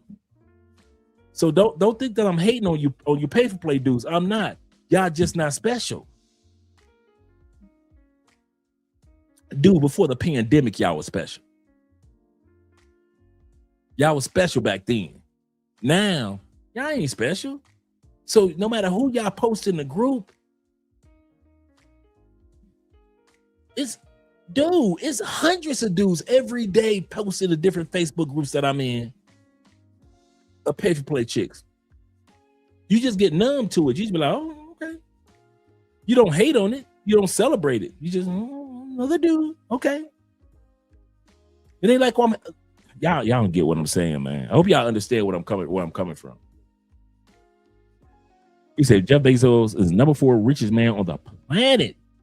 He got cheated on? Shaking my head. Yes, sir. Yes, sir. She gave that coochie away. She spread them legs and could. She had no problem with it. And that dude did not have Jeff Bezos money. All he had to do was keep her attention. Yep. He said pay to play is cool, but there's nothing to brag. Right. It's like, okay, it's cool. But there's so many dudes doing it that you just kind of like, you become numb to it. Like, I kid you not, when I first started traveling, I'd be like, dang, they got a baddie. Ooh, wow, look at her. Ooh, look at, and then after a while, you like, everybody shows their photo. You just kind of like, oh, wow. You try to, like, hey, I'm gonna tell y'all the truth. I even with the pay for play brothers, I love y'all. I try to pretend like I ain't never seen it before. Like, oh wow, man, I'm happy for you, brother. That's how I feel. Like, yeah. Yeah. Congratulations, brother. That's how you be feeling, dude. Because I've seen so many thousands, and I'm not exaggerating. I've seen so many thousands of pictures and photos of you guys with your pay-for-play girls that I can look at the chick for a split second, like, oh, she a baddie. Okay, yeah, okay, that's enough. That's it. You don't give me nothing to be happy for you about, because I've seen it 1,000 times. But when I see guys with the girlfriends, I don't care if it's a weekend fling. I'm gonna tell you this: we don't talk about that enough among men. I don't care if you're in Mexico and you are having a Mexican fling for the weekend. I am so happy for you flingsters. I'll say that again. You dudes that just fling. You know you're gonna go be in Brazil for 2 weeks, and she's giving you the girlfriend experience, and you giving her the boyfriend experience. Or it's two women you giving the girlfriend experience to. You get a girlfriend experience from, and they're giving you the boyfriend experience. I have so much respect for you just enjoying that fling time period. You might not be with that. You're in Europe. You know that you're not going to see that Scandinavian chick again. She knows she's not going to see you again. But for those 5 days, that was your boo, and you were her man. I got so much respect for when you guys post a photo compared to the pay for play. Because we so used to you dudes. We just used to you. I wish I could just put it another way or something. Make it seem cool, but we've seen you before. All y'all chicks look alike, they act alike. All y'all dudes with the party girls, they look alike, they act alike. Nothing different, dude. But the dude with the weekend fling, you swear he's about to move to Poland. The way that they look in them photos, they are only going to be together for 5 days. But in them photos, for that 5 days, boy, I swear y'all about to get married. You see that dude with that Brazilian chick, he's only going to be in Brazil for 1 month. But them two Brazilian girls, boy, they show him such a good time with that girlfriend-boyfriend experience. I swear that he about to move to Brazil as soon as he get back to the States. I got more respect for them dudes, the flingers. We don't talk enough about the flinger dudes than the pay-for-play dude, because I've seen y'all so many times. I've seen you too many times. Shout out to Keith being my brother Keith Mack in the building. Good dude. He say, Dre, everything you're talking about, LL breaks it down in the song. Long. Let me write that down. Write that down. Oh, lounging. Cool. Yeah. Thanks for that. I'm gonna listen to that song tonight. Leo says this. He said, "Gotta keep them pics to yourself." All right. Yeah. Let's continue on with this crazy woman. Let's bring this back. Talk about she can't submit to a rich man. But you don't do your job. Well, we do our job to get. Yeah. You don't do your job to But what has she done right, though, to keep you? Hung around. If you want a rich man, and I just lost mine, so I'm gonna tell y'all how to get one. If you want a rich man, you have to be feminine. You have to be feminine. You have to shut the fuck up. You have to be okay with somebody constantly like putting you in your place and just taking it. And I physically can't do it. I can't do it. I tried so fucking hard. I tried to bite the fuck out of my tongue for that money, but I couldn't do it. So maybe y'all can. So I'm just gonna let y'all know what to do. Shut the fuck up. Top 5 ways to keep a man in a relationship. Respect, space, feminism, loyalty, Wait, did I already say that? And then, what's the last one? Oh, fun. You know, guys want options. So always know that if you want to like another female, like y'all can another female. He don't gotta cheat. Y'all can do it together, but the female has to be open. The female gotta realize that though. So like, yeah. You said feminism. Did you mean femininity? No, feminism as in like you need to. I think she meant femininity too. I get where she's coming from, but I think she meant femininity. To be submissive to your man. Like if your man wants something, you go get it. Not, oh, you gotta question your man and ask everything, why this or why that or why you gotta do this. Like if he asks you for something, just go do it. Here are the top 5 ways to keep a man.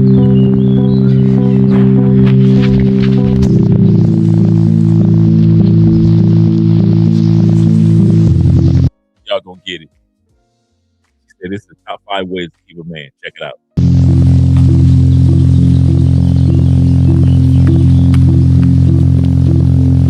For those that don't get it, she meant to say, be quiet. Top 5 ways to keep a man is to just basically keep your mouth shut.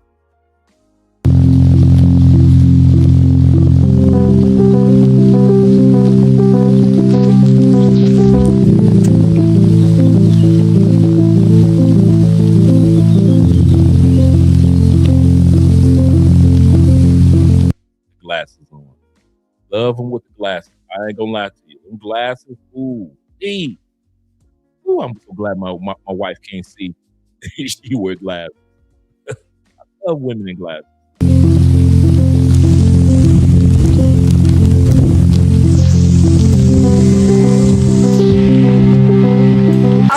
And the only reason you get that we don't go get the fuck out of here is because you women are the worst terrorists there are.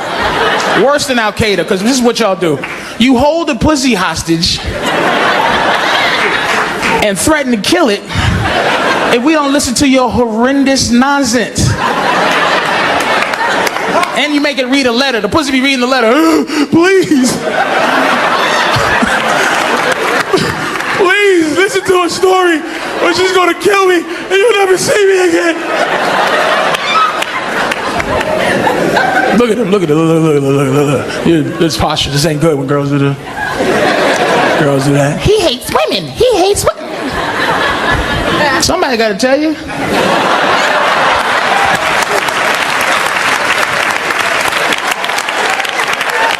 It's almost always going to be sex as the number one. Like, if you were giving your husband plenty of sex, cooking probably wouldn't be that big of a deal. And I don't know about you, I hate cooking. So, now I had a much easier time prioritizing sex after I went on hormone replacement therapy because it provided that boost in my libido.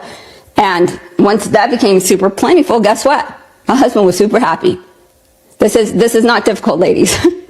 So, yeah, I'm going to tell you, as much sex as you can provide, that's the goal. If you get nothing else right, you've decided to be a great wife, you created a standard for yourself, give them lots of sex. Men don't want sex, ladies. They just don't. They don't want sex. They need sex. Some of the men were like, girl, what you talking about? I want it. No, you don't want it. You need it. It's an absolute necessity for men. The problem is he doesn't want to have to beg for it. He doesn't want to always feel responsible to initiate sex and intimacy. And here's how a man deals with rejection. The first time you reject him, it's like, okay, no problem. The second time you reject him, he stops trying. The third time you reject him, he's no longer interested, and he literally disconnects. He turns distant, he turns cold, he'll climb into bed, he'll watch a little bit of TV at night, turn his back to you and go to sleep. And he's angry about it. He's frustrated about it. She is preaching. She is preaching. Can't stop her. It is 1 o'clock in the morning out east. Shout out to you guys that are still here. You third shifters. He said, I'll say this and be done. Ladies, please continue to talk and tell yourselves to social media. He said the internet is forever. Your children will grow up and they don't think about that. Oh my goodness. We'll grow up and see this. He said, you have ruined the next few generations. The worst of my kids could say, Daddy, you was nasty. How you think you got here? That's the worst my kids could say. Daddy, you was nasty. I saw them stories you told. Watch them again, son. Watch them again.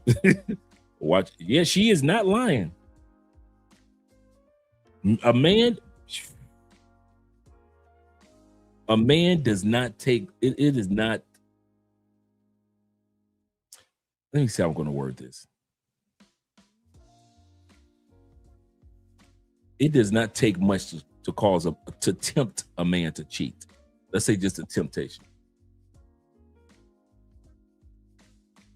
Women think because they can hold out and not cheat, then a man should be able to hold out and not cheat. Women think because after a breakup, they didn't have sex for 2 or 3 years and just play with a toy, then a man should have been able to be that strong too. Ladies, hear me out. I love you. No, I really do. That's because you don't need sex like men do. Men have been wired and programmed to be in a position of needing sex. So if you don't sleep with me, don't worry about it. I'm about to go find a hoe. Oh, I will find a hoe. In Colombia, I ain't even got to lie. Do you know how many women in Colombia, and I mean this, and I mean this, guys, hear me out. And T-Mac and all, and these guys in Colombia, Jay Clyde, Jay Fleming, can attest to this. In Colombia, you got 3 tiers of relationship that you can take advantage of. The wife, the girlfriend, the side chick. Now, I have a wife. There are women that have no problem being my girlfriend. And I mean none. I'm talking about beautiful women that have little to no. As long as I don't lie about anything, they are like loyal to the bone. They are loyal like a wife. They don't have a dude. They are not kicking it with another dude. They like, I got a boyfriend. They tell their mama, I got a boyfriend. Their daddy, I got a boyfriend. They tell everybody, you can meet the family as the boyfriend. Dude, when I sit back and I say, Colombian women will play boyfriend, if they see you with your wife, they will not open up their mouths. Now, Colombian women are jealous women if you lying. But there are women that will be the girlfriend. Here's the other kicker. You got a wife. You got a girlfriend. And there are thousands of women that will be your side chick. They have no problem with it. I might see you every other month. I might see you once a month. We chop it up on the phone maybe twice a week. Kiki kaka.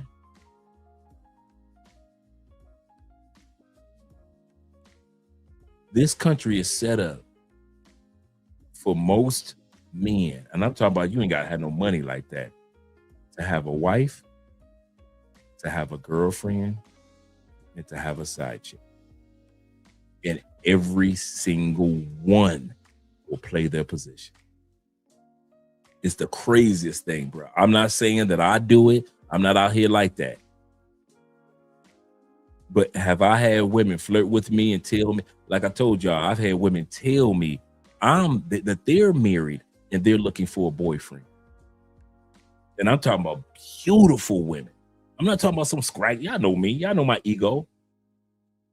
I'm talking about beautiful women have told me, I am looking for a boyfriend. I'm married. My husband's always cheating. I'm not going to trip on that no more. I want my own. I don't want a side dude. I want somebody that I know that's sexually clean, humorous, gonna treat me well. I'm not trying to fall in love with you. I just want you to be my boyfriend. I see you are married, so you don't want to mess up what you got. I'm married, so I don't want to mess up what I got. Would you be my boyfriend and I would be your girlfriend? As if we ain't got nobody.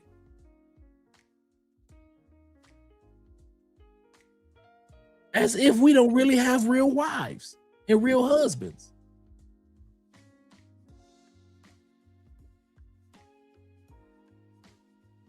Bruh, I'm still ain't used to that one. The wife girlfriend side chick dynamic here. I ain't used to it. I ain't gonna even lie to y'all, bruh. And this is the crazy part. It's part of the fabric of the country. It's part of the fabric. Having a side chick, it ain't no, oh man, I got caught, dog. I was messing with this little chick and I got, no. If you think that you got to lie here in South America, because I don't think it's just Colombia.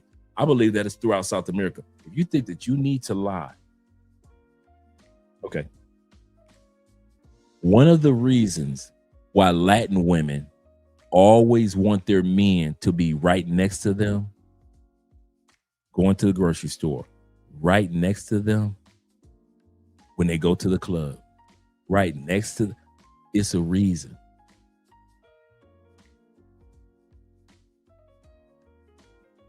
I told y'all a couple weeks ago, me and Andrea went to church service, the third service at 11:30. I didn't know it was that many baddie sisters, third service. Now, usually we got a few sisters here and there that's looking gorgeous in church, right?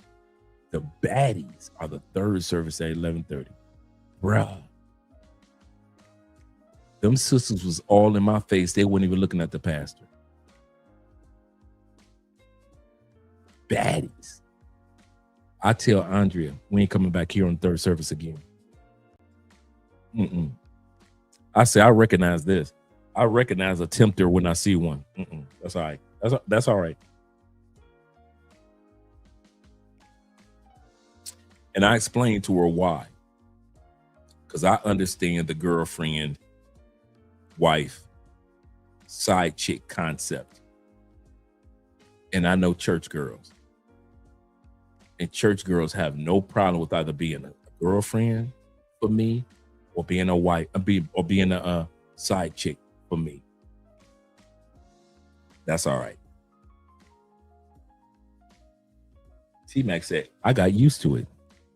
He said, I downgraded an ex-girlfriend to my side chick. She played a role and never talked badly about my girlfriend. And I believe you 1,000%. That's one thing that you'll never have to worry about. Y'all think I'm exaggerating. They will not say anything. They barely will even talk about your main chick. They will barely talk about your main chick. Man, if y'all only, bruh. Yeah. They know the complications is the competition is stiff. Absolutely correct. The dudes gotta know. Yep. He might say, even if Colombian women don't like each other, they will be courteous. You ain't never lied. They will be courteous, but you can feel the tension. I witnessed it when I invited two women that I liked that liked me to a group dinner. I kid you not. Yep, they will be courteous. Let's continue on. He's disappointed that he has to fight for something that God told him he was owed and due. Because sex for men isn't just physical. It's how he experiences connection. Men's love language is sex. Give him a lot of it or lose him. Women, Listen up and don't come after me. Men's number one love language is sex, not words, not gifts, not quality time or acts of service. Sex. Raw, frequent, enthusiastic sex. There are studies out there that show that men who have regular, satisfying sex report a way higher confidence level, lower stress, better mood, and a deeper emotional attachment to their partner. There's another study out there that found men with frequent sex 2 to 3 times a week had significantly higher testosterone levels, more self-esteem, and felt more in love. Another study found that married men deprived of sex show increased cortisol, irritability, and depression symptoms. You think he's just tired or lost interest? No, he is starving. You're starving the man of his primary way of feeling powerful, loved, and desired. By the way, when she's talking about that increased cortisol, for men, cortisol is that belly fat that you just can't seem to get rid of no matter what you do. That's caused by cortisol. I'll say that's caused by cortisol. I'm not saying, like she says, that that's the only thing that causes cortisol is your sexual lifestyle. But I'm just saying that just in case you guys are wondering what cortisol impacts, it impacts a man's inability to lose that's what they call the tire or the dad bod or the stubborn belly fat. For men, it's caused by cortisol. And once you get that under control, you're able to, balance out your weight, have an impact on that fatty liver. And it does impact your body. It really does. Let's continue on. Becomes insecure and distant, and eventually that confident king turns into a sulky, passive beta male. Let me tell you something. If you know your man freaky, why wouldn't you get freaky with him or for him? Oh, you know what I'm saying? If you know your man loves sexy shit, why wouldn't you be sexy for him? You know what I'm saying? Baby, you could be ass naked, baby, throw a mask on your face, baby, like they're going to a damn masquerade party. So, baby, I got one of them at the crib, baby. The ones you put on your eyes. You know what I'm saying? Yeah. Like, if you know your man love when a woman has on something sexy, or watching certain type of movies turns them on, like, baby, because my husband not, baby, we watching them good. I ain't talking about porn movies, baby. I'm talking about like just some sexy ass, seductive ass movies, baby, where they got the handcuffs and the whips and the guy. You know what I'm saying? It's okay to spice something up, baby. What's shaking like a South shaking? Fuck you talking about? Damn. You heard it here first. Yeah. Another thing I'm getting creepy, I'm starting to like young broads, man. Like, really, it's starting to bother me. I ain't no pedophile or no shit like that, but god damn it. If I drive by a high school when it's letting out, I gotta put one of them things you put on dogs to keep them from licking themselves when they have a surgery. Because I don't want to feel like a piece of shit looking at a young broad, man. Like, god damn. I mean, because quite frankly, when you get older, like, older women, no offense, but the price of pussy is like, it's like cars. It ain't like houses. It goes down in value. Ain't no country for old pussy, Jack.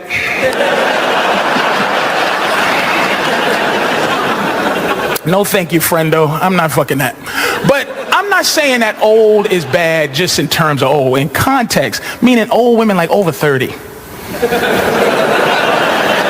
Over 30, seriously, who dick tease. Like, you ever meet a woman who goes, no, thank you, I don't want to. You'd be like, look, an 18, 19-year-old can do that shit. I can go grab a 19-year-old titty, and she's like, stop, don't grab that, quit. And I'm happy, too. I'm like giggling like, why? I don't want to. Why not? I don't want to stop. I just want to touch it. Why not? I don't want to. I got some candy. Go get the candy. Get the candy. Why I gotta get the candy? And we're just all giggling and having a fun time with the 19-year-old. I tried to buy my girl one of those little 19-year-old outfits, like the schoolgirl outfits. I said, put this on, baby. You looking good. Now giggle. She's like, He said, she said, he said that was his woman giggling. I'm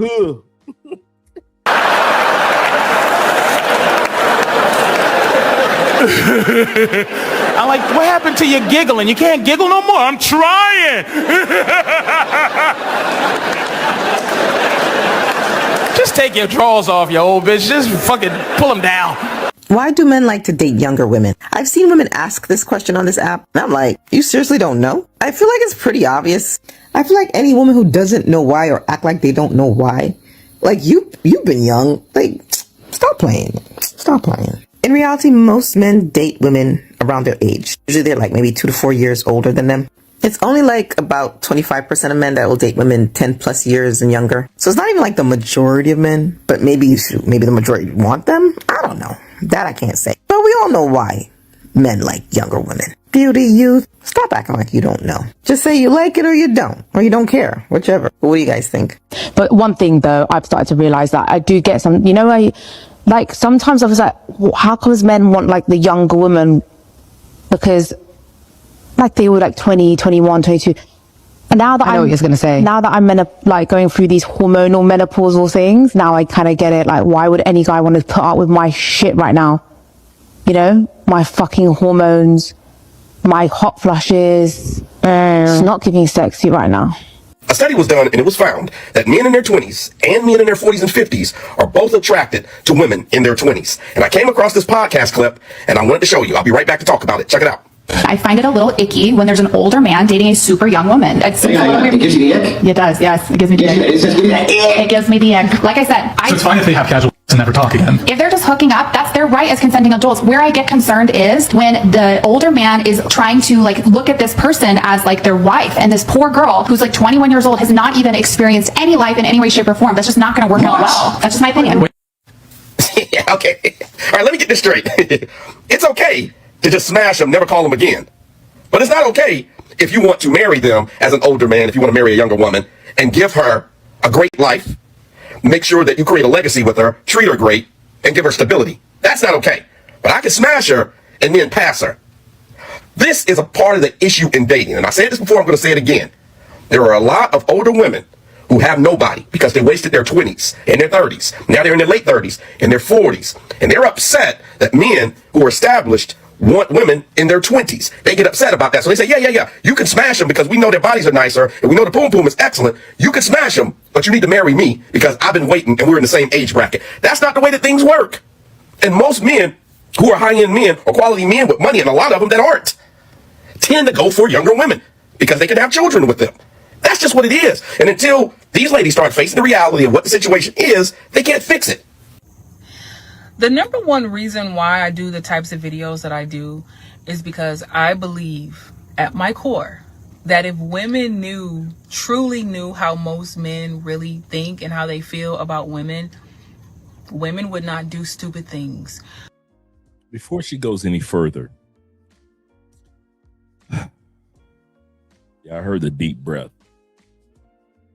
A lot of these women, you're going to hear from her, and it sounds like she's going to be in this video, this young lady is passive aggressive. She's going to come across as if she's giving a compliment of understanding while tearing down men at the same time, right? So here's the scenario. A lot of times women don't realize how simple we are. I've said this 1,000 times.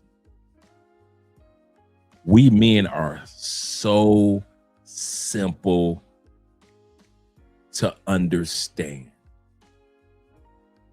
If you travel through the thread of if you threw a dart and that dart had to follow through the trails of history, if Adam threw a dart and it took that dart all throughout history to get to 2026, most of us men are the same. That's how simple we are to understand. We have never changed. That mindset of being a provider and the pressure of being a provider will always be with most men. The protector. You can make a movie 1,000 times over with men being a protector. But if you make a movie where a man is a punk and he's scared, that movie will not go and sell tickets. The heroic man will always provider, protector, a problem solver. You can make Mission Impossible 9 and make Fast and the Furious 27. It's still gonna sell out. Why? Because those movies are about men and women a little bit solving problems. Whether they're breaking into a bank or helping to solve a crime. Passion. I don't care what women say. They love them a 50 Shades of Grey type of dude. Women love passion, problem solvers, protectors, and providers. And that dart has been thrown through human history. We are that simple. Why did I bring this up? When this sister who we were just looking at says, if women really understood what men thought about, you would, but sis, men have literally been saying the exact same thing for thousands of years to you women. Our thoughts have never changed. So if you think that there's a whole new group of thoughts and men used to be like this, but now we think like, no. Well, men in America must think like that. No. Asian brothers think the same way that American and Canadian brothers do. That's the one thing I love about being a man. For the most part, no matter what country you go to, you're going to recognize how these dudes are acting. I don't care if you go to Thailand, you be looking at them Thai dudes like, yeah, they just like us. Yeah, they act just like us. You could go to Cambodia, you be looking like, They looking at the behinds just like we look at the behinds. I ain't know them Asian dudes like them behinds like that. Yeah, them Asian. Go to China, Japan. So they like them breasts the way that we like them breasts. Oh, they like them legs like that the way we like them legs. Or they want them slender like we want them slender. All right. I see what you're doing, Asian dude. I see what my Asian brother's looking like. No matter what country you go to, no matter what, you can drop a man in any part. This is one thing I love being about man. You can drop a man in any parts of human history. And the part that has to do with just being a man, not the structure of the era, not the women of the era, not the children, not the politics of the era, but just the being a man. You could drop a dude in 1481 and he's still expected to be a provider, problem solver, the passion, and the protector of that family. In 1481, 1491, 1414. You could drop a man into 3000 BC. He's still expected. Hieroglyphics hadn't been invented. Libraries, books, none of this has been invented. Languages aren't even invented. Without even languages being invented, men knew that he was expected to take his ass out there with them damn dinosaurs and be a protector, problem solver, passion, provider. That's how simple men are. We have never changed. Why did I say that? When women say, well, you should try to understand, because men are, this how they think. Ladies, we've been saying the same thing for thousands of years. We want this, that, this, that. That's it. We haven't changed. It is not that hard. We've been saying it over and over and over. And this woman's going to come to us on this video and act like she discovered something new about how men think. And you should listen to Patrice O'Neal, because he's going to tell you how men think. Baby, you can go through any parts of history. You do not need Patrice O'Neal. You don't need Kevin Samuels. You don't need Corey Holcomb. You don't need you don't need none of them. Read a history book. Men are so simple. That's probably one of my favorite things about being a man. We are not here, then there, then there, they're here, then there. We're here, don't know, we're over here, no, we're like this. Men are not like that. Men are just to the point. Yeah, I did it, and that's men. I did it, and I said it, and I started that war, and men, that's it. What else? When? Where? How? With who? That's all men. Just boom, boom, boom, boom, boom. Women are all over the spectrum. They were this. During this era, they were this way, and then that era came, and then they was that way, and then this era came, and they were this way. Then the next era came, and they were that way, and then then AD came, and they were this way, and then all of a sudden, 1822, they were that way, and then 1894, they were this. Women and kids and older people get the chance to evolve. Men, we basically the same. What's my point? Men have been telling women when they were doing videos on movies on like Waiting to Exhale, we've been saying the same thing. Color Purple, we've been saying the same thing. Phil Donahue, we've been saying the same thing. Sadie Jesse Raphael, Montel Williams, Ricky Lake, Jerry Springer, Oprah Winfrey, all the way to Maury, all the way to Steve. I forgot what the bodyguard that was on Jerry Springer. He had his own show. All the way to today, all the way through the movies Color Purple, all the way through the books in the movie of Waiting to Exhale. The black romantic comedies like Love Jones, we have been the same all the way through. Our message has never changed. The beauty of being so to the point as a man, our message of what we wanted and who we are has never changed. Politicians come, politicians go. Countries have come and countries no longer exist, but yet the mind of men have never changed.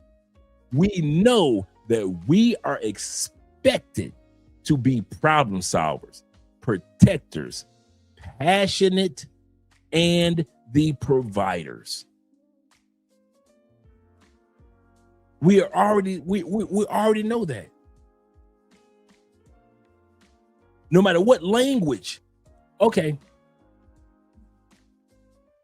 I've seen, you know how deep this is?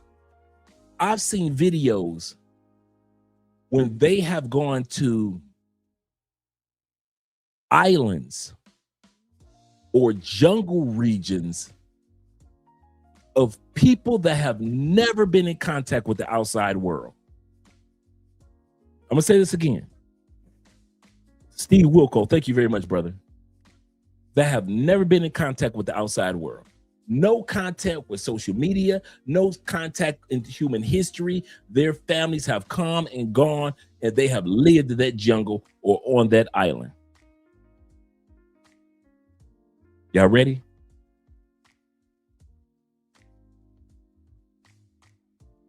Who is it every time we or a white dude try to pull up on that island or pull up in that jungle? Who is it the first person that they meet with arrow in hand?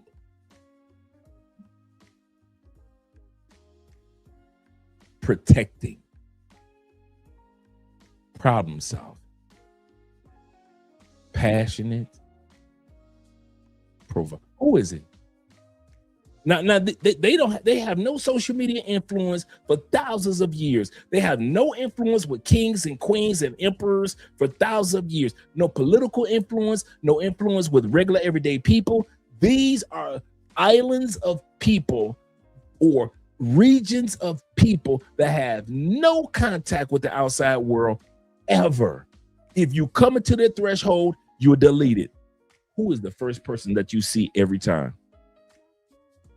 A man.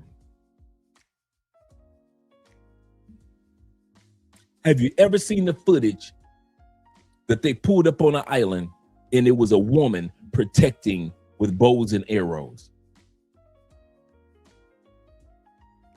What about children? Have you ever seen them come up on an island and it was children with bows and arrows protecting the fathers and the mothers? Ever? No, never.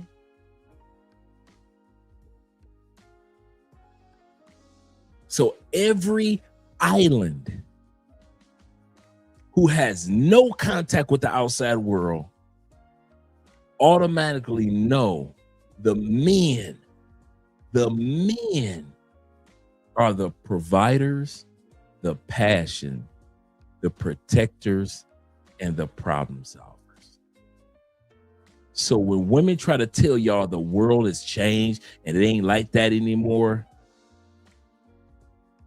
even in worlds where it hasn't changed and it has changed, I don't stop listening to women, guys. You, at the end of the day, when all havoc breaks loose, you are expected to be a protector, provider, problem solver, and the sexual passion.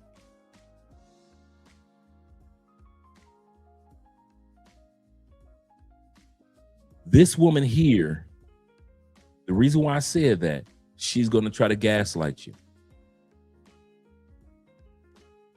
And if women only listen to Patrice O'Neal, you will understand how men think. Baby, we've been thinking the exact same way for thousands and thousands and thousands of years. Y'all just don't listen.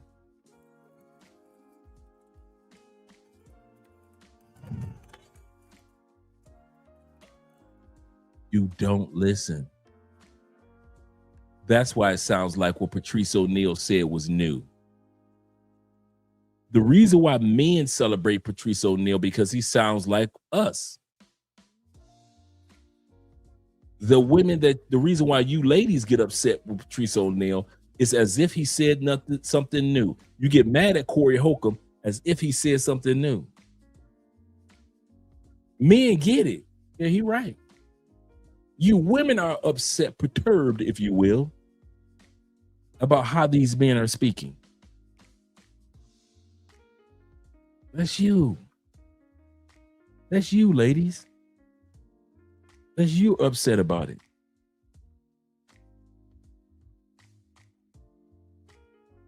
T-Mac said, you're right. Men from the Ottoman Islands won't allow any visitors. Men. Not the children on the front line. Men.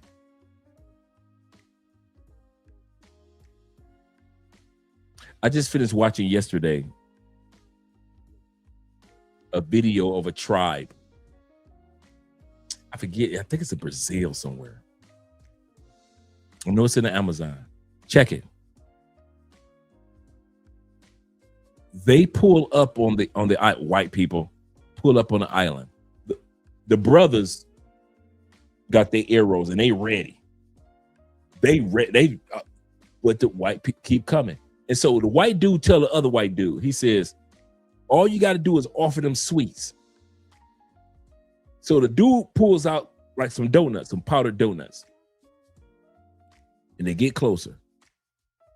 And one of the chiefs, like one of the warriors, pulls out the donuts. And so he grabs one of the donuts, but they're not able to come off the boats yet. But he grabs one of the donuts. He's like, he spits it out, throws it down, pulls his arrow all the way back.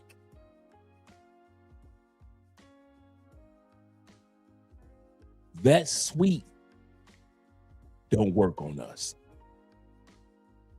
So basically, you got 4 seconds before I put this arrow, and all of a sudden, all the other tribes' men start coming out. And all of them got and I just watched this yesterday. All of them got their bows pulled all the way back. These brothers are ready. They ain't about to ask no one more. All they needed, all they needed was to hear one more sound come out of them dudes' mouths. So the white dude who initially gave the other white dude the donut, they all on the boats. He's like, back out, just roll away, just back out slowly. So they rowed the boats away, and that was the end of the video. Wasn't no children around. Wasn't no women around. All men. Men have shared the same message for thousands upon thousands upon thousands of years. Men won't change. Women can say, we changed, we got more money, this and that. No, it doesn't matter. We're not going to change. For anybody, in any era, in any country, men are not going to change, ladies. I don't know where you get that idea or concept from, because you've changed. Society has changed. Politics have changed. Countries have changed. But the one thing that has never changed in human history is the expectation, ladies, of men being providers, of men being problem solvers, of men being the passion of the relationship, and of men being protectors. So you can change. Hey, change. Get your rights, ladies. Hey, enjoy your rights. Whatever rights you have were given to you by men, and those same rights can be stripped away by men. What's my point, ladies? My point is, men are so precise and to the point that 99% of the men that you will meet in any era, in any country, in human history, men will always be basically the same. And ladies, even more. You haven't changed. Ladies, you used to be all over the place throughout human history, and you are still all over the place today. You haven't changed. You never knew what you wanted. You never know what direction you want to go. You never know. I want to have 2 kids, but I want to have 3. I want to be married, but I wasn't married. This has happened for years, ladies. Ladies, modern ladies, hear me out. I am not one of those men that's going to put the blame on you under the modern women umbrella, under the feminism umbrella. You've been like this forever. Men in the 1800s had to deal with your scatteredness, just all over the place. They just were able to control it or harness it. Men in the 1500s had to deal with your thoughts being all over the place. You were different. Just because you didn't have the right to open up bank account didn't mean that you weren't scatterbrains. Just because you didn't have the right to become a governor or a mayor did not mean that y'all wasn't getting on men's last nerve. Just because you were princesses and queens in Africa does not mean that there was not a king that wanted to knock you upside the head for saying something stupid, ladies. I'm not going to put the pressure on you ladies to say, you've changed. No, you haven't. You've never changed. You've never wanted to go on the front lines of wars. Ladies, you've never been one to be the provider. Let's be real. You've never in human history ever wanted to 100% for a huge amount of time, like 100 to 200 years, 300 years, to be the provider, right? You never wanted to be the key problem solver. The buck stops here. If it goes right, the buck stops here. If it goes wrong, you've never wanted that. Throughout human history, you haven't changed. The passion of the relationship. You can take sex, you can leave sex. It ain't much of a big deal to you. Some of y'all love a good sex life. Some of y'all like, I'm good with a decent sex life. Women haven't changed. You're still like that today. Inconsistent with intimacy. So you're not the problem solver. You're not the protector. You're not the passion. And you have always expected to be the provider? No. You've never been expected to be the provider, problem solver, passion, or problem solver, perfect problem solver, protector, passion, provider. You've never had that pressure on you. And if you think that that pressure is on you today, no, it's not. If the pressure of 100% being a provider was on you, then men, we would have Cash App on our TikTok accounts for you ladies to cash out. We would be the ones saying them mo us, but throughout human history, we were expected to provide. If our car breaks down on the side of the road, nobody's expecting a woman to pull her car over and say, hey, you need some help with that flat tire. Nobody expected. Even though there's a jack that does all the heavy work, you still aren't expected to pull over to the side of the road and help us with this jack and to change this tire. So where's the change, ladies? Ladies, where's the change? Doesn't exist. You're selling it as if.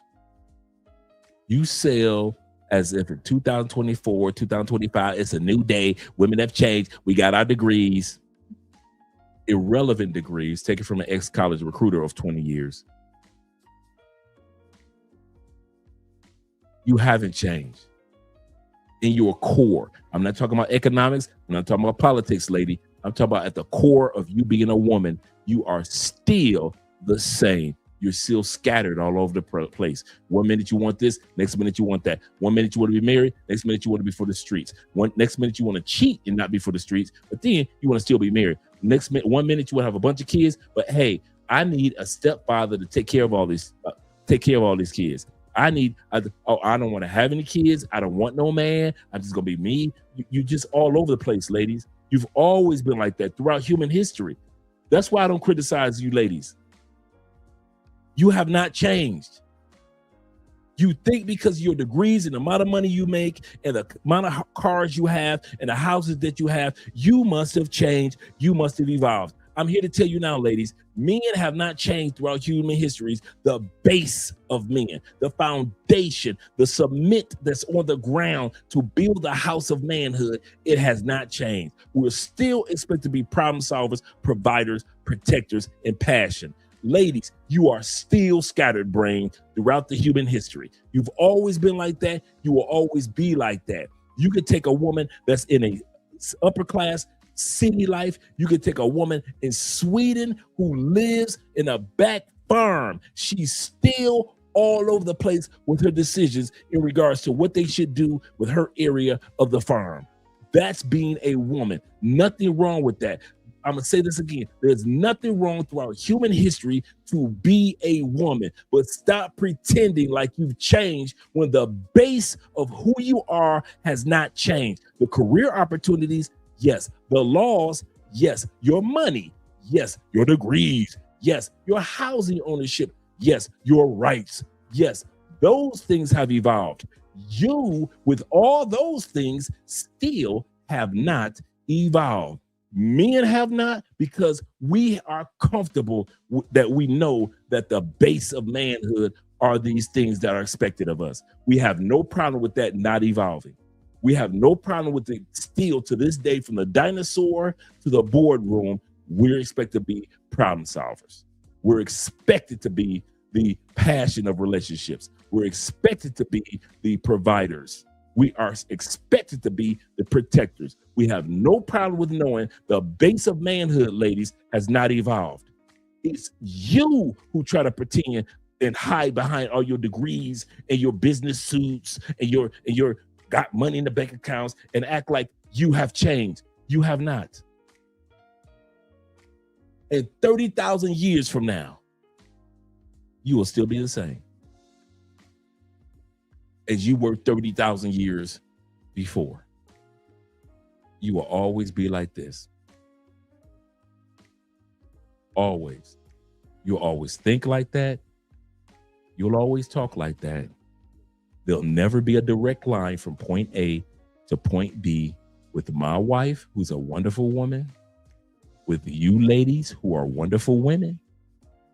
But you would never. I don't care how stoic you sound on YouTube. Some of you ladies sound stoic on YouTube, but if I talk to your husbands, some of the most stoic Kevin Samuel supporting women,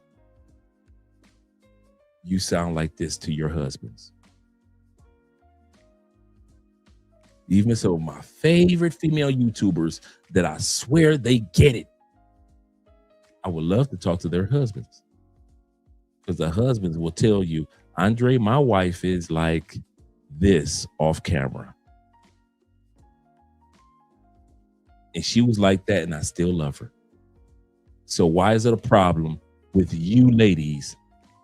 Because we men have not evolved, and we're still an arrow shooting straight.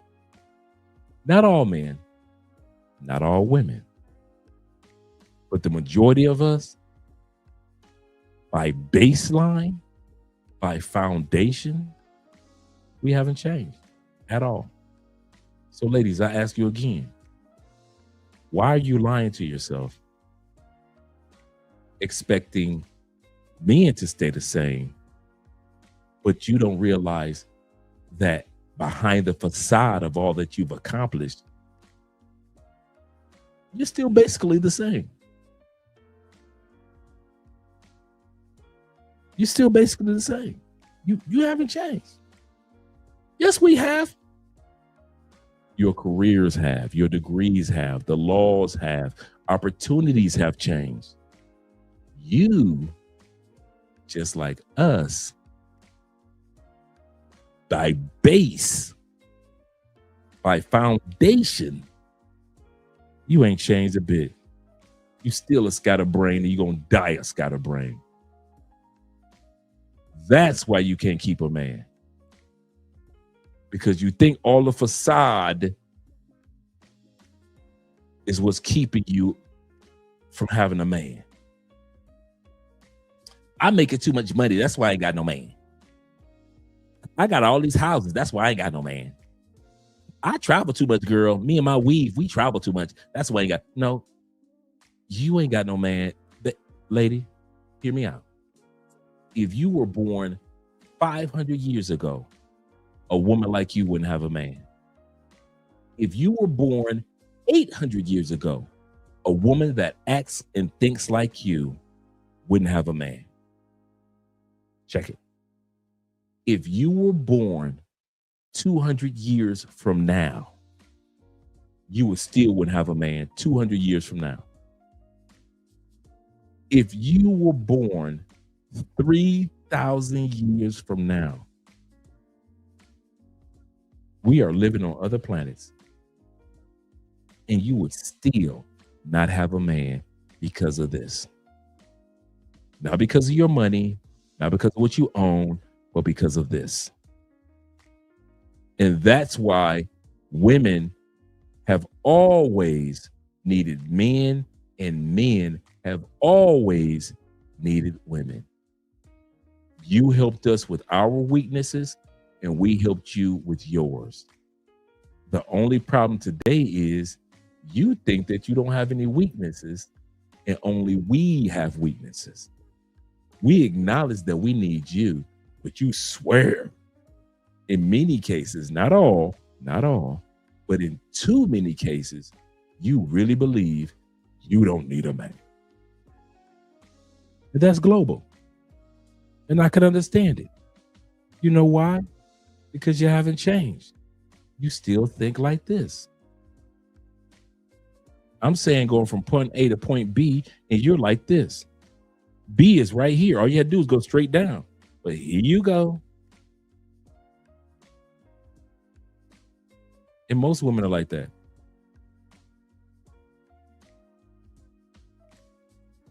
He said, Dre, you have to pat head. He said, you have to pat head when you said, I ain't got no man because of my career. Yeah. They swear it's because of these things, these abstract, tangible things is why they don't have a man. You don't have a man because you are the descendants of women that couldn't get a man when they decided that. This is the funny part, ladies. Most of us men have no problem with you being all over the place. We do. I have no problem with my wife's brain just being some of everywhere. Andrea's brain just some of everywhere. The sweetest woman you ever want to meet, but she is still a woman. It's my job to do. I will see. It will amaze you how many things I see Andrea never has to see in this marriage. I don't care if I notice something that needs to be painted, or I need to replace that. Let me go ahead and fix that. I noticed she cleaned that, but let me clean that a little more. Is that a spider? Let me take care of that. If you knew how many little small invisible things to women that we men take care of. Andrea gets up in the morning, trash has been taken out. She ain't got to worry about that. That trash is gone. Andrea can walk down the street and she doesn't have to watch her back. Why? She can sit back and just be like, wow, this is so beautiful. Look at that. That is nice. I noticed this. I see that. I see what's going on behind us. I look back twice. This and that. Andrea doesn't do that. She does not have to do any of that. She gets a chance to sit back and I could tell you, if we're sitting in church, I could tell you the last 15 people that walked in. Andrea can focus on the Lord. And that's in any country that we're going to. But here's the kicker. Men have no problem with that. We have no problem with that being it is what it is. But women are the one that's talking about, I don't need no man. I don't want no man. Wait a minute, ladies. You can't say being in the world is dangerous because of men, but yet you don't need a man to protect you from the men who are crazy. So you don't need a man, but then you scared to walk down a dark alley. Why? Because there might be some men in there. Yeah. Some crazy men. Yeah. So you might want to think about walking down that alley, not by yourself, but with a man or other men. You think about all that I don't need a man routine. Man, I don't buy that, man. That's never worked throughout human history. You say facts. Like the short video of the man's on the man's feelings. Men take the short route and say, I love you. I've seen that video. Say, I love you. Women take round the block, down the street, to the next town, etc. way to say, I love you. That is so true.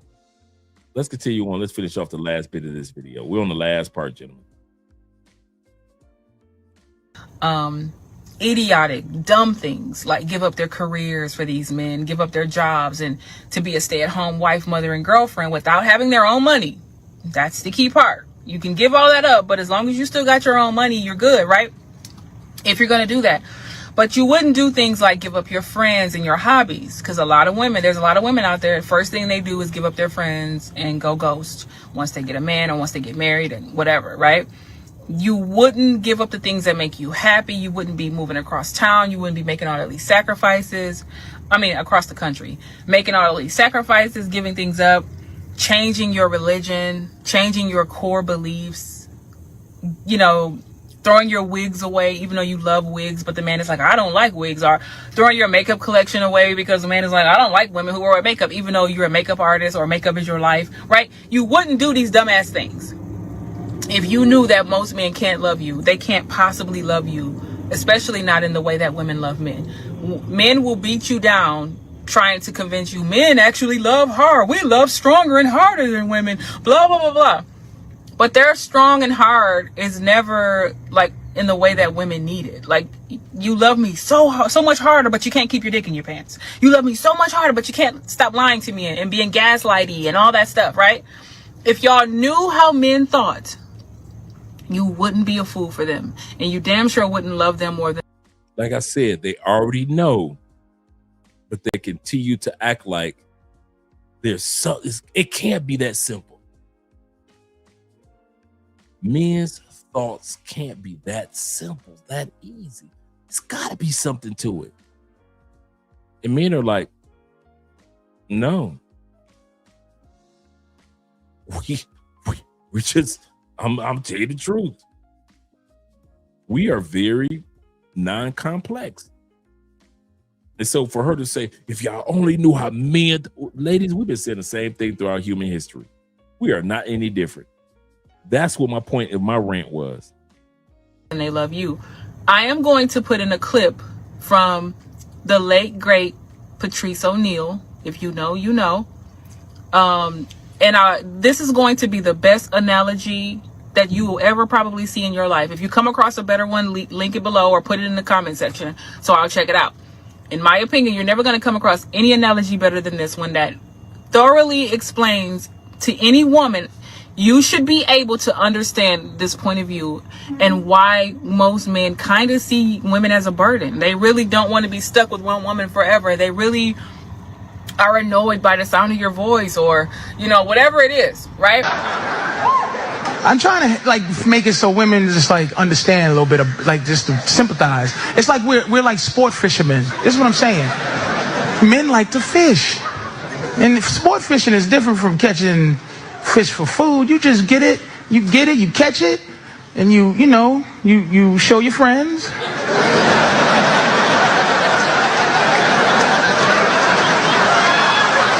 Because you want them to know that you can catch fish. You take a couple of pictures so you can show people the fish that you have the ability to catch. And then you release it back into the water. But a lot of women in here, you have boyfriends or husbands, you a fish that jump back on the boat and just was flapping, looking at me like, hi, I was wondering if you're gonna be fishing here again next week.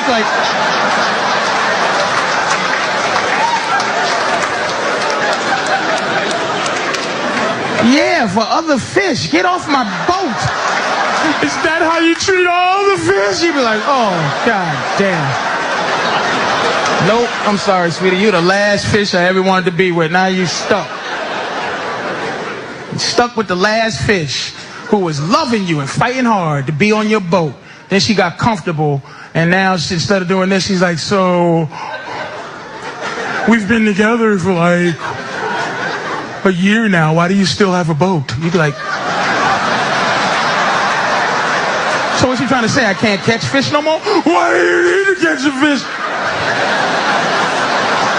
Because if I lose my ability to catch fish, then you're not gonna find me sexy no more. So you gotta smell fish on me so that you know I can catch fish so you can act right. Now, I remember the very first time I seen that was years ago. I did a video about Corey Holcomb on TikTok yesterday, and some guys, I got a lot of like positive feedback from the guys, which I did not expect, because men, they typically hate me. So I was just like, what, right? And they kept bringing up Patrice O'Neal in my comment section, and I was like, yeah, I remember him. He was one of my favorite comedians along with Corey Holcomb back in the day. And the thing that I liked about both of them was their comedy style, which was being an asshole comedian that just didn't care and told it how it was. And I watched that clip again. I went back and started watching more Patrice O'Neal clips again. You know how you kind of go back through the cycle of watching your favorite type of videos. And I'm sitting there in tears crying, y'all. Like, I'm surprised. Like, I was like in tears watching his clips. And I came across that one, and I'm like, I gotta share this with my women audience. Now, I think a lot of women know, a lot of us know who Patrice O'Neal is. For those of you who don't know who he is, a lot of y'all know that a lot of men have disdain for women. But I really wanted to share it because I'm like, that is the best analogy that you're ever going to get as far as understanding, for those of you who don't understand, how men really feel. Okay. And that's the end of the video. And she felt like she just, hey, that's how men feel. No different than we've been saying for years. I don't know why she thought that a Patrice O'Neal clip would be the ultimate insight into the mind of a man. Well, what do y'all mean by? So what y'all saying is, well, what about if, how about, see, what you really mean to say is, no, ladies, we've been saying for years the exact same thing for centuries. What men want and what men desire is centuries old. Y'all want to control us. No, that's not the base of manhood. Controlling women is not. I think women have a bad problem, a bad habit of thinking that our base of who we are, our innate nature, wants to control them.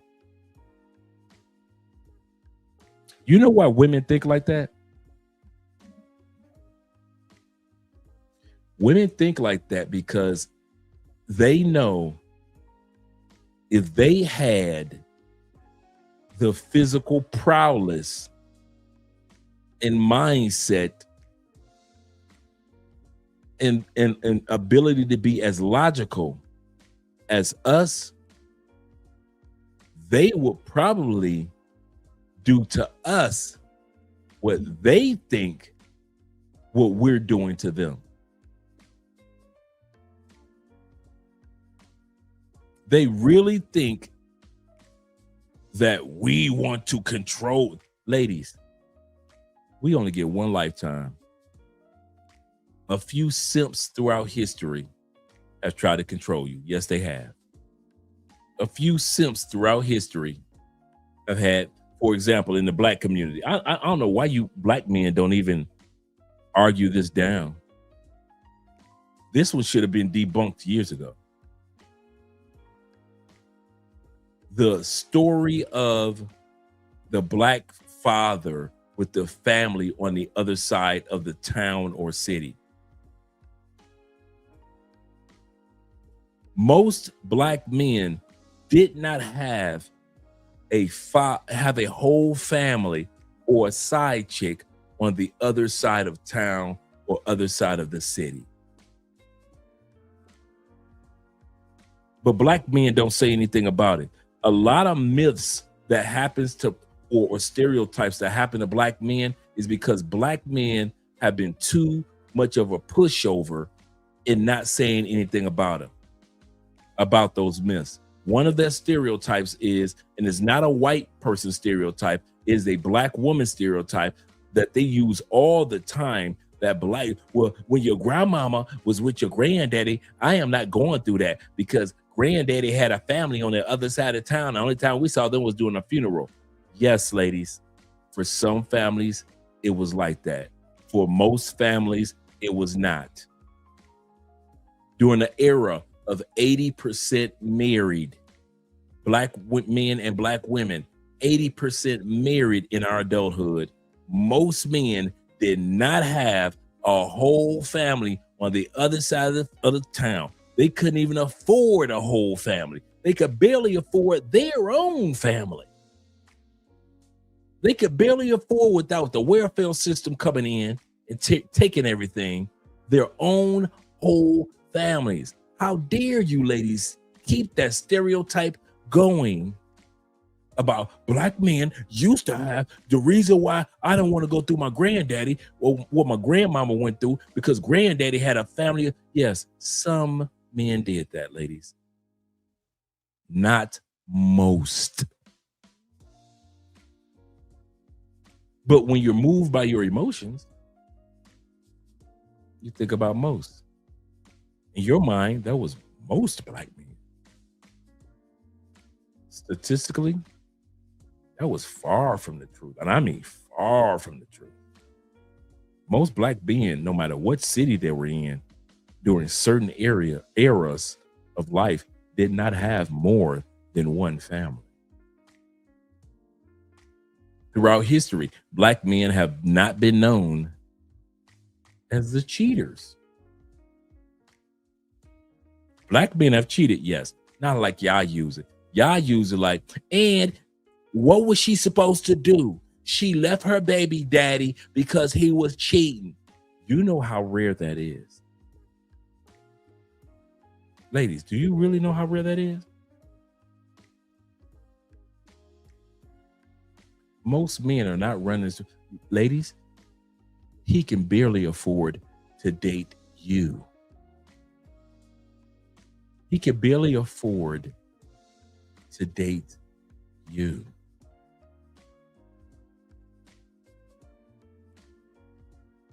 He cannot afford a whole side chick to spend money on her birthday, to spend money on her Valentine's Day. No, ain't nobody got no time for that. And we don't even have the time for it, ladies. Not every man is out there in them streets. Lastly, ladies, when it comes to the stereotype of black men and they abandon their fathers, most of us ain't got no kids. I ain't got no kids, and a bunch of other dudes ain't got no kids. I've done over 300 consultations, only 10 fathers. And all the consultations I've done with men that are looking to relocate to other countries or visit other countries, 300 consultations. Only 10 of them were fathers. It will amaze you how many of us ain't got no kids. 10 out of 300 dudes I've talked to. 10. I don't know why y'all think it's more. 10. To all you brothers out there, 10. If you think you're the only one that ain't got no kids, dude, you are not the only one. 10. Out of 300 people I've talked to and did consultations with in the last 3 years, 10.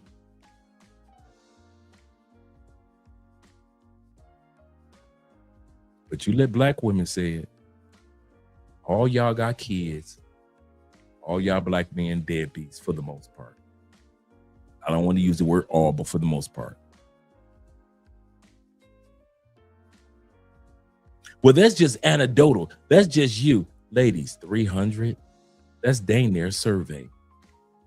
Ladies, 300? 300?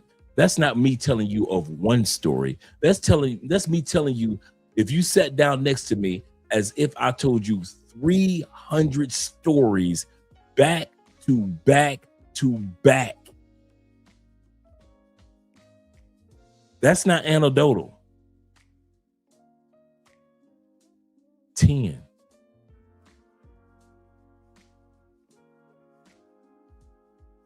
Most black men ain't got no kids, baby.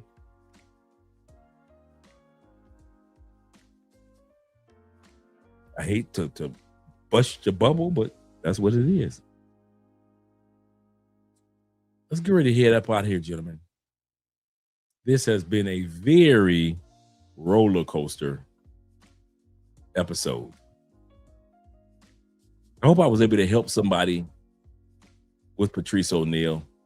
I was able to help encourage you guys, to let you guys know you have options.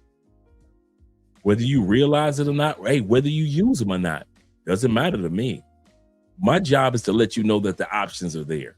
That's my job. My job is not convince American men to leave America, Canadian men to leave Canada, UK men to go and see what options you have. My job is to let you know that you have love across borders, or you can fall in love with borders that you cross. That is my job. My job is to tell you about countries that you can fall in love with, and yes, coochies that you can fall in love with. But it's not my job to convince. So I hope that this was just an encouraging stream. Shout out to my man Slick with it. 63 in the building. Man, don't y'all gotta go to work in the morning? Okay, here we go. Last thing I'm gonna say before the night ends. Shout out to all you brothers. Tomorrow, 6 o'clock, 7 o'clock Eastern, we are going to be doing a Patreon Live. Tomorrow's topic is about, and we're going to do this one in a few weeks again. It's about countries and things to do if you are introverted. If you are an introvert dude, you kind of like a laid back dude. Hey, I don't need, what do I do? You know, I'm not the dude to go to the party every weekend. I'm not a pay for play dude. Dre, what do I do if I'm an introvert? How do I have fun in all these countries y'all talking about? Because every time y'all talk about a country, it's always got to be about the women, the parties, the women, the boat ships. The boat parties, this and that. I'm not that dude. I'm not that dude that's going to be on the party boat all the time. The reason why I'm going to be talking about this tomorrow on Patreon.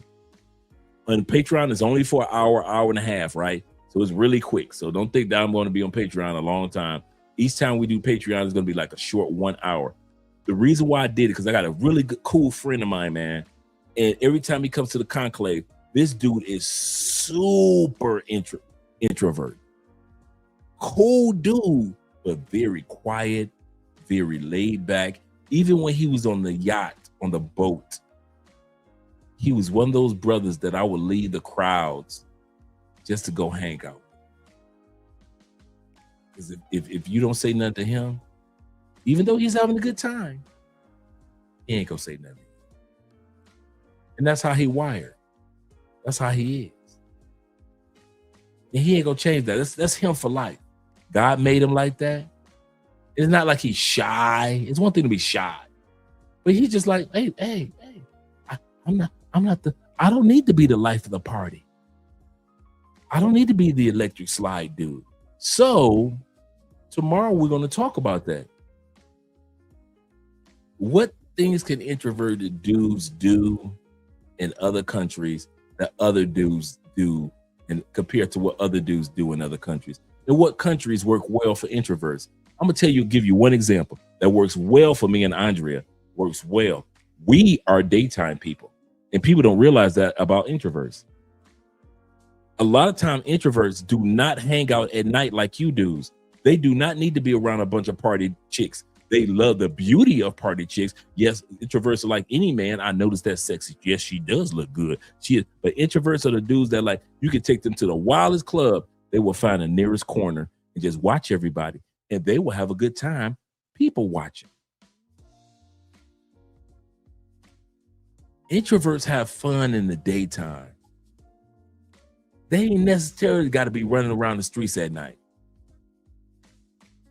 Introverts like a bar or a lounge, not a club. Give them a nice little quiet bar, a nice little quiet outside restaurant. What countries can they go to where there's an outside restaurant where they could just chill? They met them a little female and they just laughing and giggling. She introverted too. But at the end of the day, if y'all think that the content that y'all, sometimes your favorite YouTuber doesn't think about that there are different type of personalities that watch their content. And a lot of personalities that don't get a shine, that doesn't get that shine is the introverted brothers and sisters. And I'm gonna tell you, introverts, bruh, there is so much to do in the daytime that ish that you think that you're missing out on, because dudes sell the nightlife on social media. It sells. It gets the views. Nobody wants to see Cartagena in the daytime. I want to go show Cartagena at night, right? 500,000 views, 3 million views. Cartagena ladies walking through the streets at night, right? Y'all don't realize introverts don't give a damn about none of that. Y'all do realize that, right? Y'all do realize introverted men and women don't give a damn about what's going on at night. I have never been to one club in Cartagena at night. France at night. Germany at night. Spain at night. Never. Caribbeans at night. It just ain't me. We went out in the UK at night. Guess where we were? Me and my wife sitting in the corner, having a great time. Guess who was the life of the party? Sitting in the corner. And people couldn't stop watching. Us, the introverts. We just want to enjoy our drinks, listen to some good music. We didn't have to be in the middle of the dance floor. We like just people watching, sitting back, chill. I don't bother you, you don't bother me. And when I say all eyes on who is this Latina and who is that brother, because he ain't from here.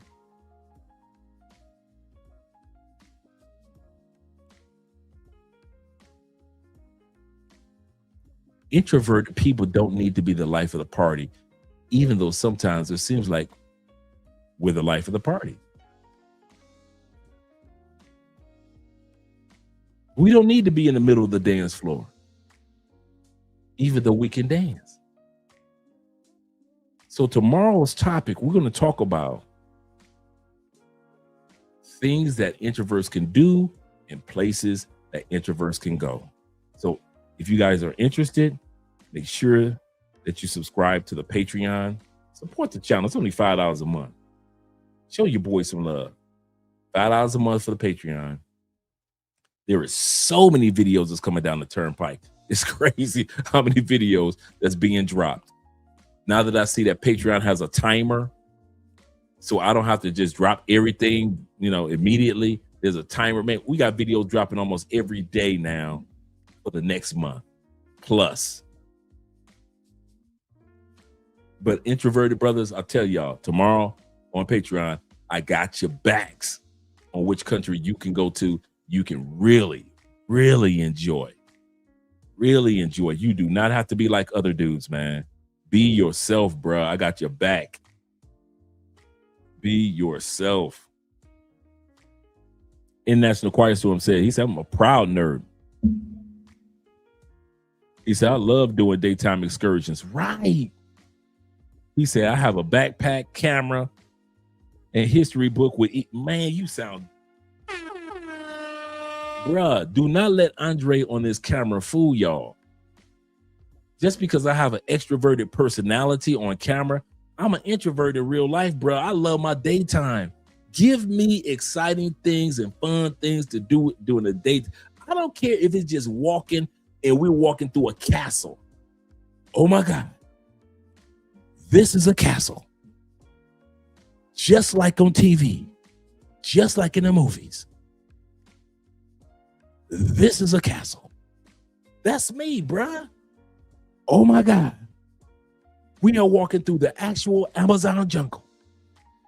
We are having Amazon fish. Oh my God. That's me, bro. I don't need to be outside. Dude, I kid y'all not. Every country me and Andrea been to, we in the house by 9. We in the house by 9. Why? Andrea and I are up at 5:30, 6 o'clock. I love doing photography. Andrea loves doing photo shoots. Let me show you guys what I'm talking about.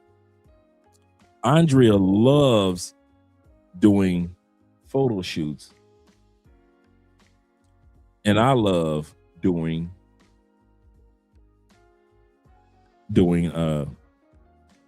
let's see. Andrea loves doing the modeling part. So let's see if we can pull your girl up real quick. Okay. Let's see. Let us see.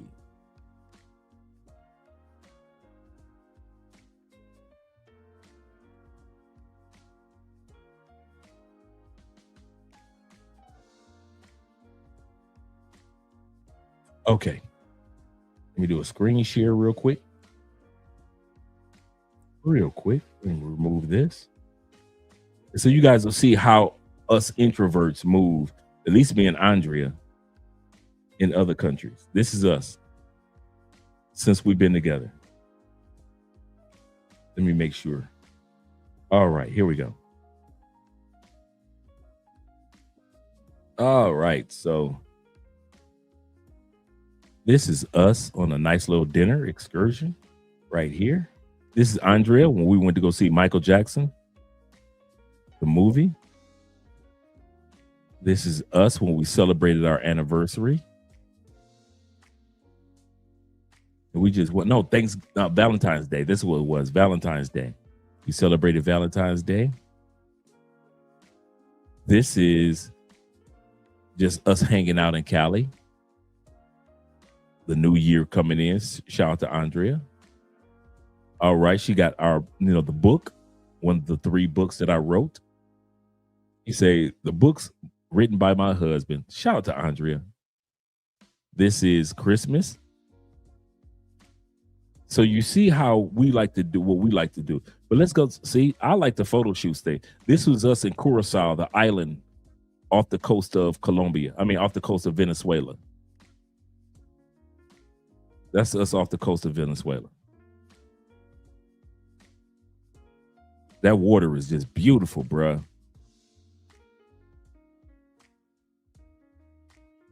And yes, they had crabs, little crabs everywhere. It was really cool. That's us nerdy people. Nerdy people notice nerdy stuff. Little National Geographic stuff, that's what we notice. That's what we notice. This is a Curacao Island with Andrea again. Mrs. Spence's birthday. We drove 2 hours to get to this house. This is a very famous house, and they make the best cherry wine. Oh my God, every time we go to this house, I get the cherry wine. Where Andrea just turned 31. And so she likes to pose. I like doing the photography. We like to go to places where you see nobody behind her. It's because we like to go to exclusive places. This was our anniversary last year in Pareda. As you can see the sign behind her in Pareda, Colombia. Shout out to Mrs. Spence once again with the long ponytail. This was during the Afro-Colombian Festival last year. We went out to dinner. This was last year as well. I think this is her birthday as well. So what you guys will notice is, let me scroll down a little further. This was us in France. Had a really good time.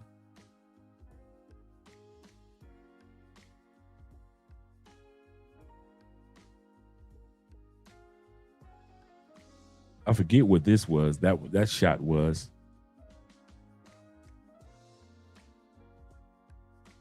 This is us as a couple. This was right behind Buckingham Palace, or right in front of Buckingham Palace.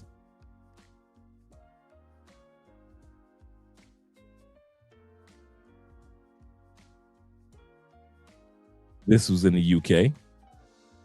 We had fun that day. Shout out to Big Ben. So when I sit back and I say that we really enjoy, of course, this is in Paris. Man, I forgot about that picture. And we met an Asian couple, and the Asian couple took the photo for us. An Asian couple from Chicago. And they were there celebrating some time with their daughter at this location before their daughter went off to college.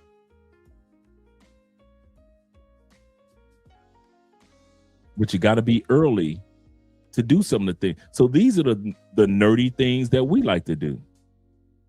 This is at a national park here in Colombia. Like we have national parks in the States, Colombia has national parks as well. This is in Bucaramanga.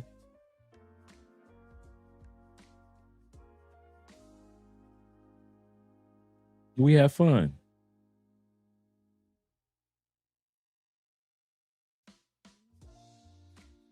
This is on the outskirts of Medellin, this big flag. We just had a really good time. This was in this not El Peñon, but I forget where we were when we went here. Oh, we went Salento. This is in Salento area.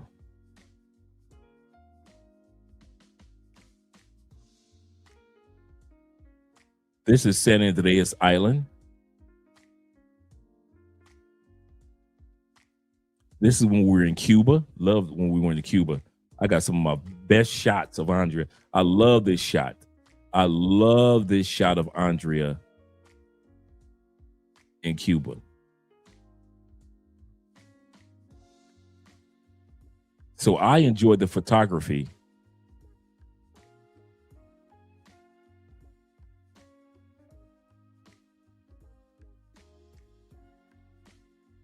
So no matter where we go, this is in DR.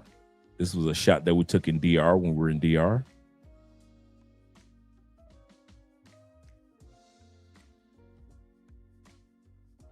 A lot of these were DR shots.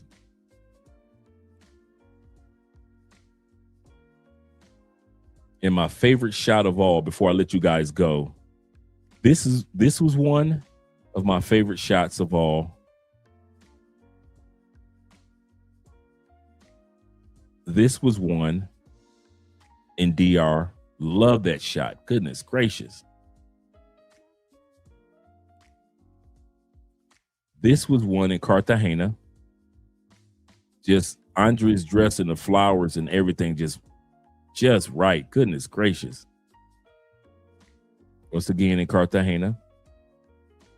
So while y'all at night, my point is when you guys are doing things at night, we are enjoying the daytime. This is in DR, of course.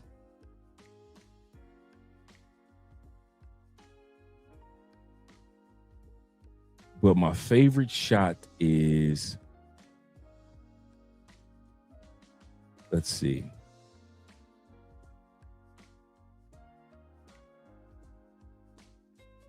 This was in Mexico. Shout out to Andre in Mexico.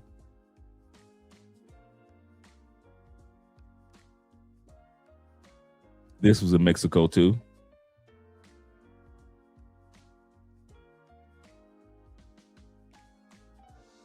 This is my favorite shot of all time.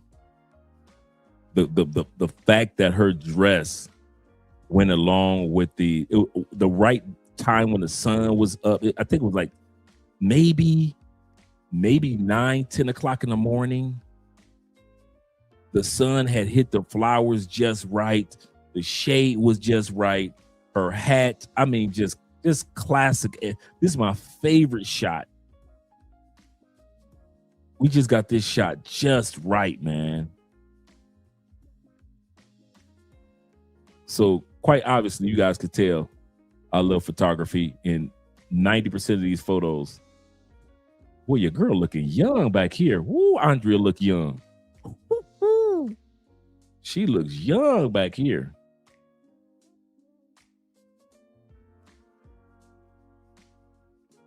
Think about how far back this was back in the day. 2018. Woo!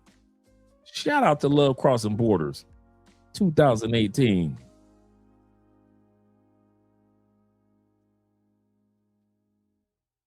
Goodness gracious.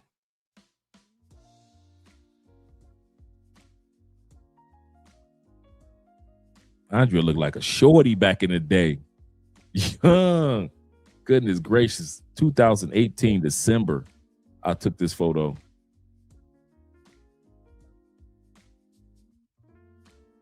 When I tell y'all time flies by, look at this photo. 2018, we took this photo right here.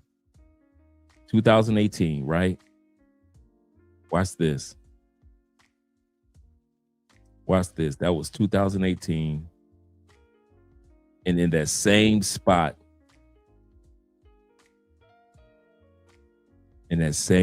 years later, we took this like last year.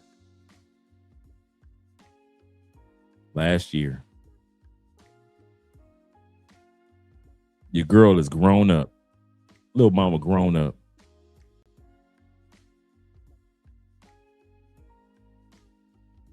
Yep.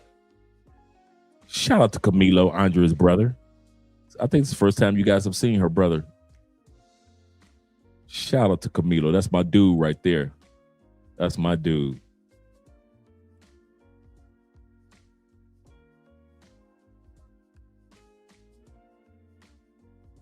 That's what we like to do. We like to do nerdy stuff during the daytime. He said, I plan to come to Cali around Thursday or Friday. Okay, cool, T-Man, because a few guys that are here. He said, I need to get Agent Zero, his expat probation completion ceremony. I know exactly what you're talking about. He said, I'm proud of brother, man. Hey, I ain't lying, man. Shout out to man 0 milligram. Man, he came down. He read my book. Check. He did a consultation. Check.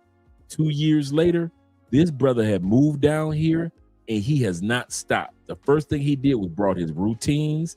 He got him a gym membership. He got him salsa lessons that he does every day. And he does his Spanish. He got 2 Spanish teachers.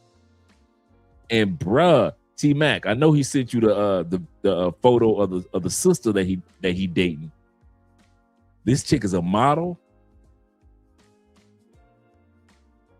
He dating a baddie. She come from family with money. This dude came down here and did it exactly textbook how it's supposed to be done. He didn't half step with it. He didn't BS with it. His apartment is crazy. It didn't go broke getting it. Yes, sir. Yeah, Andrea's always been on the elegant side. She's always been on the elegant side. He said, have Andrea teach these women on Instagram on how to be a lady and still be elegant and classy. A lot of these women don't know how to do that. T-Mac said, I went to Paris many times because I relocated many of my company's parts to NATO companies. I mean, NATO countries. He said, save money, and I did it so I had an excuse to travel to Europe on the company dime. I'm not mad at you, brother, about that one. AMSM says this. He said, daytime is the best time. He said, I only like nights for the skyline and the night lights. That is so true. That is so true. Bobby Coltrane of the Coltrane family said this. He said, I prefer doing things in the daytime more to experience. Absolutely correct. And AMSM says this. He said, Andre is his wife's husband, boyfriend. I know. Boy toy photographer. It's a lot on the list, bro. It's a lot on the list. Abstract said this. He said, what camera do you use? Cell phones are very, very DSLR or friendly as far as photography these days. But the camera that you guys are looking at me in right now, this is the camera that I use when I do photography. I've got the Canon R10. The Canon R10. They probably upgraded because I've had this camera for about five years. But you can even tell, even when you're watching me, the aperture blur in the background, how blurry and how creamy the background is. It makes me stand out. So just imagine just taking this camera and I'm outdoors and I'm doing aperture shots. I mean, I got so many lenses, man.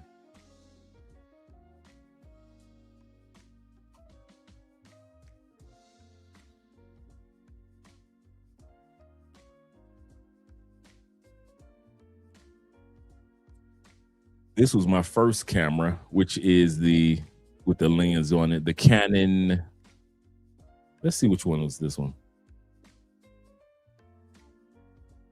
Oh, the Canon 800D series. This is my first camera. I've got all these lenses on here. This is a fisheye view lens. This is your basic lenses that come off, of course.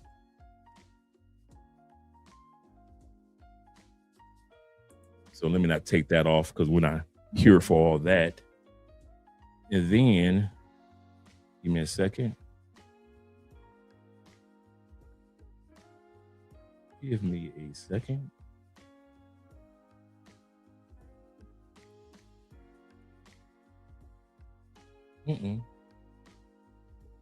Did I freeze?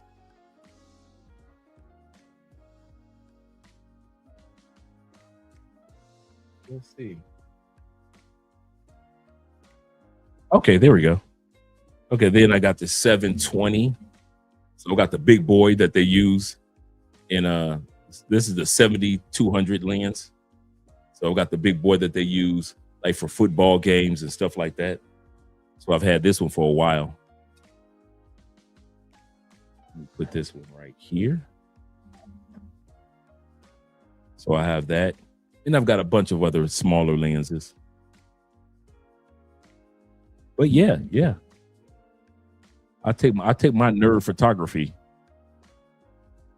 Yeah, it looks like I disappeared. Yeah, the Canon Rebel series. Absolutely correct. Oh, that's what I did. I must have, when I put this down, I hit the keyboard with the strap. Yeah, I'm a Canon man. Shout out to Sony. Don't get me wrong, Sony has some really great cameras as well. He said I bought the telephone lens and attached it to my iPhone. When I go, yeah, I want to buy some lenses for this one as well. This one is really good as far as the camera lenses. Excellent, dude. The photos that I get from here, top notch. Yes, sir. So I want to get that photo lens for the cell phone as well. He said my photography is awful. He said I take 1 million photos and end up with a few good ones. Just a few. Yeah, man. We've been doing it for a while, man. We've been doing, like, when we go out to Fincas, like, let's see. Let me move me out of the way. Like when we go to farms, the fincas, like we often tell you guys about the fincas or the farm areas, the coffee regions. Just really nice, man.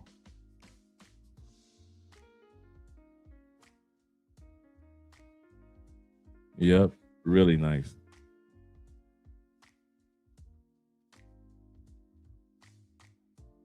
Mrs. Spence. This was in Cartagena too. Her and her mom. Shout out to mom. Shout out to Andrea's mom. Yes, sir.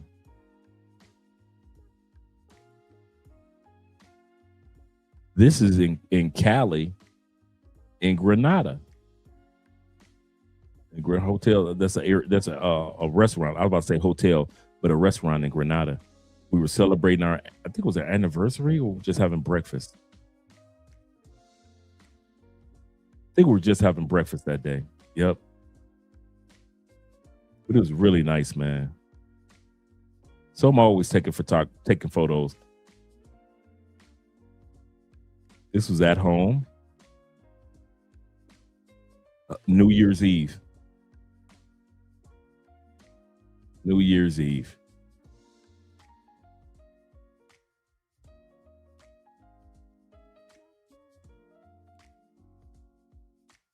Yeah. I forget where we were when we took these. Oh, we were at home. We were in our first apartment right up front.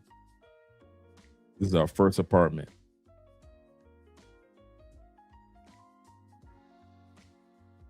Yeah, I love Andrea's fashion sense. This is in the Intercontinental downtown in Cali. Not downtown, but in the central area of Cali. It's not too far from our brother 0 Milligram.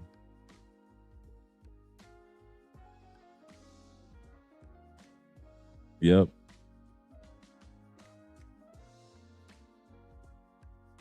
We were actually on our way to have dinner with our dentist. We were about to have dinner with our dentist. That's where we were. And we were all meeting up at the Intercontinental.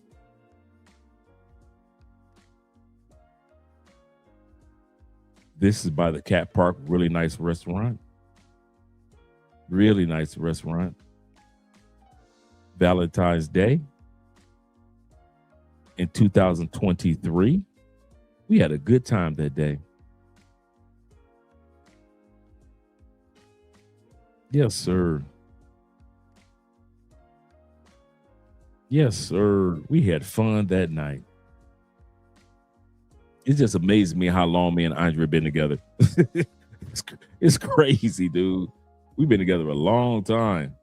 This is in a restaurant that's up in the hills in here in Cali, like above the clouds. Shout out to Andrea and her mom again. That's when Andrea was a shorty. Oh, I know she posted this. She was a shorty.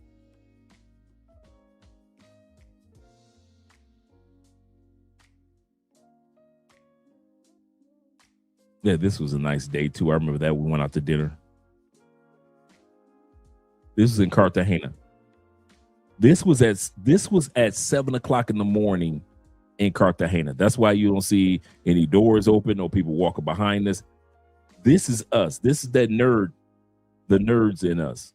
7:00 in the morning in Cartagena in 2023.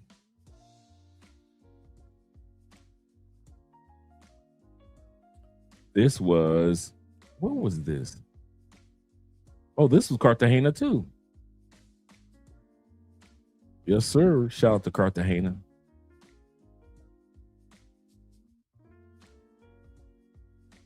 This right here was San Andreas. Let's see. Because she loved taking the, yeah, I believe this was San Andreas Island. Yep, this was San Andreas. If you haven't been to San Andreas off the coast of Colombia, man, 2023. Okay, cool. We had such fun, bruh. So much fun. Yes. Yes, yes, yes, yes. I remember that.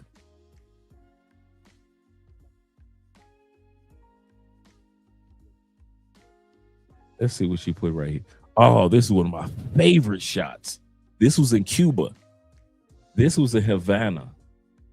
We had spent a month in Cuba. We were all over the country. But when we finally made it to Havana, so many split spots to take shots. This is in Cuba. Yep.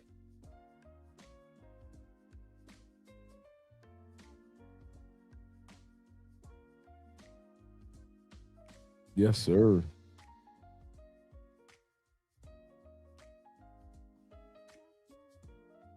This is here in Cali, of course, at the Cat Park here in Cali, Colombia, in El Peñon. This is one of my favorite shots of all time, too. This was, oh man, I was so glad I got this shot because this wheel went with Andrea's dress, and the rocks went with Andrea's dress so well. I couldn't believe. I love this shot, bro. I love this shot. I swear,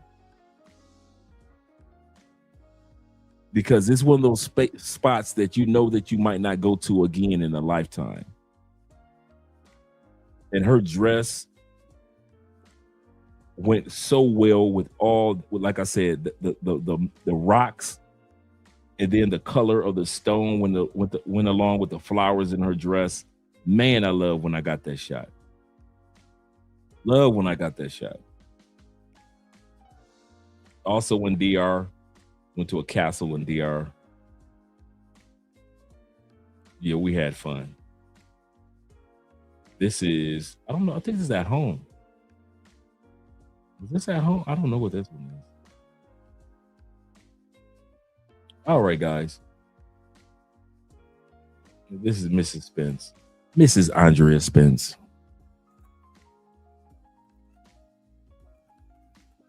(2022).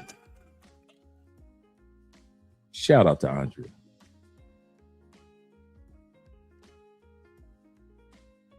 Yeah, no, it's looking like that. We already hit the 6-hour mark. We already hit 6 hours. So let me get ready to let you guys go. He said, how many suitcases do you need for Andrea? It will amaze you that I have finally convinced Andrea that we have our smaller suitcase, which is the one that we have on wheels. That's really nice size. And we have our backpacks, and that's it. We do not have to what is it?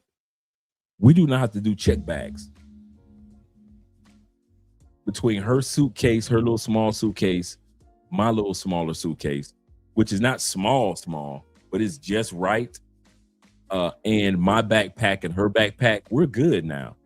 We've mastered the art of packing, but not putting too much in. In the beginning, she used to pack big suitcases. Now, she doesn't do that. He said, you can go to Cuba. Technically, you are not allowed to spend money there unless you approve for U.S. Treasury. But there is always a way around.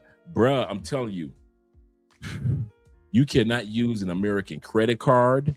Your bank will shut it down. Your bank will lock your bank account up. T-Mac is right. You got to be approved. You can't do, I would recommend, T-Mac, hear me out. Let me hear what you have to say. If it were me going to Cuba, I would go to my local bank and I would get as much Canadian dollars as I think I'm going to spend in Cuba. Canadian dollars are gold. Gold, I say, in Cuba. A Canadian credit card is gold. And if you ever want to see a world where the US dollar is absolutely nothing, go to Cuba. Go ahead, go to Cuba. Go and pull that US dollar out. They'll look at that as if you got monopoly money. They will look at that like you got monopoly money. I kid you not. When you go to Cuba, he said, well, damn, what did Cuba do to America? What did America do to Cuba? That's what that is. He said, did Colombian cards? Yeah, Colombian credit cards work. Easy. That's how we were good. That's how we were good. Remember, we were stuck there for a hurricane. We were supposed to leave, and they shut the airport down. It ain't like when they shut the airport down in the States. When Cuba shut the airport down, everybody is kicked out of the building, and they put a lock on the door. Bruh, you know how when you go to the airport, you got your flight ticket and you get your, you registered to fly. So you've already been, what is it? You almost like when you go online and you register your flight 24 hours before you get ready to leave. Bruh, how come when they did open up for flights, they had to write everything on paper? All the computers were down. I wish we would have kept those, man. I have never had a flight ticket actually written on paper. Yep. He said, you can't even stay at the airport. Nope. See, we had money. We had money. So we just called our original Airbnb host. We went back to the Airbnb. Let me see if Andre got any photos of that. Let me see if Andre has any photos of when we went to. Okay, this was in Cuba. Let's see. Because this was in Cuba. Really nice. This was in Cuba. Because we were, like I said, we went across the country. So we were in the beach area as well. And beautiful. Ranked number in the top 25 most beautiful beaches. It is the Verandio Beach. I forgot how to pronounce it, but man, it was beautiful.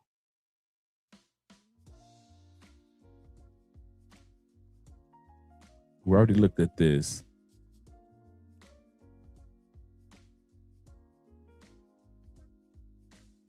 No, I don't have all the other photos in Cuba.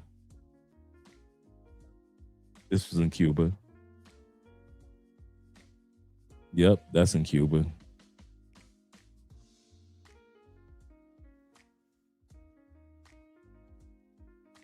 I thought I had the other photos that were in Cuba. I got the videos. I'm going to be dropping the videos on the Patreon this week anyway of our Cuban experience. Nope. But yeah, man, we had a good time in Cuba. We had a really good time.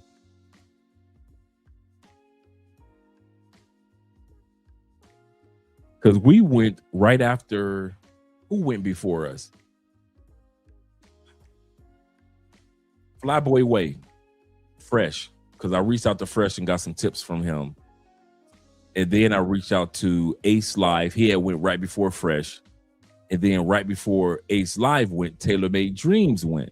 So I hit up all three of them to get some tips on what to do, what not to do in Cuba.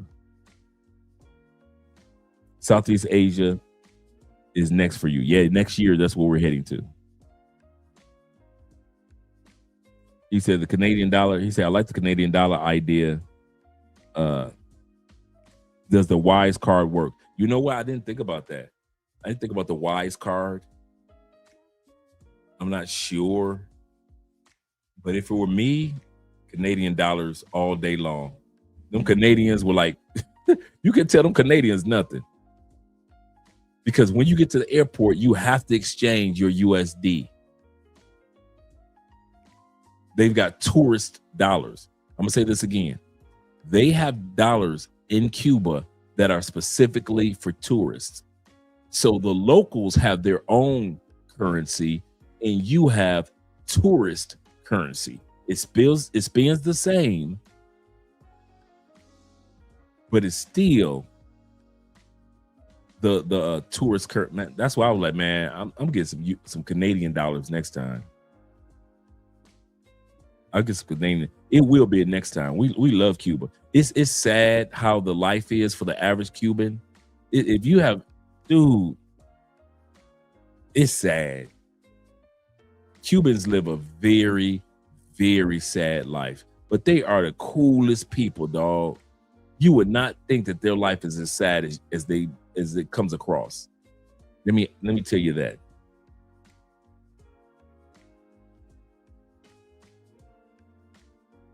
Right. Absolutely correct. Absolutely correct. All right, guys, let me get ready to head on out of here. Tomorrow's my day off for the most part until we do the Patreon. Make sure you guys subscribe to the Patreon, support the channel. It's only $5 a month. Can't beat that. If you want to do higher, you can. But we would love to have you guys over there and have you guys, like I said, tomorrow is going to be only 1 hour, hour and a half at the most. And what we do is just talk about tomorrow. We're going to be talking about us introverts and what we can do in other countries. What we can do in other countries. So shout out to all you guys that are here. He said they screwed Cuba over. They did. The U.S. supported the corrupt dictator Bantista,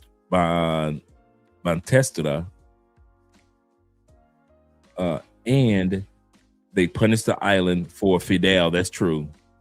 And took over and nationalized everything. Absolutely correct, man. It is bad, man. It is bad when you see people, they live their lives in lines.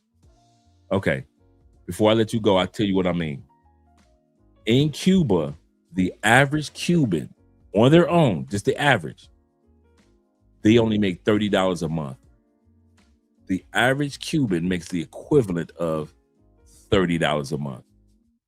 They don't have grocery stores like we have. It looks like our army depot, like brands of food that ain't no meats in there. No meats at all. We went to the grocery store and we tried to use an American credit card. Boy, they looked at us like, if you don't get out of here with that.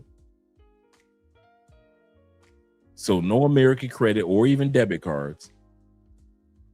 We had to pull out our Colombian cards. The malls, they're there, but they are empty, empty, empty. Bruh, when I tell y'all, the restaurants, we ate at restaurants. Now, the restaurant deals are great if you're a foreigner. Cubans cannot afford to eat seafoods. They can catch the seafoods, but the seafoods are given to the tourists. I got 2 lobsters, giant lobsters. And it came with the sides, like really nice mashed potatoes. Very elegant restaurant, right?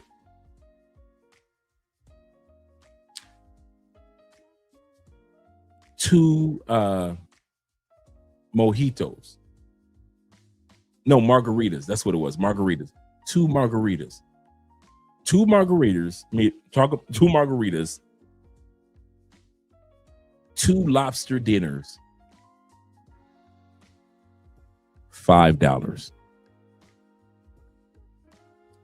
$5. $5.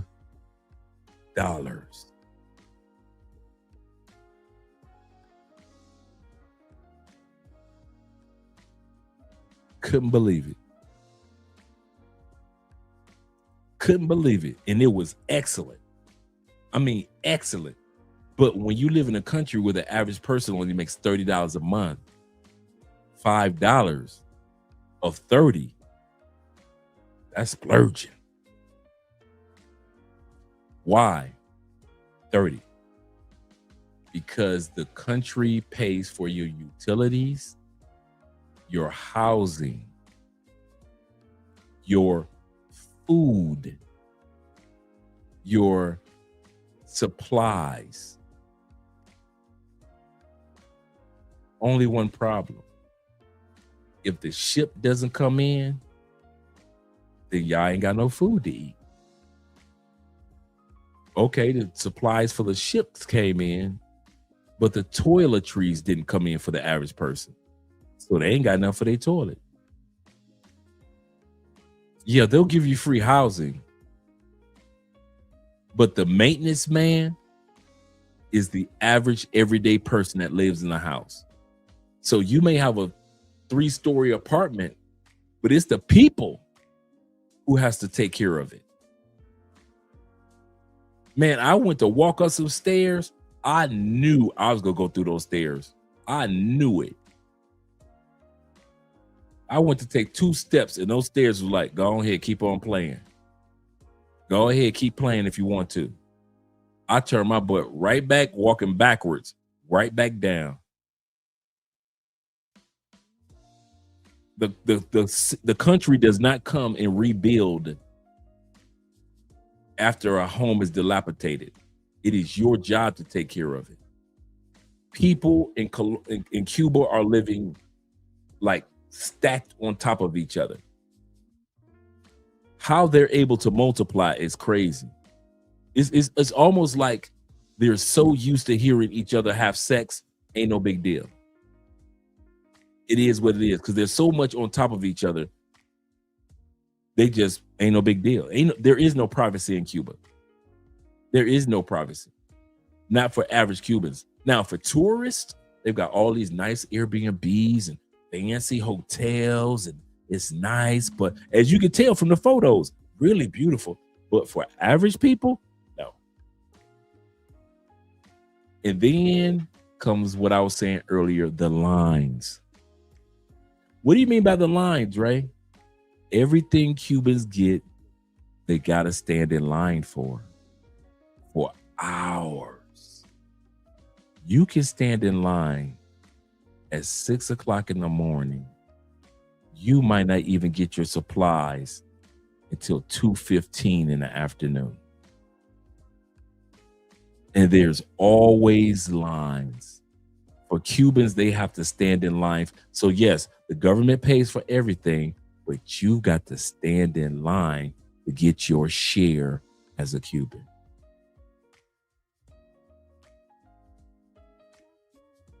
That's socialism. Once we saw what socialism really looks like in real life, I am very anti-socialist. I am a capitalist. If you want life to be better, capitalize on it. But that socialism, I've seen it face to face. And I'm telling you, bruh, it is the saddest thing you ever want to see among some of the nicest people you ever want to see. Among some of the nicest people you ever want to see. Their Wi-Fi is so iffy. Electricity is iffy. Water is iffy. Man, electricity can cut off for 2 or 3 days, and it is what it is. And what you gonna do? And when they say electricity is off, they don't just mean a neighborhood. We lived in the neighborhood with the U.S. embassies, the French embassies, the Brazilian embassies. We lived in the Hashitasi neighborhood, in the really nice neighborhood. And I am here to tell you, bruh, we might as well have been in the hood. Because when they cut electricity off, they cut it. Dude, we could tell you what it's like to live with candles and live off of tuna. Live off of tuna and pizza. Because the spot next door to us, they had pizza in their freezers. We know what it's, bruh. I'm telling y'all, bruh. Those are the nicest, dude. You ain't got to worry about no crime too much. Ain't nobody stealing from nobody like that because ain't nobody got nothing to steal. Those classic cars that you see, those classic cars are taxis. I'll say this again. All those very famous classic cars in Cuba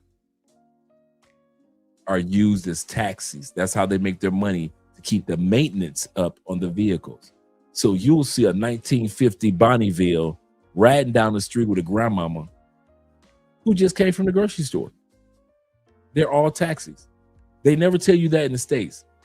You think that, oh man, they got the nicest old school cars, blah, blah, blah, blah. Dude, those are taxis. Like right here. Perfect example. Perfect example. Let's go here. That all those cars behind Andrea are taxis. All those are taxis. That's how they're able to take care of the vehicles.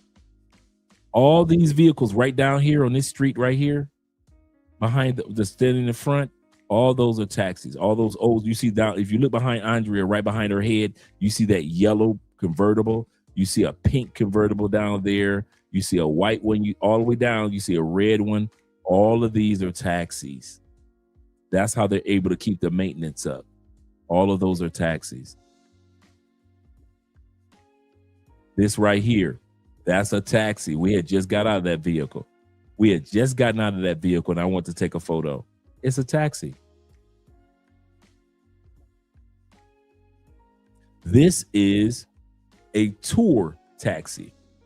So it's a taxi during the day. And if a person is doing a tour of the city, it's used as a tour taxi. But on a regular day, this is just a taxi. It's just a taxi. Yep. And they have to build their own parts. I'll say that again. In Cuba, parts aren't shipped in. All those cars that you see that they do the upkeep on, they literally build and keep and maintain all the parts.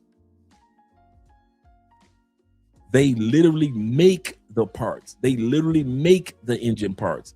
If a engine needs an alternator, they literally from scratch make an alternator. They take that old alternator, revamp it, rebuild it, and put it back in the car. It's the craziest thing, bro. It's the craziest thing. There is no, well, we're going to wait for parts to be brought in from the States or from France or from whatever country.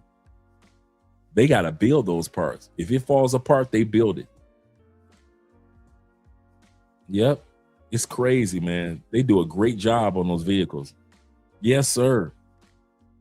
And it was just so much fun. You in Cuba, bruh. You actually riding down the street among some classic cars. It was real cool, man. Real cool.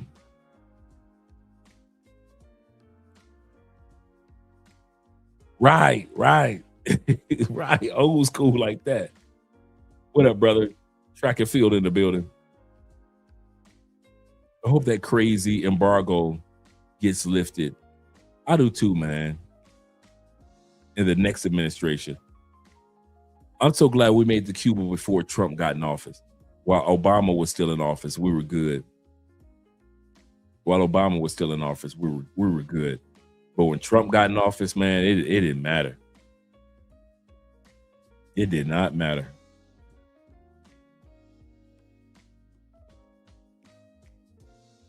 Yep.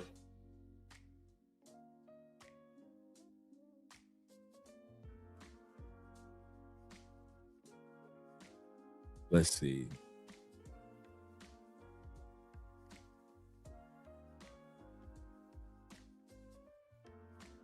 Okay.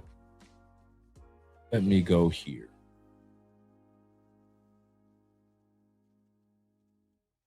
This video right here is in Cuba, in that same area. All these cars are taxis.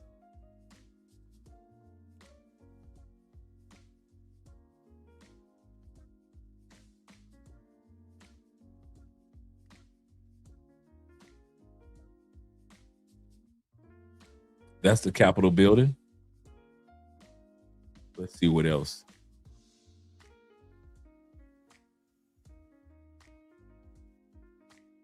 This is just a park that was a little further down. Nice little quiet park. That's your girl, Andrea. This is us just walking back to our Airbnb.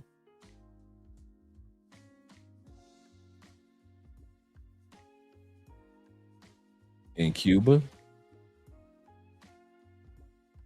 So you see how old the buildings are? And it's the responsibility of the people who live in the buildings to take care of them.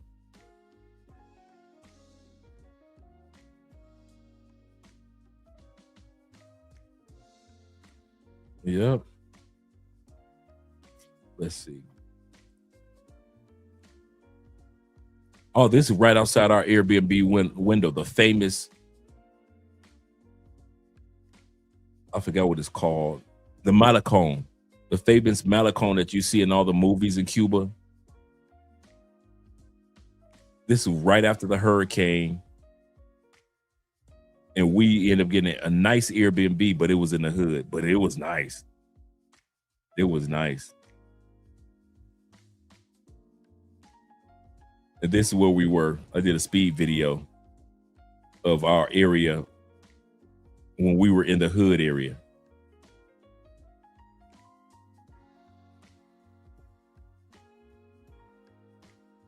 Let's see. Let us see.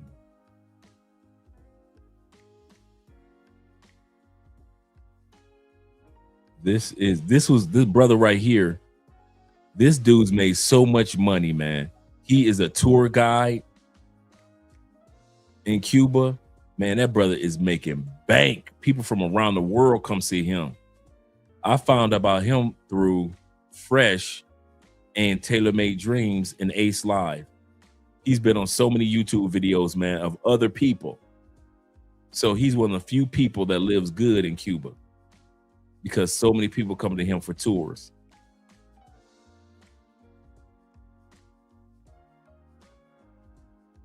And of course, this is us in the classic vehicles.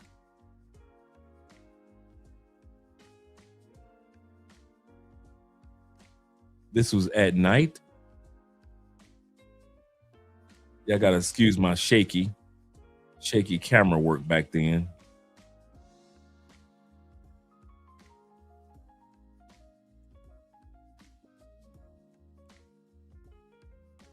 Man, I forgot about these. Goodness gracious, I forgot about these. That is bad camera work.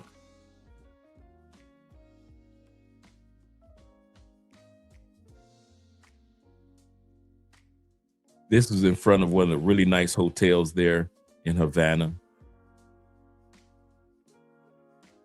Like $200 a night. It's your girl, Andrea, of course.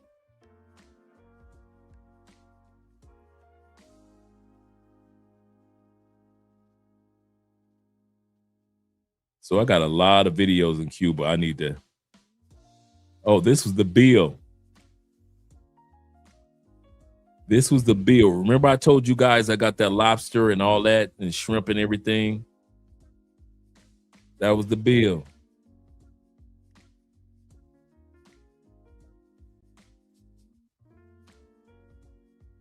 And then Andrea ordered a drink and it was only 99 cents for her drink.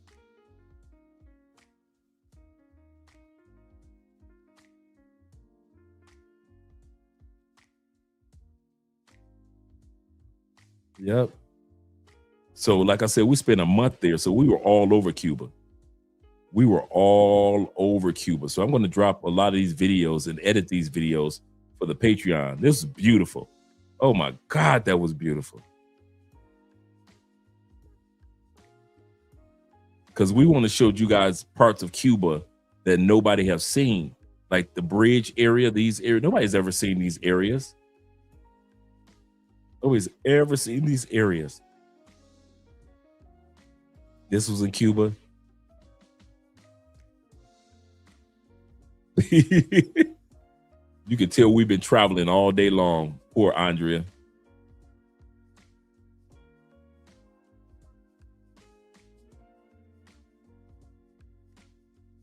Poor Andrea.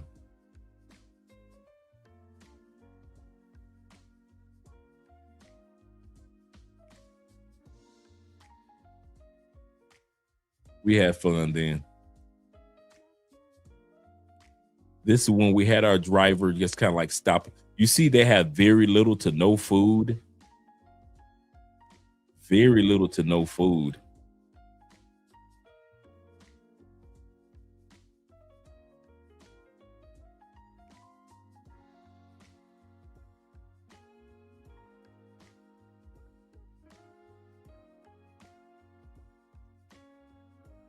And this was a spot where you stopped off to get food. But look at Look in the freezer. Look in the freezer. No food. That's Cuba.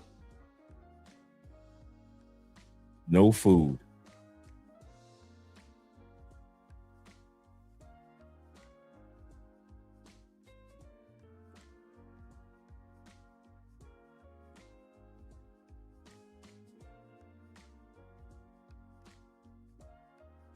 Yeah, that was beautiful, though. Beautiful country. Very, very beautiful country. And then this is when we were at our resort. This is when we were at the resort. Oh, my bad.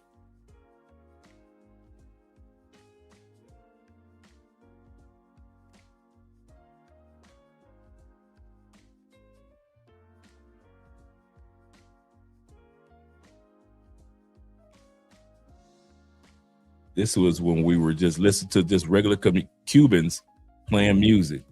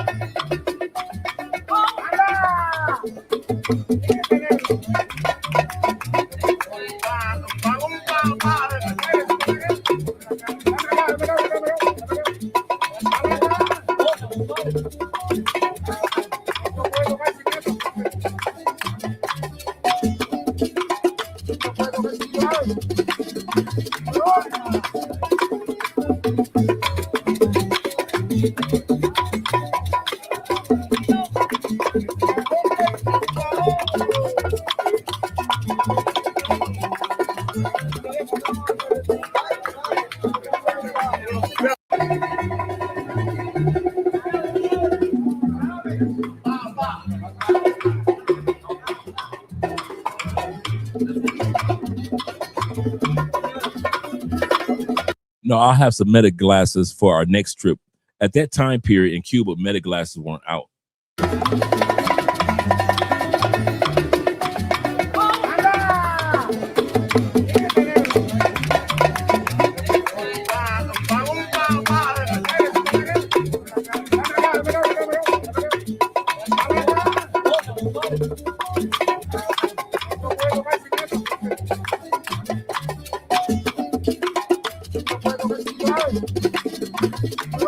Just imagine they just hanging out. This is just hanging out. This is just hanging out in Cuba, bruh.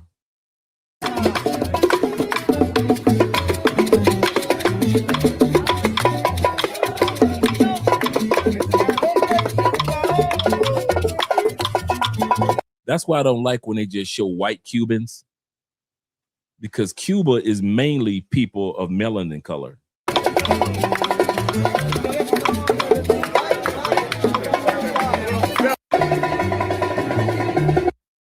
Yeah, man, we had fun, man.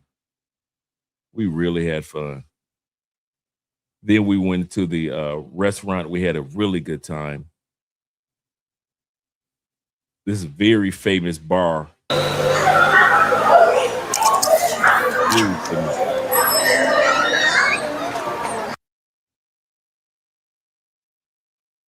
Girl, Andrea. That was fun.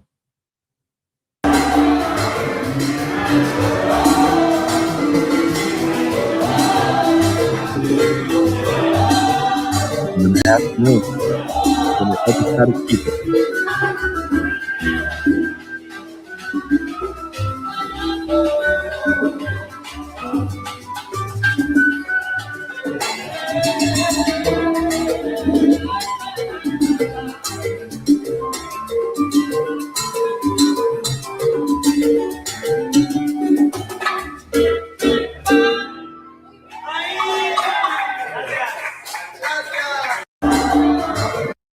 We had fun. And we were on the outside of, we were in the beach area. So we started off in Cuba in the beach areas. We started off in the beach areas in Cuba. All right, let's about to head out to the beach for the first time. You know, where we go, you go. Let's introduce you guys to the beach area out here. Look how beautiful this Oh my God, ocean it was beautiful. is here. And this is in northern Cuba. So Havana is kind of like the central or southern area, but this beach is actually northern. So we started off in the north. Even though we flew into Havana, we had a driver drive us 3 hours, which was very inexpensive. Drive us 3 hours to our we went to an all-inclusive resort. That's how we started in Cuba, in an all-inclusive resort. Gorgeous. Yeah. That's your girl, Andrea. Looking all good.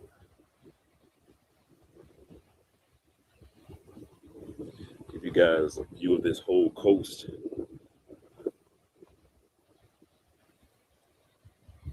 Yep. Facts.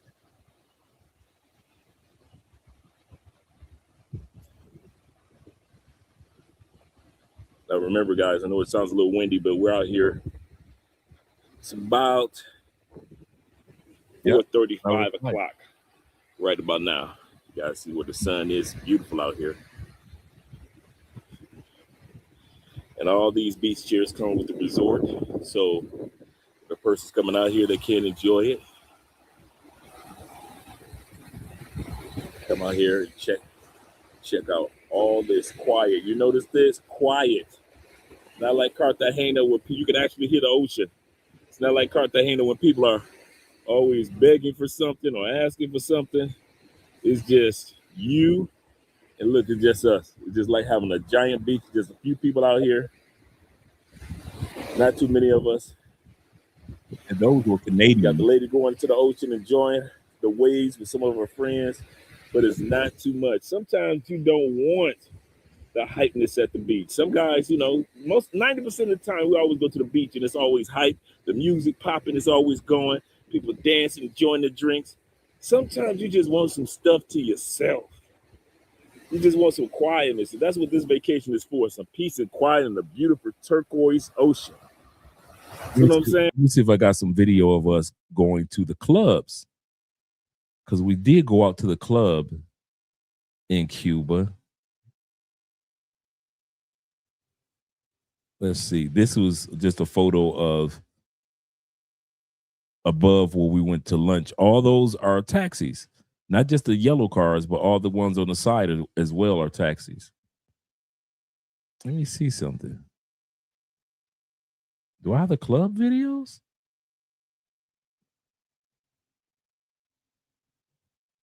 We went out to party.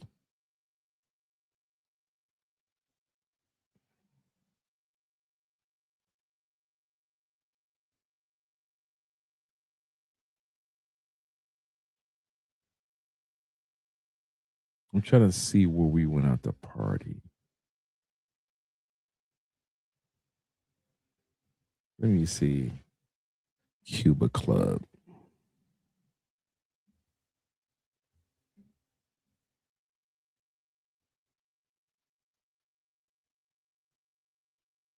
That's clubs. That is 2025.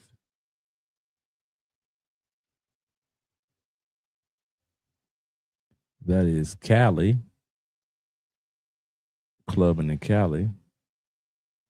For the Petronio.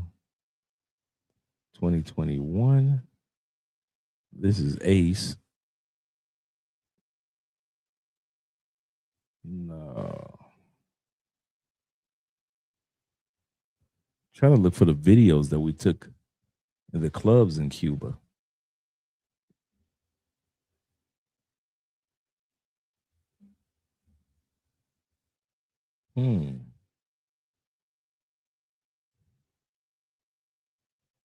Because we had a really good time. Cuba has one of the most famous, it ranks in the top 50 nightclubs in the world because it's an art museum and a club together. Let me scroll down a little further. Maybe. Nope. I don't see it. But I'll find it eventually.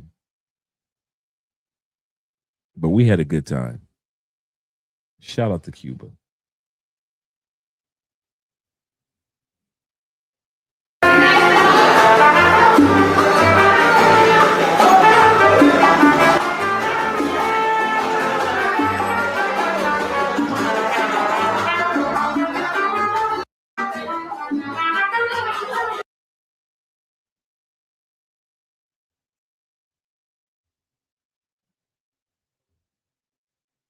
Yeah, we had fun. Shout out to you, girl.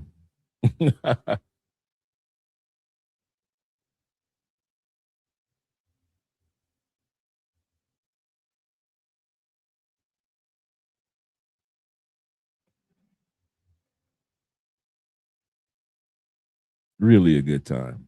Really, really a good time.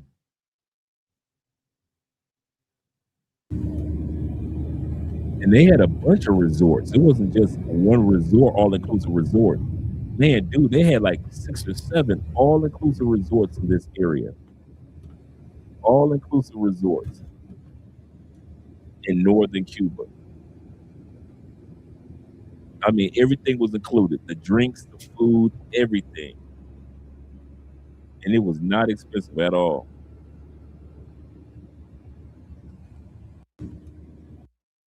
It was not expensive at all. They never show you this part of Cuba. You don't get a chance to see this part. Shout out to all you guys that are hanging out with your boy tonight.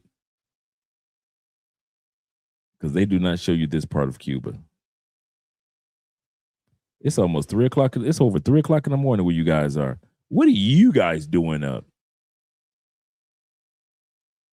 What are you guys still doing up?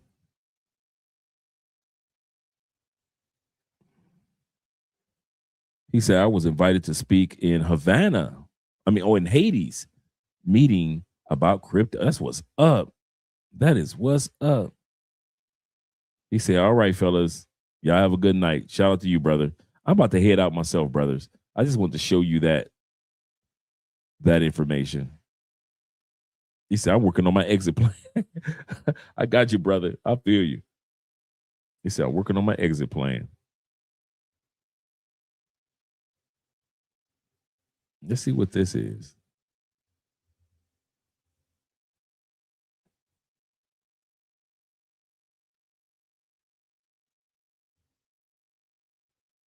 Let's close this one. Let me refresh. There we go. All right. So now you're seeing us pulling up. That's not even our resort. That's a different all-inclusive resort. That's a completely different all-inclusive resort. So like I said, we were all over the island, man. It was not just one location where we were. Everywhere. This was our Airbnb during the hurricane.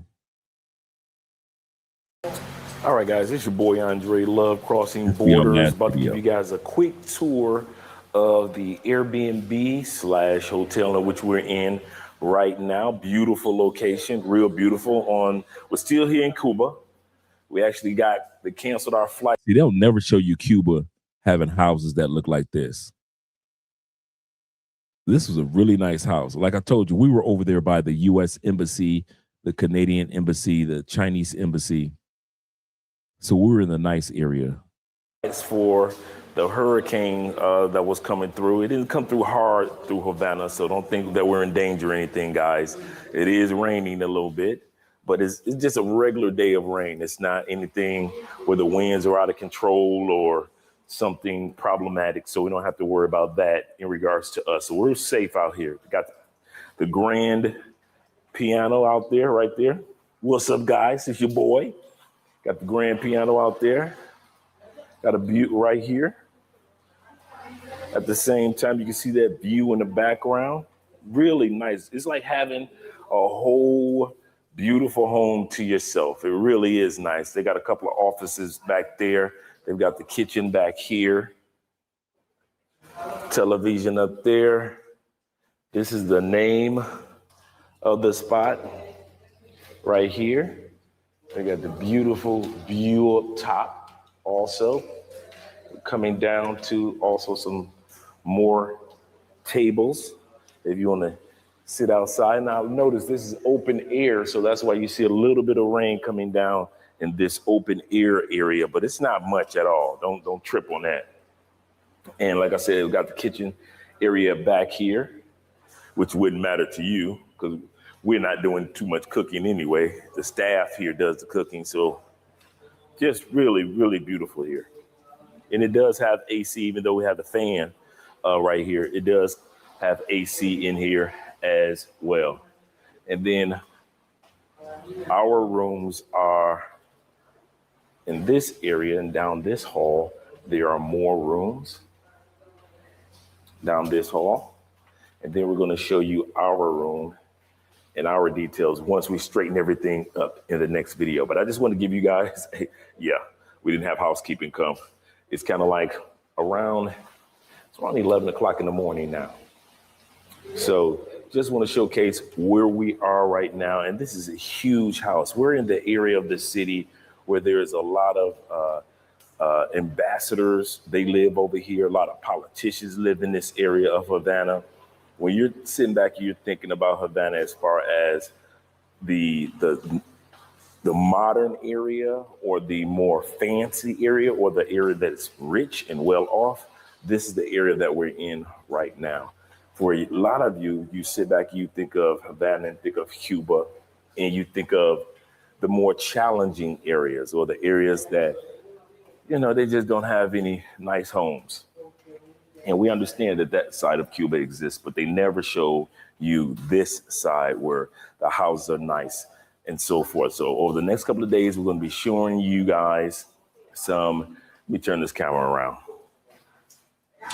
Over the next couple of days, we're going to be showing you guys some footage of areas that are really nice that you can enjoy, as well as going to the historical areas that are more central, more downtown, really nice hotels, really nice eateries and things like that. But we're going to be here for an extra 3 more days because it looks like no matter what, all the airlines are shut down. The airport is shut down for at least 2 to 3 days. No problems. Like we already heard that the hurricane itself has shifted further west. So all we're getting is just a little bit of rain. So we're not getting anything major. So we're going to keep you guys posted. Once again, this is your boy, Andre, Love Crossing Borders. Your girl, Andrea, she's outside. Let me show you your girl. She's outside just chilling in the rocking chair and just relaxing and enjoying herself. So if it was that problematic, we wouldn't be out here on the front just relaxing. And once again, it's your boy, Andre, Love Crossing Borders. We're out of here. Let me let you guys see some of this weather and see what's going on out here. But that's just about it that's taking place. Nothing much, nothing major, just a little bit of rain. Talk to you guys in a little while. All right, guys, it's your boy, Andre, Love Crossing Borders. All right. Yep, that was basically it. Yep. So we're going to be, editing and dropping a lot of the video footage over on Patreon. But we had a really good time, man. Really, really good time. No complaints at all. Love Cuba. We'll go back in a minute. We'll go back and visit the island in a minute. So I see now you get a chance to see Cuba and you get a chance to see why people were willing to relocate there. You know how some people kind of like ran from the United States and they relocated to Cuba. Now you can see, so this is regular neighborhood of Cuba, but now you can see why some people relocated to Cuba. You can see why they did that. Instead of staying in the States and being persecuted, prosecuted, whatever it may be. And this is just me just writing, we're writing from our all-inclusive hotel. We were actually on our way to Havana. That's where we're headed to with my bad camera work. Oh, that's horrible. Horrible camera work. But I didn't have, I didn't have the stabilizer camera that I have now.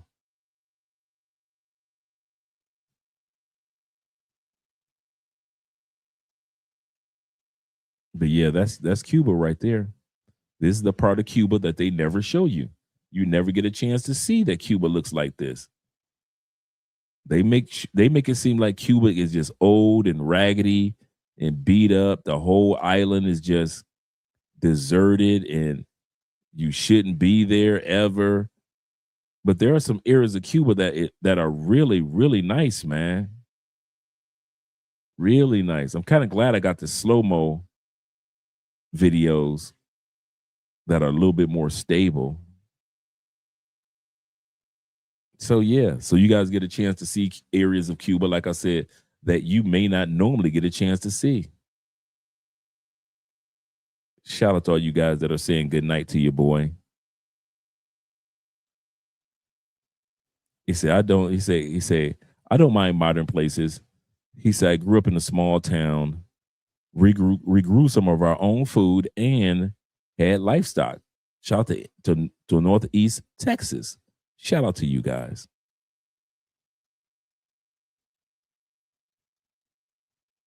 Yeah, she left. I remember she left and went to Cuba. You're absolutely correct, T-Mac. Absolutely correct.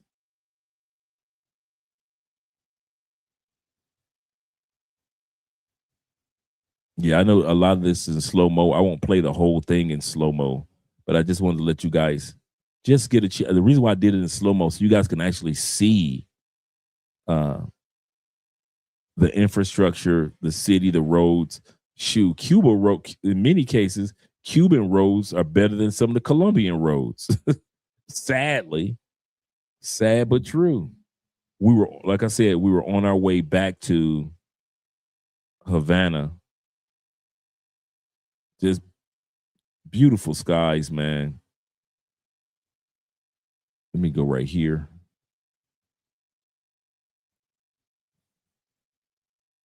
And when you see the ladies and men in white, that's their religion. So it's not just coincidental when you see men and women that are wearing white.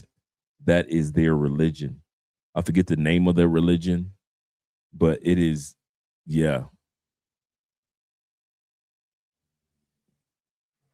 And like I said, you get a chance, you realize how many brothers and sisters are actually on the island of Cuba. It's crazy.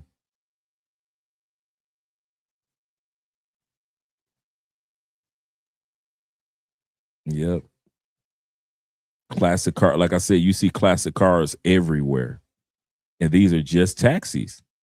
Just regular everyday taxis. Nothing special about them. They're just classic cars from the 40s, 50s, and 60s, but they are all taxis. That's the part that I can't get over that, man. I cannot get over the fact that these were all taxis, man. Like, what?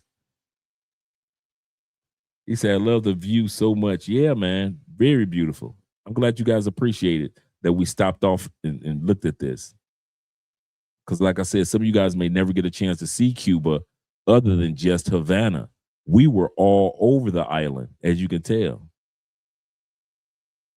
He said Fidel's army was full of black people. That's true. He said that they didn't know that Fidel was fighting to establish communism. I could see that, man. I know people that got their whole farms stolen by the government. Their whole farms, their whole livelihood. They just took all the food and everything, just took it from them. To where you're like, dude, are you serious? Are you serious? As you can see, the boats that deliver products to Cuba, those are in the background. Those are delivery ships that deliver the supplies. Those are the Cuban delivery ships. Let's see, what else do I have?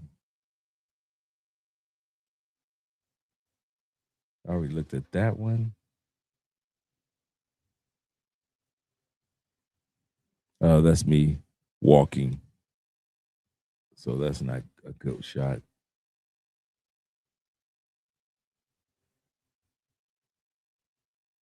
They have a lot of salsa music just like we have in the States.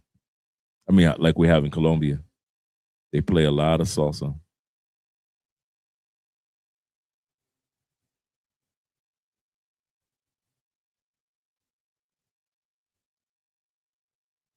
Let me see.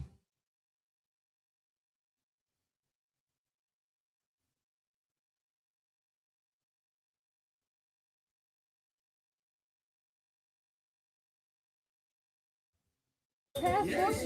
But I mean, they can be many places, you know? And like many Americans, they have been nowhere, even like in the United States. That's what he said. You know, it's crazy. So we dream. He and Andrea are talking about how Americans take for granted their travel options. Cubans wish they could travel to all the places that Americans are could travel to, but most Americans don't travel. And that's what he and Andrea were talking about.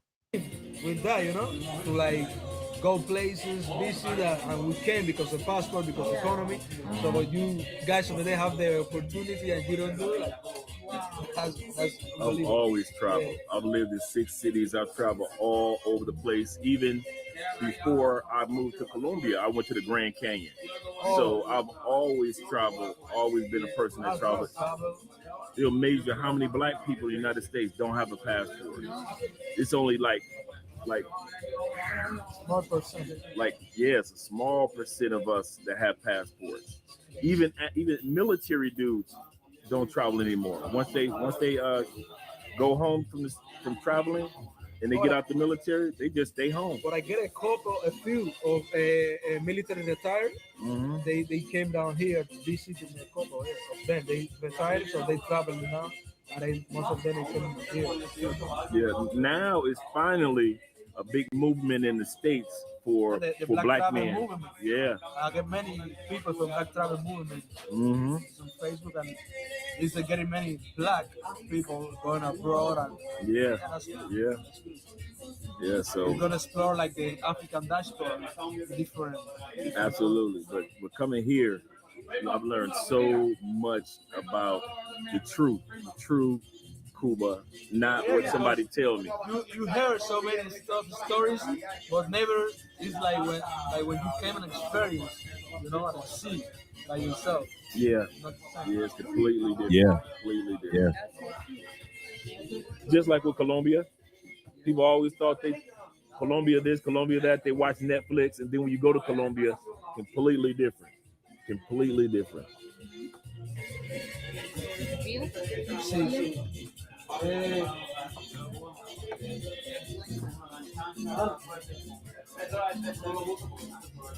me go get some video.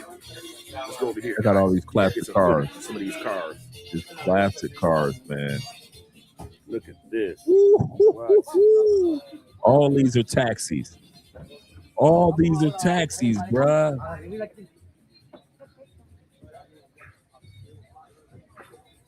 Classic cars that are taxis. Amazing. That's crazy.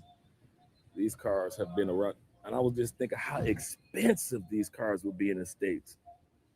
So you can see the taxi sticker right up here on a lot of the cars.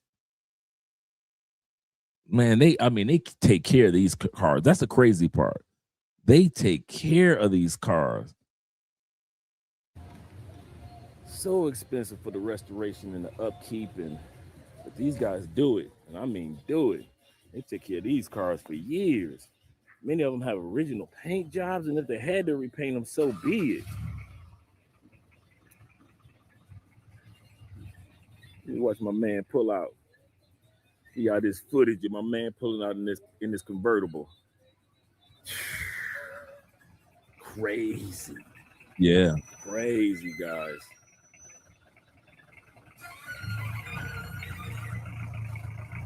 Classic Chevy. Pulling out on me.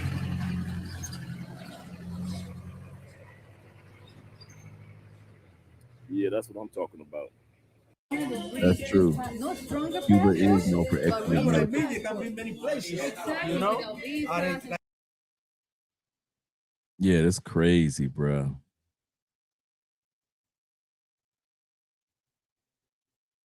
Let's see.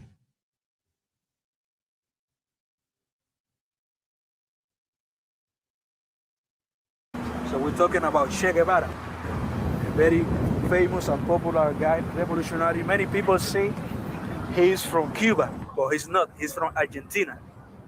So in 1953, Castro attacked Puerto. here in Cuba. He go to jail, then he get exiled in Mexico. He meet Che Guevara over there. And they came in a boat, the grandma.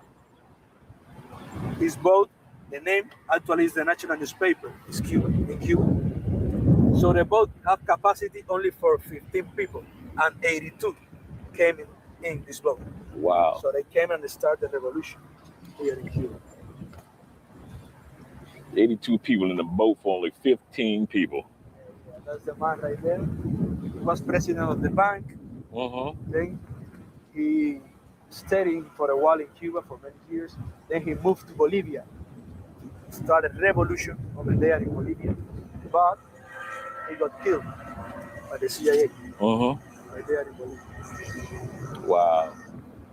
All right, guys, this is the information, this type of information that you're going to receive when you have my man being your tour guide. Those little details, it's the little things that you think you know and you don't know. So when you get here, he'll be able to show you all this information all day long, guys. He's got several tour packages, so don't just think it's just one package. We just chose one package because we're limited here for today. But he's got packages from one side of the country or the island all the way to the other side. So don't just think that you're limited. So we're going to have details, and he'll give you details. Now, don't ask us about prices because today's prices might not be tomorrow's prices. So do not sit back and ask us, well, how much did he charge? No.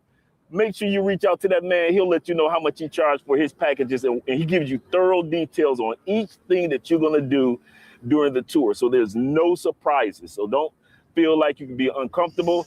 And he has great drivers that he works with down here. So that's why we enjoy the convertible all the day long, because of this man right here. Oh, yeah. Once again, we got a girl, Andre, in the building. All right, guys, we'll see you in a minute. Yes, we're here. That was fun. All right, guys. We are officially at 7 hours plus. Appreciate you gentlemen being here. Appreciate you gentlemen being here. We had fun. We had fun. He said, I remember that he was in a chapter. Yeah, he was captured and deleted in Bolivia. Yep. Excellent content, Dre. Yes, sir. Thank you guys for hanging out with your boy.